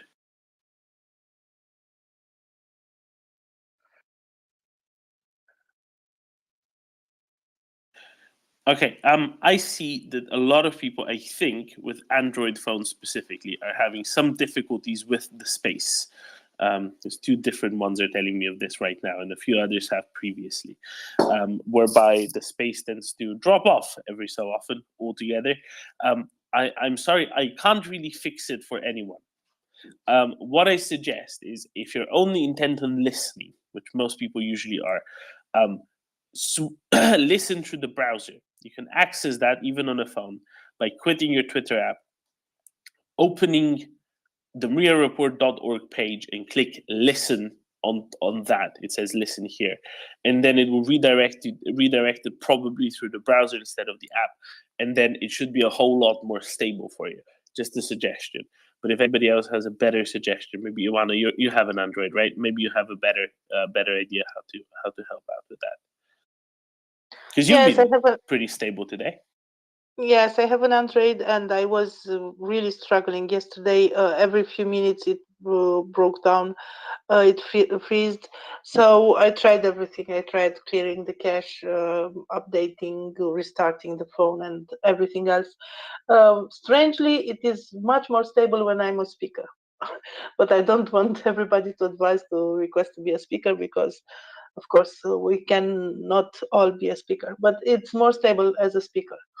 So as you said, if we are just listening, you can just try a browser on the web or go to MriyaReport page and listen from there, because otherwise it's like crashing down every 2 minutes.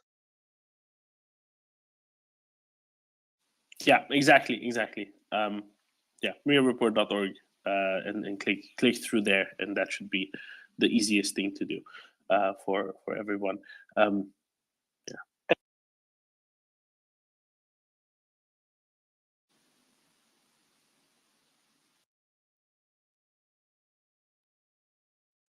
Might be better on the battery as well. Just by the way, might be better on the battery as well.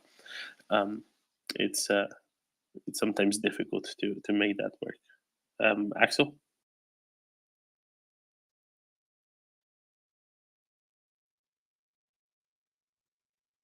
Oh, I was wondering why I couldn't. I was wondering why I couldn't hear Axel, and then he vanished. And that it made a whole lot more sense why I couldn't hear him. His own set of glitches.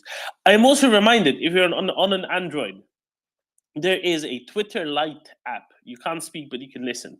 And that tends to be a lot more stable for listening than Twitter sometimes. I think they just work through freer updates. There's less functionality, such as you can't request to speak, but it's kind of like the browser. It basically emulates a browser, but just for Twitter, which is pretty good as well. So just a suggestion there, maybe.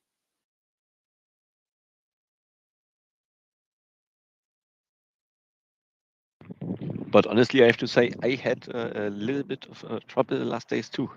But maybe it was the internet connection, not Spaces. But yeah, even today I experienced minor difficulties. But yeah, it's getting better now.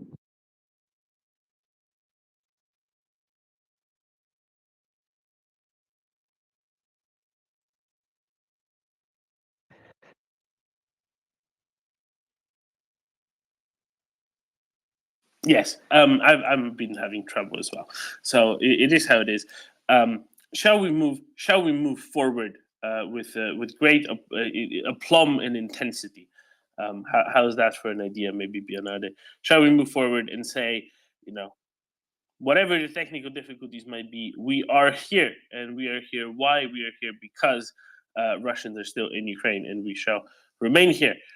But what we should also do is we shall bring some news from Ukraine, some of the new things that have been going on, or that might possibly be affecting Ukraine around this time. Now, is there anything in particular you'd like to touch upon, or shall I go with something that I have, Bernardo? Yeah, I just would kindly ask the dear people in the space to retweet the space. And if you haven't done it, we have some new interviews on our Spotify. So if you missed any interviews, go to Spotify, MriyaReport, and there will be enough of these interviews. Not all, but many.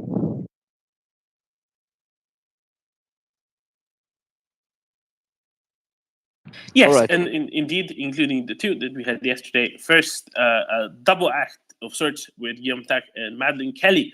That is on. They were reporting, I believe, from Soledar near Bakhmut. They've been in the area in the east, on the close to the eastern front there, for quite a while now, on and off. Guillaume specifically for many months. And they had shared some truly fantastic insights with us yesterday, as well as the 3.5-hour marathon later on with Nolan Peterson. That's already published as well. So if you have perhaps a long flight ahead of you, something for you to download ahead of time, and plenty of listening to be done there. Axel, I think we can hear you now, unlike before. Yes, excellent. I would hope so. I would hope so too. But I apologize for the inconvenience. But then again, Leonardo just took the words out of my mouth. I was just about to highlight, in case you have issues with your Android phone and can't listen to us continuously from it, or whatever else disturbs you in that regard, please feel free to go to Spotify, because there's a couple of nice things on there. Not just the absolute marathon interviews with Thomas Tyner, but now yet another long-form conversation with Nolan Peterson. And yeah, we'll have more of that coming, given the fact that with a bit of luck and a bit of help from friends in Ukraine, we'll have Anton Gerashenko coming to join us.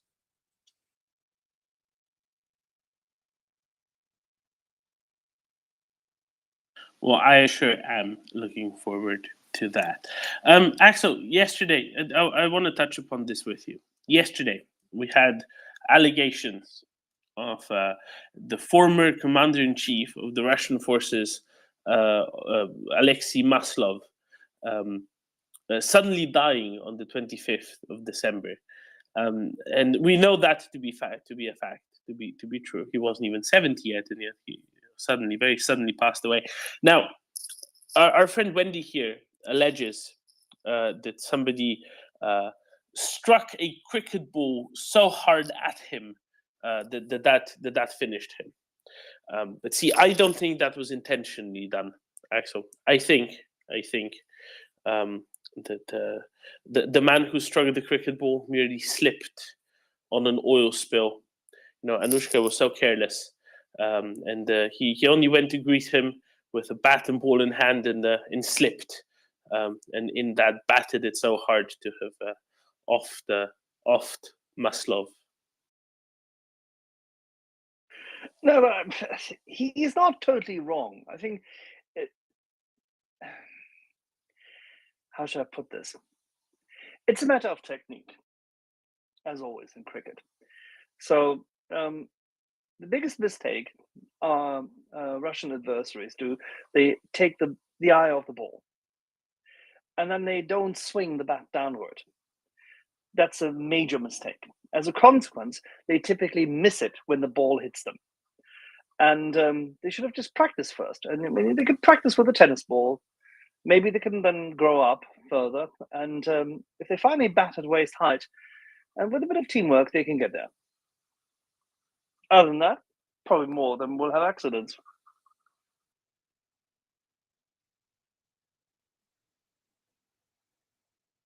And yes, if you haven't ordered your wisdom yet, you will not get it in time. Ordered your wisdom. Is that a cricketing term? Wisdom. Is that a cricketing term? It is the Bible of cricket. Ah, so it is a cricketing term. Excellent. Well, that explains why I wasn't familiar with it.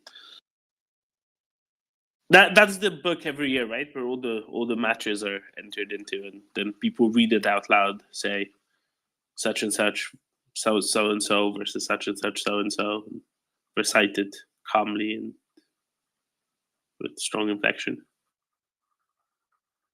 It is an important feature of cricket to know what's going on and understand the nuance. You should know that. It's like wine. If you don't have Jancis Robinson's tome on grapes on your at your disposal, at your fingertips, who are you? No, exactly, and I find that to be far more useful because I open bottles of wine far more regularly than pick up bats or indeed watch a test match. Where's Wendy when you need him?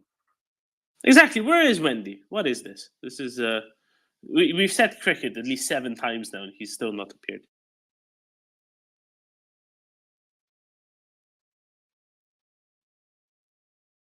I, for one, am disgusted, absolutely disgusted of Tunbridge Wells, of course.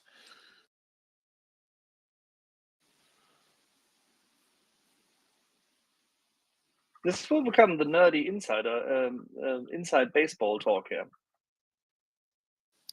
So let's wait. Are we moving back from cricket to baseball? Boom.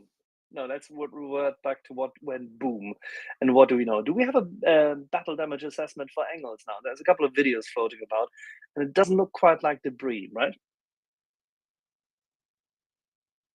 I'm not entirely sure what it all is. I'll put it this way: there has been some stuff on some Russian Telegram channels saying there's 17. There's 17 dead, many more wounded in it. Some and such things were destroyed. But it's just one, Russian guy on a Telegram channel saying it, and then lots of people copying it. I don't know if I am to believe that just because somebody put it on a Telegram channel. There have been, other misstatements when people seeking engagement and internet points or some such before. So I'll just say we don't know yet, and it's been rather cloudy there as of late, I think. So that's going to make it more difficult for satellites to have established it by now as well. Yeah, at some time soon, we need to have an official statement from whoever is the little, I don't know, how do you call these? Bombats? Whoever actually rolled into that airbase and evidently scratched the planes and made them all explode. Klaus had his hand raised up. Are they called Wombats? I have a question regarding the English airbase and something Doman said last week or 3 weeks ago after the first attack, that according to a according to some sort of agreement between United States and Russia, they are obliged to say if a plane is damaged. Is that true? Yeah, Domin was completely correct in saying that. Have Russia acknowledged that some of their propeller bombers have been destroyed 3 weeks ago? No idea, because they don't have to say it publicly. They just have to write it in a diplomatic note to the Americans. So I don't know if they're actually admitted to it, but we've seen the pictures of at least one Tupolev 22. What is it? Tupolev 22 M3, I guess it's called. That was destroyed at Yagileva, and I'm pretty sure that's not airworthy anymore. There was another one at Engels that was at an angle, let's say. The fuselage was straight, and then it made a sharp right. And I think that's a no-go as well, as far as planes are concerned. The bigger question is, did they admit to it, to the Americans, publicly or not? That's really the question around there. Of course, the Americans know, because they have eyes in the sky. Except I just look at the forecast for Saratov and clouds. Everything was cloudy, yeah. Everything has Not been just cloudy since. And it will be for the next week as well. Okay, thank you. There's always human. And pardon to Axel, I couldn't answer your question. Klaus, that is disastrous. I mean, please come up with some Swedish gnomes or whatever. What do you have there? I don't There's know. in Swedish law, isn't there? Or in Sweden and Norway, everywhere there are some kind of gnomes like kobolds or something in the woods, right? I actually, as I do have a personal website called gnome.no, if that is of any help. So this is the Norwegian version of a troll, right? I think so. Could be. All right. So one of those Norwegian gnomes did the thing in Engels. Domen, now we know.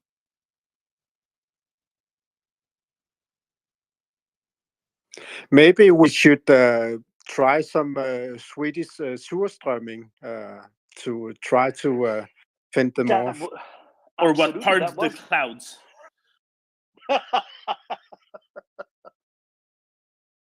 Oh yeah. Well, if there's one thing which is such chemical induced, biochemical induced impact, then surströmming certainly fits the category.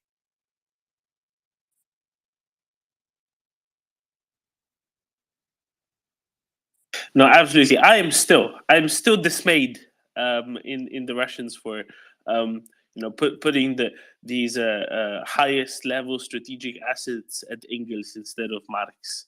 I mean, who came up with that?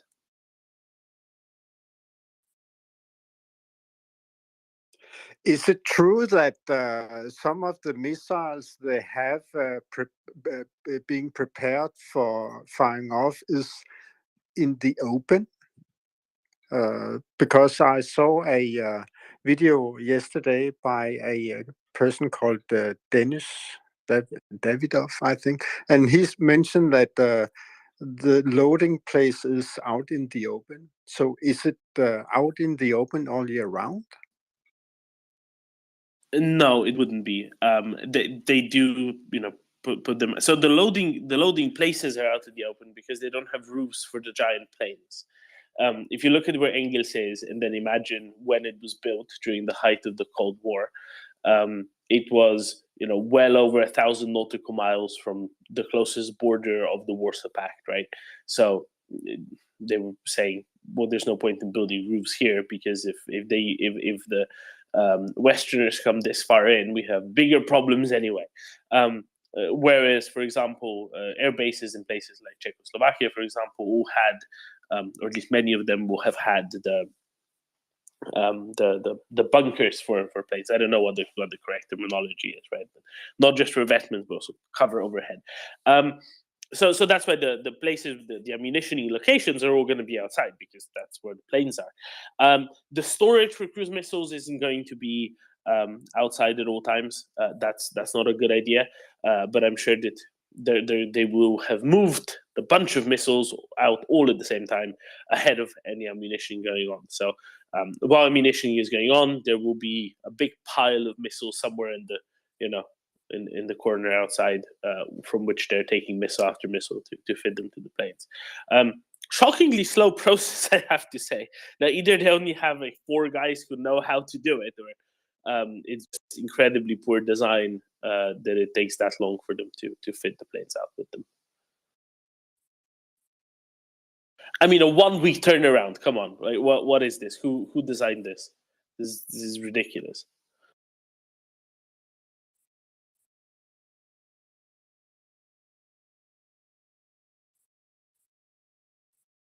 Yeah, I don't know if that helps, Klaus. What I will say, yesterday I think Arestovich said that that the Russians were planning on doing another strike yesterday, and then they couldn't because of this preemptive, let's say, drone strike on Engels. Now, we can obviously neither confirm nor deny that absolutely, because appropriate intelligence, at least, isn't in my possession, but it's perfectly believable, right? If you look at when Ukraine struck last time, it was just before they knew that Russians were about ready to do another salvo. That makes sense, because if you take planes out, you might take some missiles out that are already fitted to them as well. That's obviously very good. It also delays possibly the next salvo by some days. That, of course, allows Ukrainian electrical engineers, bit longer spacing, so more the necessary equipment to fix up the stuff after the next salvo, whatever might come, etc. So it all makes good sense, I'd say. Luca, welcome. Buongiorno, Dolman. Yeah, I get the tail end of the discussion about angle attack. Like, do you have like a 30-second summary of what we do know? I read a few Twitter, threads, but I'm trying to like figure out like our understanding of like the attack and what was taken out with what and all of that. So I'll go in order of decreasing reliability of information, as far as I'm aware. So we 100% or just about 100% know that there was a big boom at Engels yesterday morning, early morning, while it was still dark. Right? We know that definitely happened. Then, with slightly lesser reliability, let's say 95+%, we know where at Engels it happened. It was sort of at the edge of one of the parking areas next to the end of the runway. We're almost completely sure it happened there. That it was quite big that it happened there. We know that this is an area where not long beforehand there were Russian strategic bombers parked, and likely at least partially ammunition Russian strategic bombers. What don't we know exactly? Well, we know that there were probably some casualties. The initial reports were a few casualties. There were later reports on Telegram of many more casualties, in excess of 20 killed, in excess of a dozen killed, in excess of 20 wounded.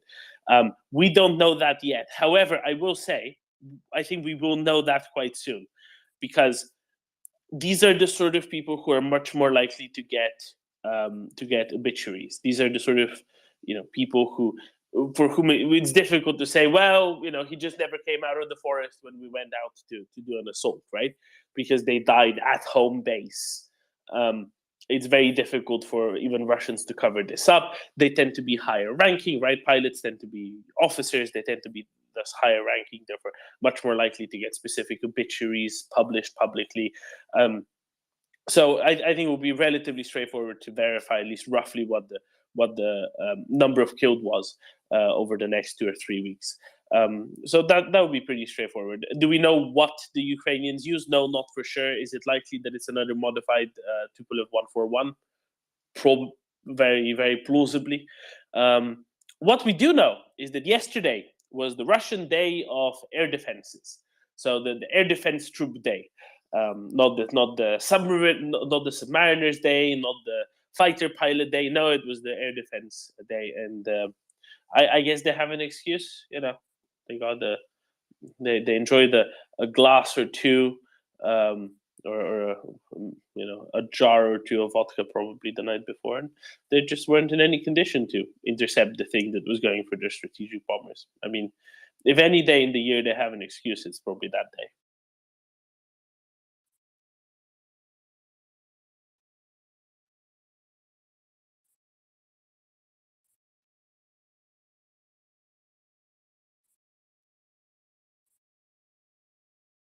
Mic check. Yep, all good. Did you hear any of my answers? I heard all of it, but I was dropped down, so I came back up. I see. So an attack during the air defense party. Yeah, I mean, pretty awful air defense if the Ukrainian can strike twice the same base with pretty old hardware. I mean, maybe upgraded, but still whole hardware. Do you think there is a chance that with some satellite pass we can assess if those Tupolev they were taken out, like some were saying, or not? So that's kind of a problem. So all day yesterday it's been cloudy over Saratov. I just checked windy.com, and it looks like it's going to be cloudy for the whole of next week, pretty much. So there might not be great opportunity for satellites to see anything. But on the other hand, there might be opportunity for somebody snapping some pictures. Remember last time at Diaghilev, at least there were pictures right from the tarmac leaked out very quickly, very soon afterwards. So I suspect there's going to be some degree of confirmations. And as I said, at the very least for the number of killed, I think we're going to get at least a rough confirmation through obituaries. And last question: is it true that this was not just like a retaliation attack, but it's like a strategic attack that might have prevented some of those, awful attack on civilian infrastructure that might have happened, soon after? Yeah, for sure. So if you remember last time, the strike happened just before Russians were planning a strike anyway. What does that mean? That means that the bombers already had missiles on them, right? When bombers already have missiles on them, first of all, if you hit it, it's more likely that it's going to also destroy the missile in the process, which is very good because Russians don't honestly have that many missiles. And if you hit it in that situation, you not only take out the bomber, but you actually take out the missile as well. That's one fewer missile that can ever be launched at Ukraine. So that's obviously a good thing. It also means that you delay the next strike a little bit more, right? If you delay it by a day or 2 days or maybe 5 days a week, what does that mean? That means that Ukrainian electrical engineers have more time to build up stocks of repair material or whatnot, right? It also means that as Ukrainian air defenses improve every so often, again and again, with more and more things being brought in, delaying the next missile salvo means that there's going to be fewer missile salvos as defenses are relatively weaker, and then there's going to be some of those postponed to when air defenses are stronger, so maybe a slightly smaller proportion might come through on average, right? That's obviously a good thing as well. Less stuff gets destroyed, fewer casualties in Ukraine. So that's kind of the strategic component here. Not to mention that salvos might have to be smaller because they have fewer planes to spare to use them in these salvos, and of course a smaller salvo is less likely to saturate Ukrainian air defenses, and it's easier to take a larger proportion of the missiles out. So those are all really positive things.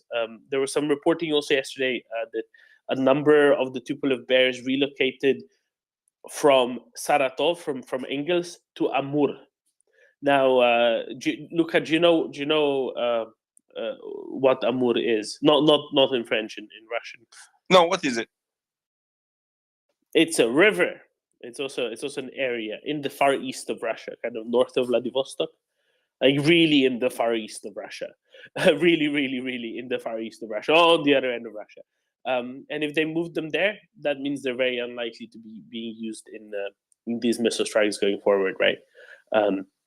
So even though they have the main base at Engels in Saratov, they do have a couple of other bases elsewhere, but they're really far away. Now, can they still use them? Yes, absolutely. These strategic bombers are strategic bombers. They have range of 15,000 kilometers or something, and the missiles themselves have a long range as well.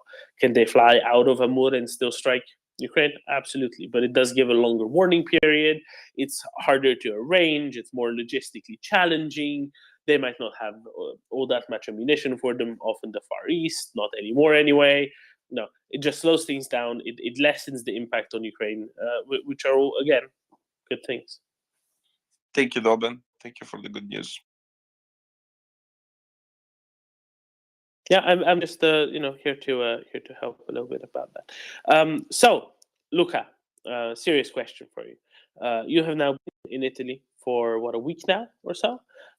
You have had your panettone, you have had your second panettone, you have had your third panettone, but you have also spoken to many people by now, I trust. And I really would like to hear, what's the vox populi in Italy with regards to Ukraine, with regards to Ukraine repelling the Russian invasion. How much has it changed? How much has the conversation changed since you were there in the summer? And I will note, of course, these are Italians, yes, in the north, but nevertheless Italians. Therefore, I trust they are quite chatty when you try to talk to them.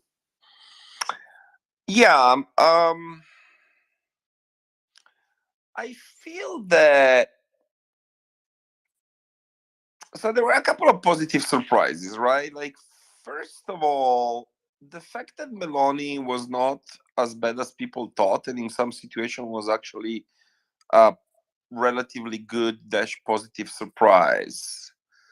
And actually, one thing that I noticed was that she took a very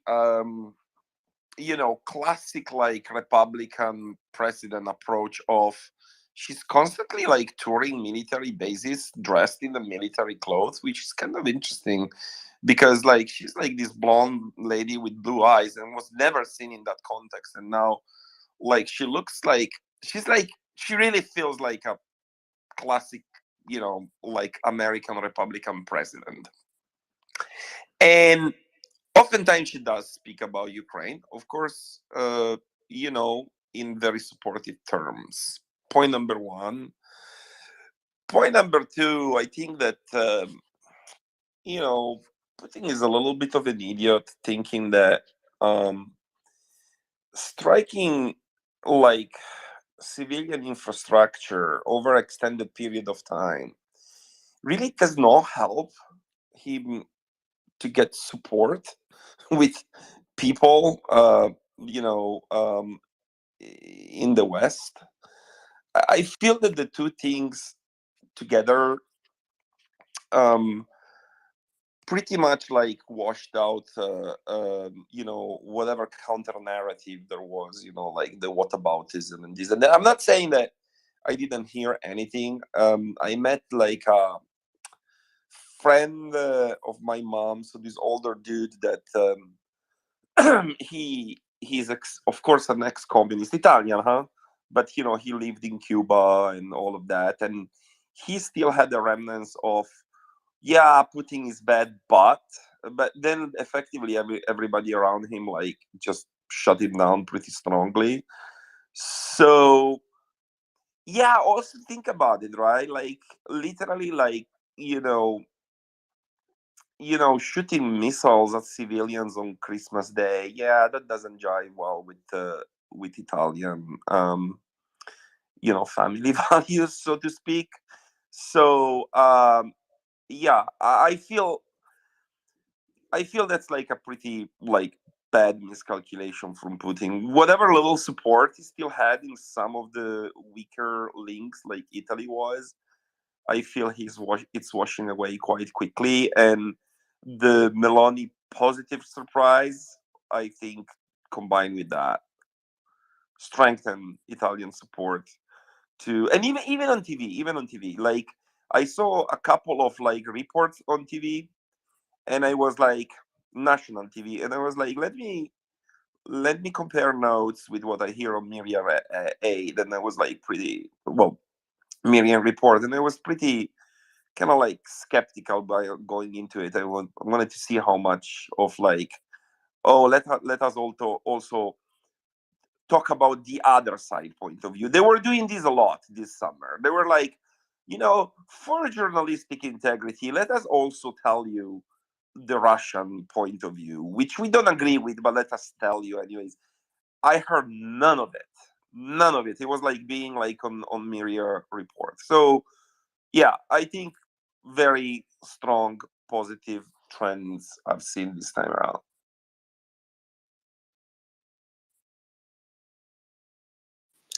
How much of a worry is there about energy prices specifically? Italy used to import quite a lot of gas from Russia.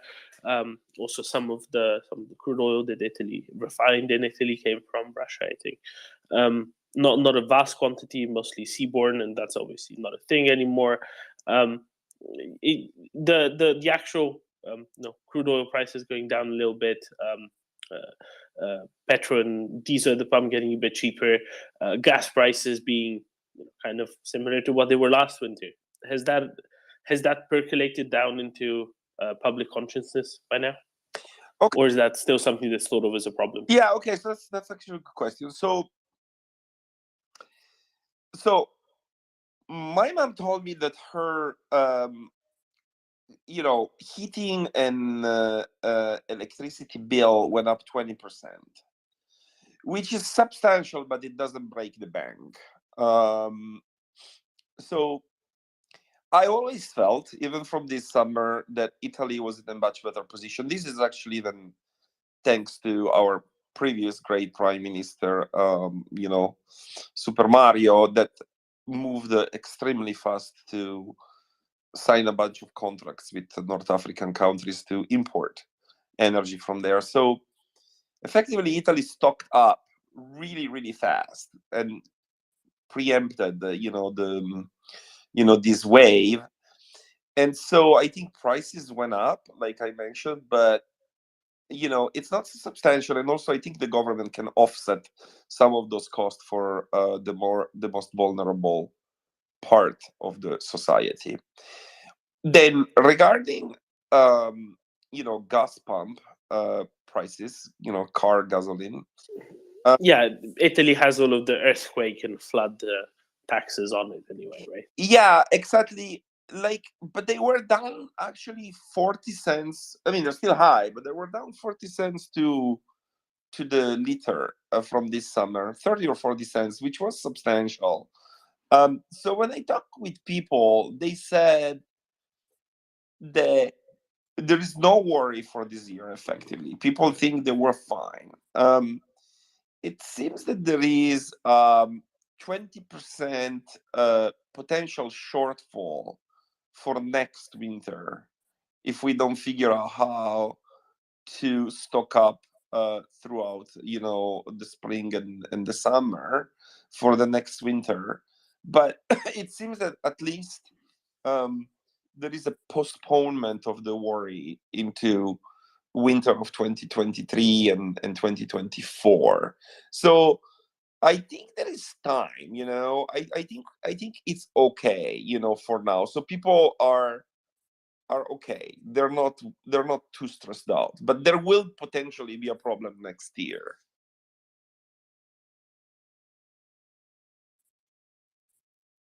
Yeah, and I think this is on the way to getting solved as well, pretty well. The gas storages seem that they will be at a shockingly high level anyway at the end of this winter. And if you have 10 percentage points less to collect over the course of the year, that makes it easier as well. More LNG terminals are coming online. There will be more of a concerted effort to do this. I think more gas can be gotten from Algeria than was this past year.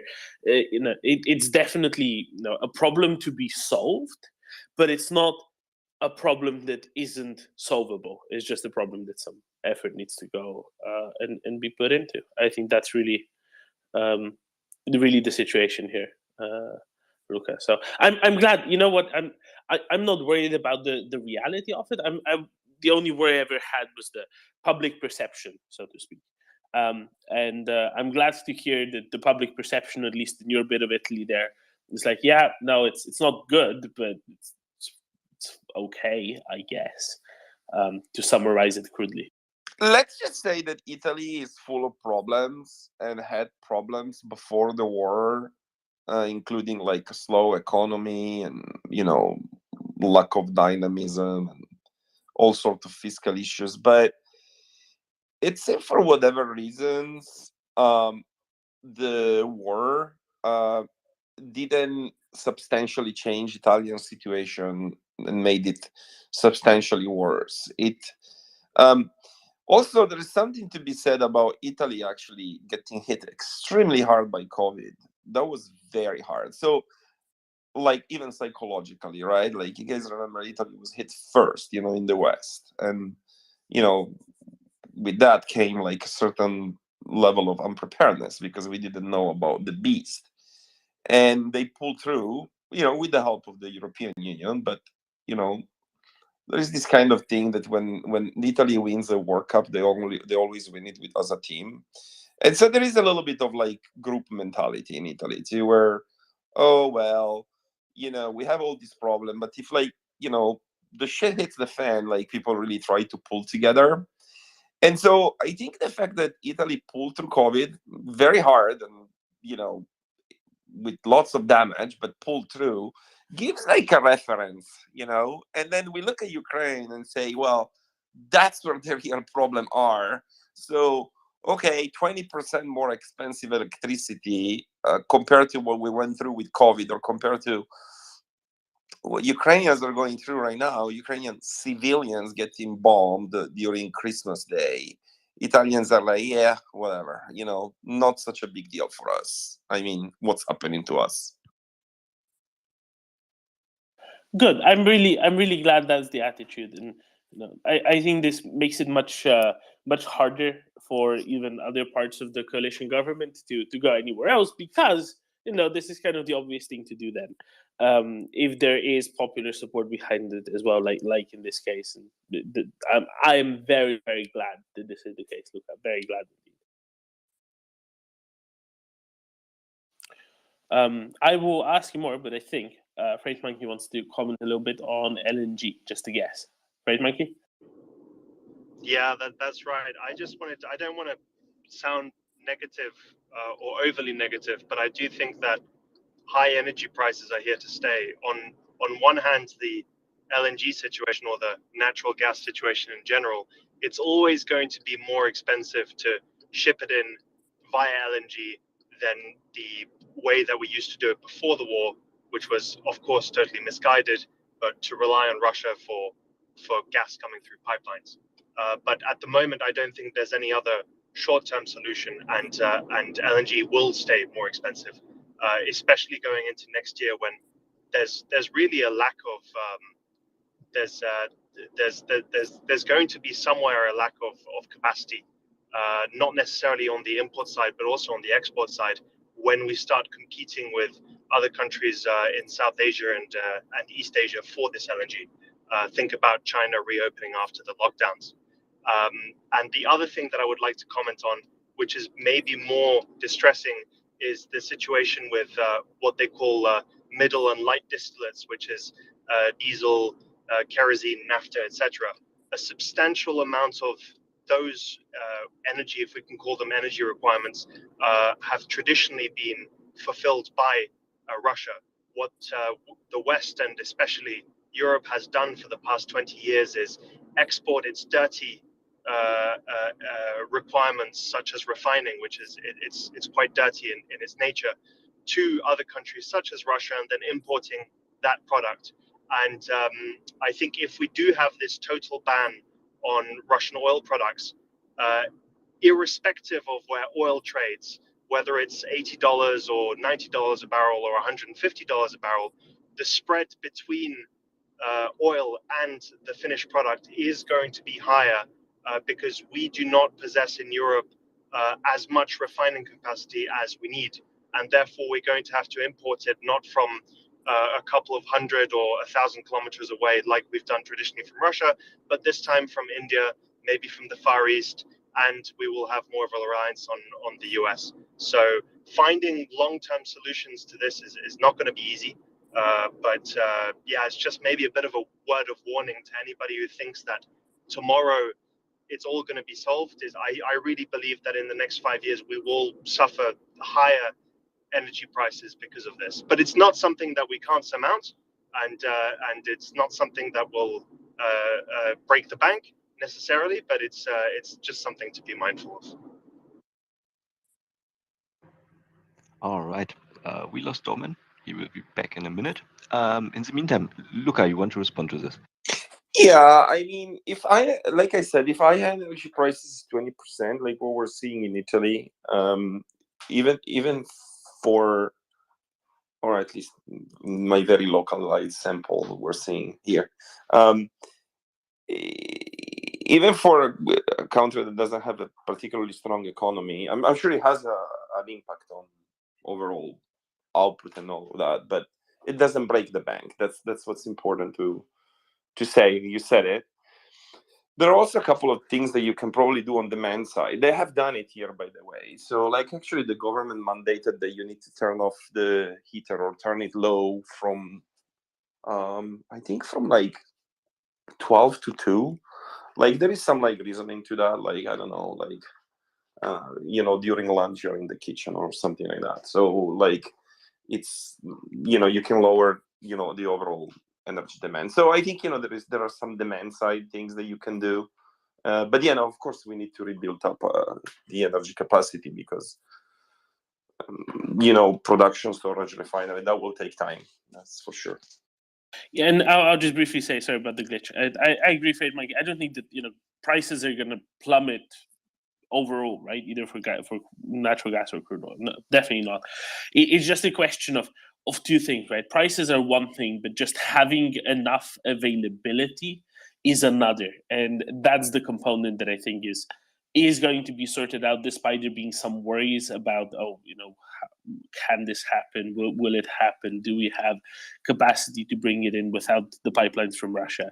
That's the only worry that I'm really addressing, just getting enough in. And of course, LNG is going to be more expensive than pipeline gas, but there's a difference in how expensive it is, right? And if it's 80 euros per megawatt hour, that's one thing, and that's probably manageable enough, especially with more electricity produced through other means and so on, that it doesn't affect the whole energy mix too much. If there's enough energy produced by other means, enough electricity produced through non-natural gas means. So that's really what I think is the critical bit. That and the perception, broadly, like Luca said, yeah, prices went up by 20%. It sucks. Nobody likes it, but it's 20%, not 200%, and it's, like Luca said, it's not the end of the world kind of price increase. And keeping societal resolve together being a really important thing. Fred, Mikey? Yeah, so I think for individuals, it's going to be one thing. The main thing for individuals is higher heating, electricity, and driving costs, which I think people can sort of budget in. It at the end of the day, it'll survive. The worry, I think, is more for industry, for example, to readapt yourself as an industrial user of energy. Again, it just comes at a price, and it's something that it will affect us, petrochemical industry, heavy manufacturing, etc. Now, that said, you could argue that stuff like heavy manufacturing was on its way out from Europe anyway, but that's kind of irrelevant. Yeah, it'll come at a cost. But as you said, as long as you've got somewhere supply, and on the medium term, or if you're not looking at very short term shocks, there's always a price at which there is supply, right? And that's I think everybody will kind of survive that. My only worry is that the European politicians who think generally on a very short term basis, just for the next election, are not going to be taking the long term decisions that are needed. And I really hope that this crisis will actually help them do that. But I'm a bit worried that it just doesn't happen, especially when you look at how much we've invested into green energy, which is by all means fantastic, but it doesn't yield what is needed. On the long term, I really believe that Europe should go and do an effort towards going back towards nuclear. This has been discussed many times, I think, on this space. So it's nothing new. But yeah, my only worry is more long-term effects on say GDP, especially for more fragile countries. Italy is one of them. Generally, Southern Europe. So yeah, there you go. Completely agree. Absolutely right. And there are some things that were sensible economically in an environment of a lower energy cost and just don't make sense anymore when energy cost is higher. That goes for any inputs, right? That goes for anything like that. And yeah, the adjustments will have to be made. Undoubtedly, I'm not making light of it at all. But again, when the biggest worry was, can there even be enough gas for the completely inflexible in parts where the demand is largely inflexible, right? Largely inelastic. When that was the worry, and that worry went away, I think that is a particularly important component of it. Russians were really banking on this as a way to push other countries out of wanting to help Ukraine. That didn't happen. Excellent. Now, a lot more still needs to be done going forward. A whole lot more, but it's a step in the right direction. Frank, Mikey, a quick question: weren't there a bunch of new LNG ships started to be built this year, much more than any year prior?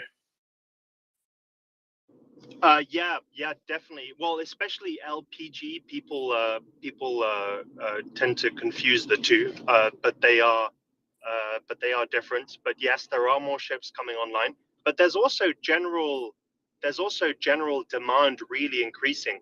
People think about LNG and generally natural gas, and they've got this wrong view that is green because it's got the word natural in it.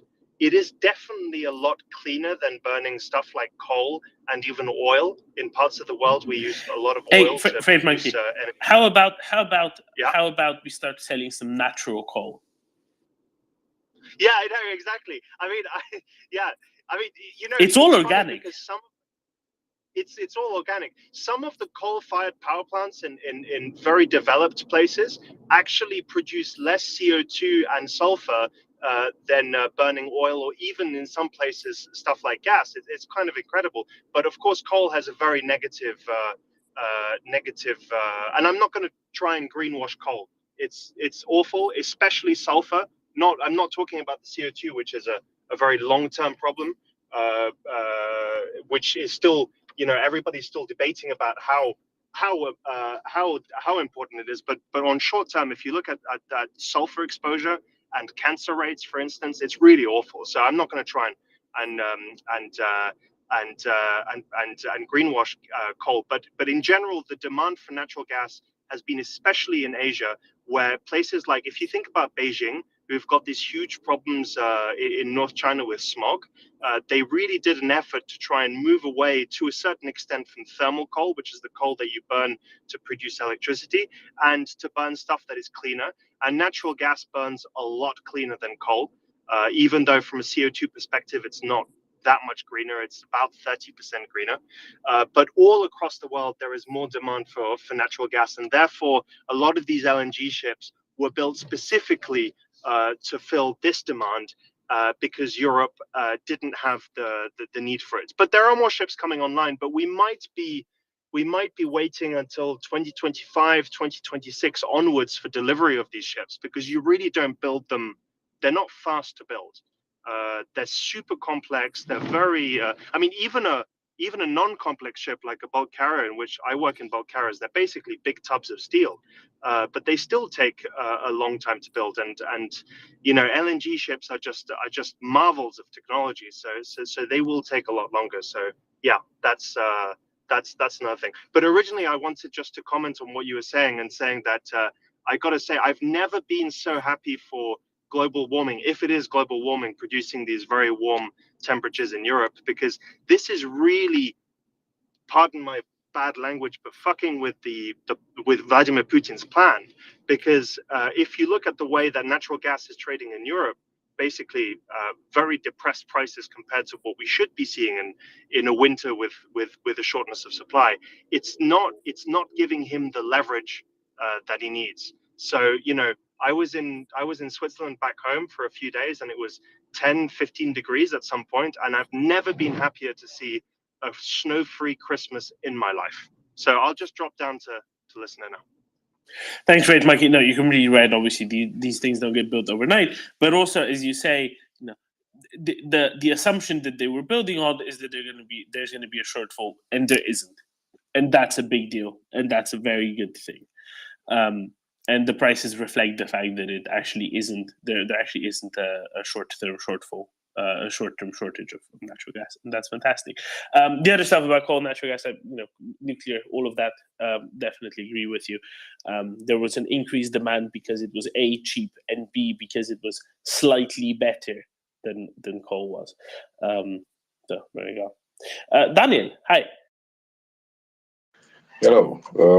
I read somewhere in the time of lockdown, when the producing of CO2 plummet all over the world, the emission of methane increased a lot. And by the way, natural gas is called it because it's procured naturally in the swamps. That's why it's natural gas. It's appeared natural from the swamps. And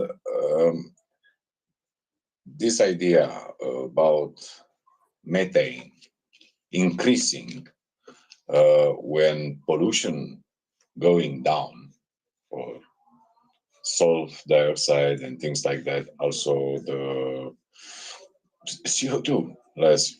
That's why the oil was almost negative prices at one moment. Is very, very, very weird, and nobody understands why. Because methane is 10 times more effect of gas, greenhouse gas than CO2. And I heard previous speaker talking about China. I'm not very, very worried about China and the demand for more energy, because I don't see them restarting economy very soon. But I wonder why in Italy they need natural gas if they don't make fertilizer or some petrochemical plants. If you don't have the gas, why do you import? Because Berlusconi make a deal.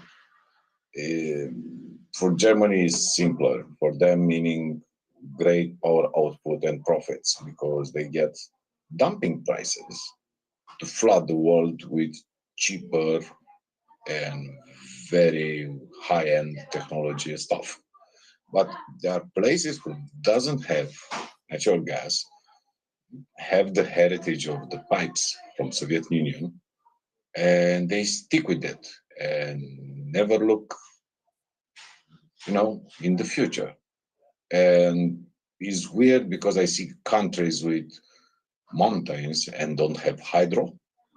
I see places which are very sunny and don't have all the land fertile and don't have solar panels. It is very, very weird.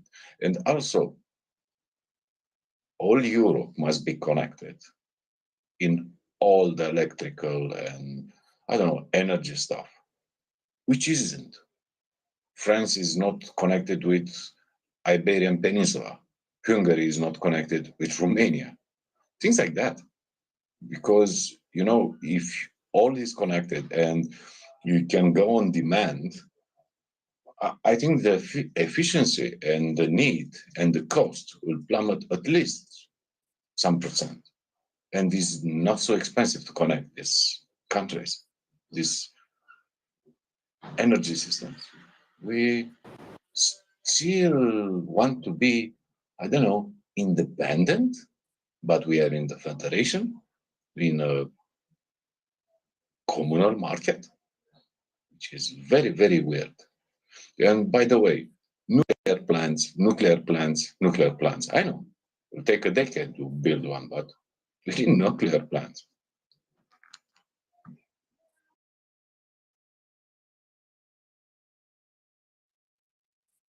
And therein, Daniel, lies the answer on why Italy is importing natural gas. Because 40 years ago, they said no nuclear plants. And remember, they still have something of an industrial economy, especially in the north of the country, right? That still does require a lot of energy. Bulk of the natural They gas import from France. They import electricity from France. Yes, which but is not enough. Yes, I know, but it's all they nuclear, imported, yes. and they imported natural gas also. So maybe your system is wrong built. Maybe you have a big problem of vision. It We is have absolutely. gas. Hey, Italy always suffered from actually not having substantial energy resources within Italy. This is why what is it? Eni Luca, right? Is the Italian oil giant. That's why Eni was always leveraging against other the Seven Sisters, especially, and also why Eni was willing to go places where the Seven Sisters never were willing to go, the riskier places, because they really needed energy. And it's from the 1960s they started importing gas by pipeline from the Soviet Union. It was cheap, that's why they went that way, more than anywhere else. That's literally it.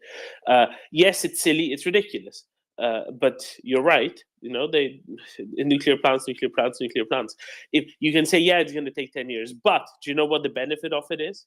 The benefit of it is that businesses know, okay, now if you make a 40-year investment now that counts on cheaper energy going forward, sure, we might have more expensive energy the next 5 years, 10 years, but later on we're going to have cheaper energy, so it's still worthwhile to make the investment now. Many things require long-term thinking, much longer than a decade scale. So it would definitely be very helpful. Absolutely. Freight Monkey, I trust you have more on this. Go for it. Yeah, so if I start, I was supposed to drop down to listener, but if I start boring you and you want to move on to something else, please tell me. I think Daniel was speaking a lot of sense there. But if you look at the results of not only the West, by the way, but especially Europe is guilty of this. The way we've set ourselves up in terms of energy supply in general, whether it's for electricity, heating, or just stuff that you burn to make your car go, it's always been only short-term thinking. We've always only thought from a short-term basis. We've never looked at it long-term. And whenever we start talking about nuclear, I think Doman and I were in total agreement and Daniel and everybody were in total agreement with what needs to be done. But if you remember how people were talking about nuclear 2 years ago, 3 years ago, 4 years ago, 10 years ago, etc., there was so much hate for nuclear. There was not a single positive thing said about it. Everybody wants to close nuclear. So of course we haven't built any of this. Because nuclear was the devil, at least until a few months ago, when everybody realized that we needed it. So what is required in Europe is a total overhaul of how we think about energy, and there's no easy fix. And long-term gas is actually not the solution, as you said. Gas is not really. I mean, there is natural gas in Europe. You have some in Hungary. You've got some in France, you've got some in Ireland, and you've got lots of it around the North Sea, but it's probably not where we want to go as a long-term solution in general. But yeah, it's music to my ears that everybody's talking about it like that. But I'm afraid that with everybody thinking about the next election, they want to do what's popular and not what makes sense. And the final thing I wanted to say, Daniel said he doesn't see China reopening. I beg to disagree with that. Please, let's check in 3 months. I think that now it's actually happening. We see it on the shipping side a lot. They're going full blast with a lot of raw material imports, and a lot of this has to do with how the Chinese government is talking about the reopening itself. China is a weird place where you have to sort of make a lot of guesses on the basis of people's Twitter accounts, of officials' Twitter accounts, and what the news says. and no one really knows. But it does definitely seem like they're getting ready to fire up on all cylinders, which is going to create problems because they're going to have a lot of demand for gas in the next year. I really believe that. I might be wrong, but I think we just have to be ready to have this stiff competition from a Chinese reopening.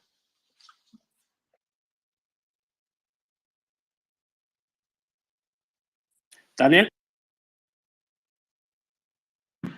What I wonder is, my country is not full of Jeremy Clarkson, and we have a lot of people who care about environment, and I never saw one to say no to nuclear plants. And my question is, what is your problem, you green guys from Germany? Second, about China. Okay, the problem is not gas or coal, for example, which they have a problem with imports, are the medicine and the precursors for any medicine. At this moment in Europe is a crisis of pharmaceutical products because China, like beginning of the war, he imported every piece of food they can find on market and destroy the prices. They do it on medicine, so I'm less worried about natural gas, for example. And a third of this, we have a lot of gas in Black Sea, you know? Romania has a lot of gas. I don't saw any BSCF enterprises coming here to take the gas and make it stuff. And one question for you, Doman. Belarus production of potash is well known, is a precursor for fertilizer. I have no idea about this industry. But I remember well, Algeria is the most producer of natural potash. Is not enough in the market from Algeria? Potash or phosphates? Oh, yes, my confusion. Thank you. Okay, so Algeria makes the P in NPK. Belarus makes the K.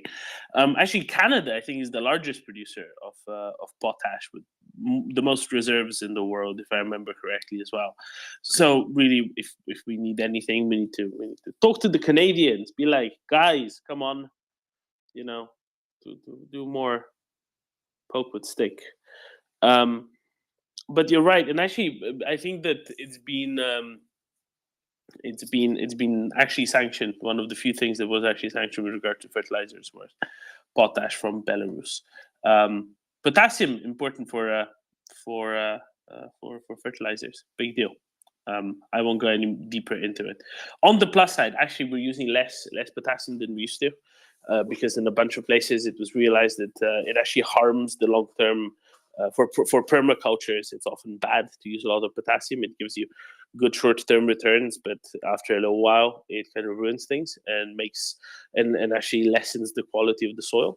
But for annuals, it's more of a need. It's more of a use. I shall move on from farming and go back to Freight Monkey. Farming is really interesting too. If I'm not mistaken, there is large deposits of potash, as you said, in Canada and in Russia and Belarus and all that. But maybe even there was something about Morocco, but that might be again phosphates. It's the phosphate. Okay, so that's the aside. Just on the economics of Black Sea oil, yes, it's fantastic, but it requires. It's just not going to happen at the moment. I think it's going to take some kind of stability in the area before something big happens there. There's also a lot of gas and fracking capacity in eastern Ukraine, by the way, which is very interesting. But again, I think until a bit more stability returns, it's going to be very difficult to think about long-term investments there. And finally, yes, in Romania, I think maybe the people are more pro nuclear.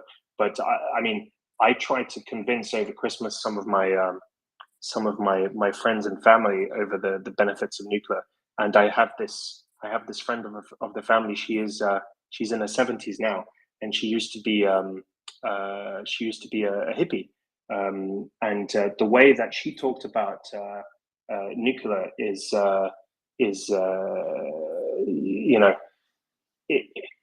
it's just not going to happen in her mind. And I feel like, at least in Western Europe, the softer Europe, because we're too used to living very comfortable and wealthy.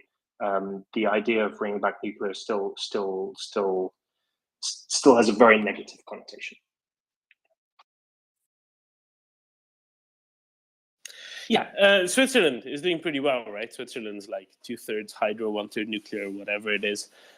That's a really good mixture. But it's a small market, right? I mean, we've got that power plant in Bern, and I mean, it's so small, Switzerland, that if you've got a bit of hydro, you can fill up a lot of requirement. It's a bit like Norway. Norway could be 100%, can be, or is even, I think, 100% autonomous in terms of power through their hydro, but it's 5 million people, so it doesn't really make much of an effect. Whereas Germany at the moment, I mean, if you guys have seen the amount of coal that Germany is buying, which is good because they're able to otherwise it would be a total disaster from an energy price point of view. But of course, from an environmental aspect, burning all this high sulfur coal is not good. So, and it's not only Germany, Belgium, etc., and the UK with a lot of gas as well. So. Yeah, and this is the short-term versus long-term question, right? And in the short term, it's definitely far better to do that than to be reliant on the genocidal regime in the east that previously provided you with things to burn. And it just illustrates, the thing that we definitely very much agree was a really dumb move over the past 20 years, closing down all those nuclear power plants, because then less of that would be necessary. And we're back full circle to where we were 20 minutes ago. And who demanded that? But precisely. Who demanded that? All of the politicians in charge in Germany over the past 20 years, pretty much. No. Who all the governments. No. Start. The chancellor? Where does it start? Where does the anti-nuclear movement start? Russia. Absolutely. That's where it starts. And where has the seed been planted?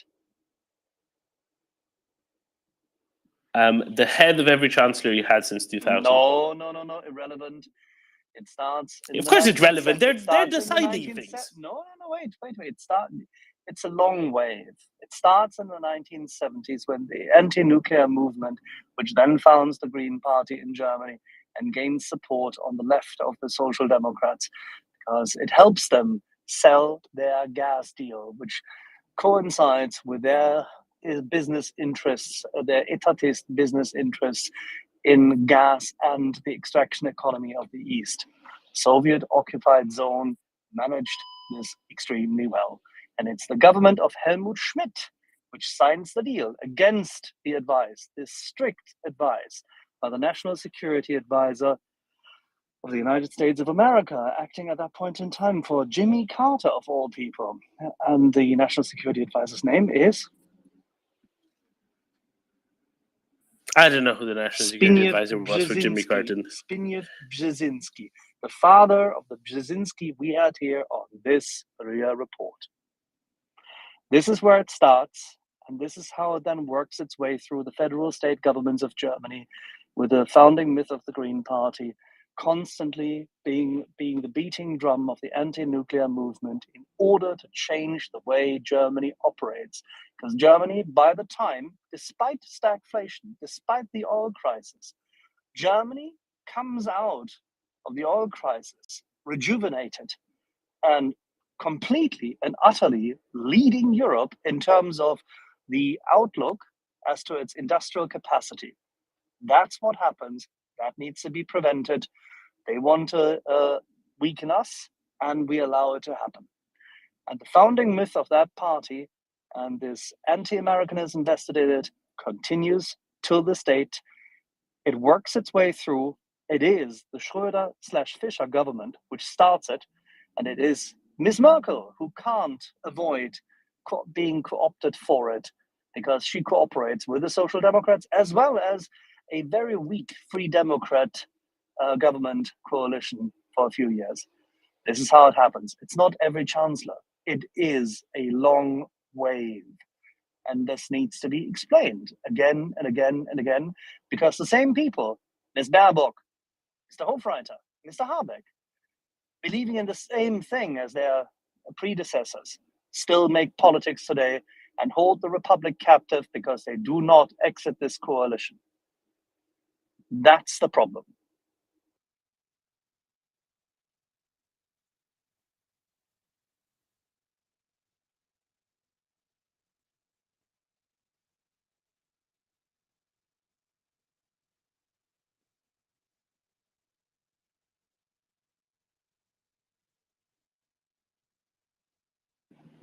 Bionade, did our Dorman crash again?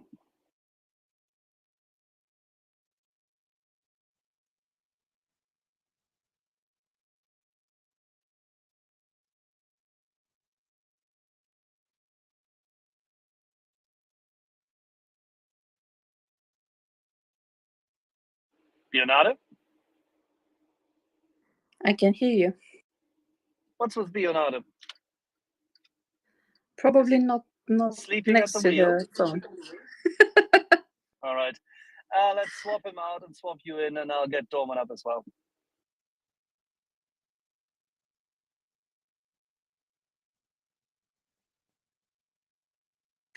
All right. Domin is laughing at us, so probably he's coming.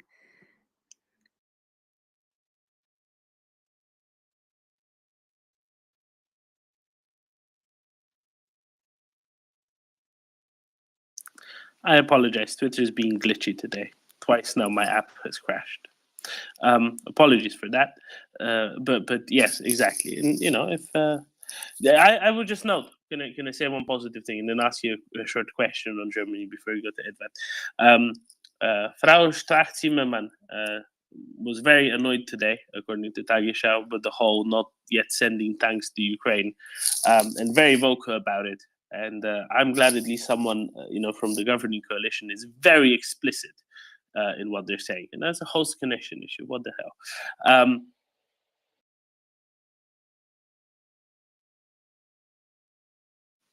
But at least something positive, positive, at least some positive words from a member of the governing coalition. Of course, she's also member of the FDP, member of the Bundestag, and the head of the Defense Select Committee. She is not a member of the coalition government.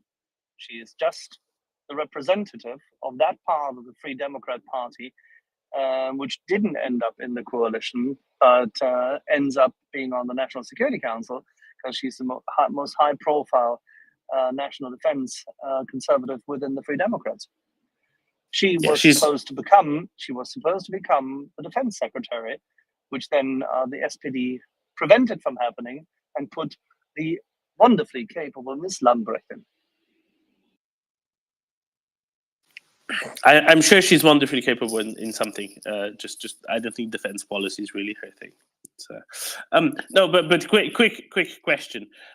There's starting in the summer, there will be a new German ambassador to Moscow, and his name is Lambsdorff. Never heard of him before, but I'm sure you have. Alexander Lambsdorff. You haven't heard of him before? Maybe I have. It kind of went over my head if I had. One of the most high-profile politicians post-war in Germany was Otto Graf Lambsdorff, and Alexander descends from that line. And he is a high-profile Free Democrat, and he is not necessarily a friend of Russia. Okay, so the SPD are trying to